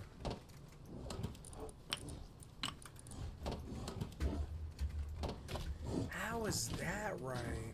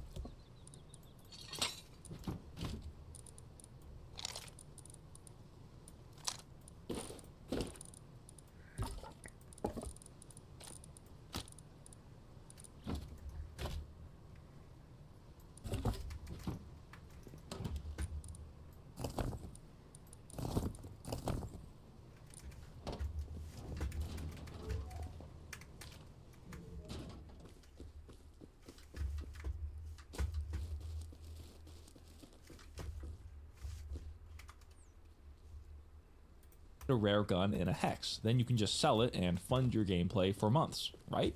No. In order to sell something on the marketplace, you must subscribe to the OTG Pro membership, which costs $12 per month. a month. Aside from being able to sell things on the marketplace, you also get a 500% increase to the amount of guns earned, as well as access to the current Battle Pass. This subscription is the only way you can participate in the Battle Pass, as there is no way to get it otherwise. You can try the subscription for free for 3 days, but you'll need to link a credit card so they can auto-charge you when the trial ends. The subscription is handled through a third-party payment processor called Xsolla, and they're not that great. I subscribed to the free trial to test the features, and when I went to cancel it, I needed to reach out to Xsolla customer support. Definitely annoying, but I'm not sure if this problem was unique to me or not. In general, I'm not really a fan of subscription models in games, especially as I've gotten older and have less time to dedicate to gaming. Couple this with the slow rate at which Battle Pass experience accrues, and you've got a game that ends up demanding quite a bit of your time. In the future, you'll be able to pay for your subscription with Guns tokens, but at least with their current plans, you still need to link a credit card to do this. If you don't have enough guns when your subscription is due, your credit card will be charged. While technically this subscription isn't required, its existence in general does affect how the game functions. Since pro members get 5 times as much currency, it's caused marketplace prices to inflate dramatically, pricing out most of the free players. But if they just let anyone sell items for free, then they'd have the opposite problem, where bots and hackers just flood the market with dirt cheap items. And this is all happening right now before the coins even have any real world value. I can imagine it would only get worse when that's implemented. We see these problems all the time with crypto games. The economy is either worthless or ridiculously inflated. Balancing this will be a constant struggle. Took me off the bike and I didn't have know. A direct impact on the game. If token prices fall too much, the investors will get upset and the game's funding will suffer. But if they cater too much to investors, making the coin very expensive, it'll ruin the experience of the players. It's a problem that the developers have created for themselves, and I'm not convinced that it brings enough benefits to justify the struggles. As far as the player experience with the blockchain goes so far, it's really nothing but a hassle. I experienced many issues where my items were stuck validating on the blockchain, leaving them in a sort of limbo state. I actually have some items that simply never validated, even a week later. While the items are validated, you can't sell them, but you can still use them in the game. This all makes me wonder, why exactly are we using the blockchain again? So I can own my items? But do I really own them if I have to pay if I have to sell wait a them? week? As I mentioned before, the presence of the blockchain economy is absolutely going to attract hackers or exploiters. Despite the fact that all of the guns tokens earned so far will be reset at launch, the PC version of the game is already full of hackers. I played well over 20 matches of Off the Grid, and during my time, I encountered hackers in at least 5 of my matches. These are some of the most obvious hackers I have ever seen in any game, and they're able to kill the entire lobby within seconds of the match starting. They are making no attempt to hide it, and they even go as far as to advertise their cheat websites in their usernames. Unfortunately, cheaters are prevalent in just about every free-to-play game nowadays, but with there being a significant real money incentive to play Off the Grid, having strong anti-cheat is absolutely critical. But I have little faith that they'll be able to outsmart these hackers, considering that massive companies like Riot, Activision, and Valve can't stop them either. At least those games don't have real money economies, or if they do, the developers have the power to roll back and reverse fraudulent transactions. But with the blockchain, the entire purpose is that it's immutable. Not even the developers can take your items away. They've got a huge problem on their hands, and I'm curious to see how they solve it without compromising the integrity of the blockchain, because as soon as they start rolling back transactions, banning hackers, and taking their items, all of the touted benefits of blockchain disappear. The fact that you don't legally own your in-game items has nothing to do with technology. The developers can still do whatever they want, even though it's on the blockchain, because they control the game and how it interprets the NFTs. It's also not really the best business model to allow players to buy and sell items from each other, since you just created your own competition. So in the case of Off the Grid, I look at their choice of using blockchain as more of a gimmick, or maybe an experiment. Yes, you can do everything they're doing and create an arguably better user experience without the blockchain, just like you could choose to build an MMO in Game Maker. Should you do that? Probably not. Are you making your job more difficult? Yes. Will it be cool if you manage to pull it off? Yeah, definitely. But since all of the guns tokens live on a test network at this time, and since there's no way to cash out your coins, Off the Grid is by definition not a crypto game, at least yet. I'm really interested to see how things turn out in the future, especially when it comes to wrangling the hackers. But until that day comes, I'm not so sure that I'll be adding Off the Grid to my regular gaming rotation. Off the Grid is easily the best crypto game I've ever played. It's clearly made by people who actually play video games, and I can tell that they're passionate about making a good product. However, the poor performance, abundance of hackers, and my general fatigue for the Battle Royale genre is going to keep me from returning to the game in the near future. They have plans to implement a more campaign-focused game mode, with story missions that you can progress and complete during the BR matches. To me, this is a lot more appealing. During most of my matches, I wasn't really focused on getting first place, mostly because I would just get frustrated when I died to lag or hackers. Instead, I was more interested in trying to collect and extract the hexes, or hunting down other teams and stealing their hexes. Once they add the story missions, I imagine you'd have a subset of players in every match that is not at all focused on winning, making them unafraid to play overly aggressive. But with the current state of the game, I have no interest in playing it for fun in my free time. While I was able to get a solid frame rate after modifying the config files, it still suffers from occasional stutters and lag spikes during heavy combat. When the game works, it's fun, but as soon as you die because your frame rate randomly plummeted, it's enough to make you rage quit. While I was writing this review, they pushed a patch to the game that was supposed to improve performance, but I found that it didn't make any improvements at all. In fact, it seems to run even worse than it did before, and many players in the game's Discord server report the same. Coupled with the rampant hacking, the overall difficulty and sweaty gameplay, and the fact that I've already got well over 1,000 hours in Fortnite, Warzone, and Apex Legends combined, I'm just not interested in what Off the Grid has to offer right now. Nothing about the gameplay is really innovative. It's just a combination of things we've seen in other battle royales. Even the limb system isn't that unique. Spellbreak had something similar with their gauntlet system. Does anyone remember what happened to that game? Sadly, this is a very saturated genre, and you really need to set yourself apart if you want to be successful. So even if they fix the optimization, ban all of the hackers, and the marketplace ends up working perfectly, will Off the Grid really bring crypto gaming to the mainstream? I don't know about the mainstream, but it will definitely expose it to a wider audience than ever before. This is great for me, since it means I'll have an endless amount of games to cover in the future. In all seriousness though, I started this channel with the goal of playing and reviewing every crypto game from the perspective of a gamer who doesn't care about crypto. Along the way, we found that almost every single one of these games are horrendous. However, most of the time, they're already bad before we even get to the crypto parts. This is one of the few times we've seen a game that has a solid core before adding the crypto. Yeah, in that general, scares I me don't too. envy the developers of this game. The kids or will any go crypto nuts game, for that it. matter. By going down this route, they've set themselves up not only for public backlash and criticism, but difficulties and problems that no other games have to worry about. Is this decision worth it? Will Off the Grid truly empower players with ownership they've been lacking for years? Does anyone even care about that? I just want to play a game that's fun, and when I'm bored, I'll move on and play a different game. I don't care about selling my items or being rewarded monetarily for my time spent playing. I already work hard enough at my real job. The last thing I want to do is make my favorite pastime feel like a chore. While I probably will not be playing Off the Grid too much, if at all, I will be closely following its development. I absolutely plan on returning to the game sometime next year, with a full-length video breaking down the game in extreme detail like I usually do. Anyway, you asked, and that's what I had to say about Off the Grid. Let me know your thoughts in the comments, especially if you've tried the game yourself. Here are a few questions to get the discussion started. What do you think of the subscription model and marketplace? Is the poor optimization excused by the early access label? Do you think that they could ever stop the hackers? And most importantly, if every issue I highlighted gets resolved, would you play this game? I'm John, and thanks for watching. Goodbye. It was Somehow, good. I've been doing these videos for nearly 2 years, yet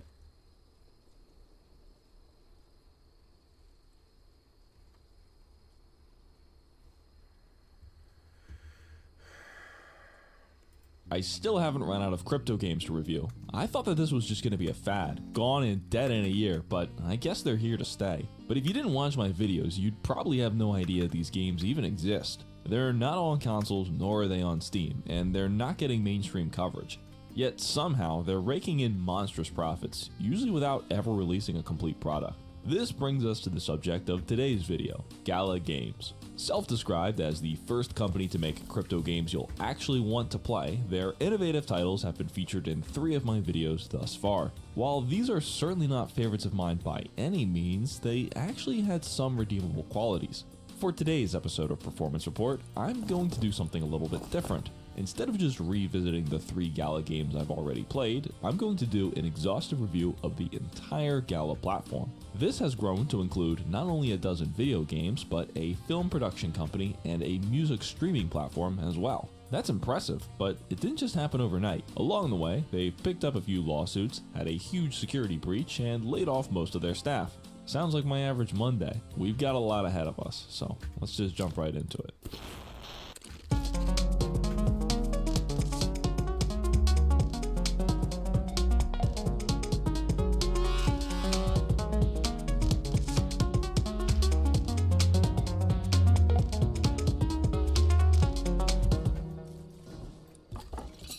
Gala Games was founded in 2018 by Eric Schiermeyer, Wright Thurston, and Michael McCarthy. Of those three, most notable is Schiermeyer, co-founder of mobile game publisher Zynga. Gala's mission, described in a pitch deck from 2020, was to revolutionize play-to-earn gaming. Inspired by the fast-growing and, at the time, successful Axie Infinity, Gala wanted a piece of the crypto pie all for themselves. Quoting Jason Brink, Gala's former chief marketing officer, why can't we create a system whereby people can earn via playing, okay? Because it would take something like $1 a week, okay, in some situations, of additional income to keep someone from having to sell their kid. And if we can provide that via gaming, that is an amazing thing, and we can fundamentally change the way the world functions. This valiant effort was spearheaded through Gala's first publicly available game, Townstar. It would be a surprising hit, especially thanks to its substantial real money rewards. These are typically paid out using Gala's proprietary cryptocurrency, Gala Coin.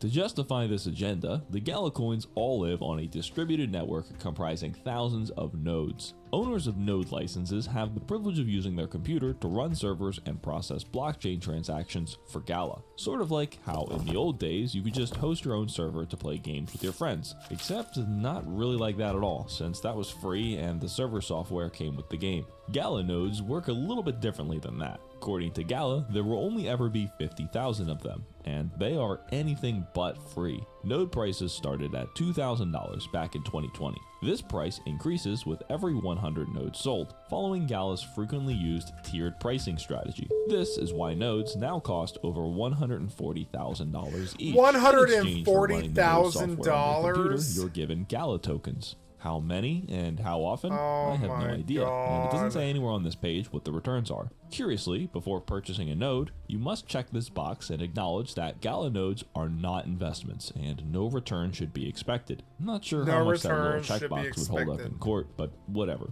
Sure, this isn't an investment, and Gala coins are not a security. Sounds good. In addition to the not an investment clause, you also agree that you will never receive any refunds for anything purchased on their website. Gala does not guarantee the success or even existence of their products, and by using their services, you waive all rights to participate in a class action lawsuit against the company. I'm already off to a great start, and I haven't even played the game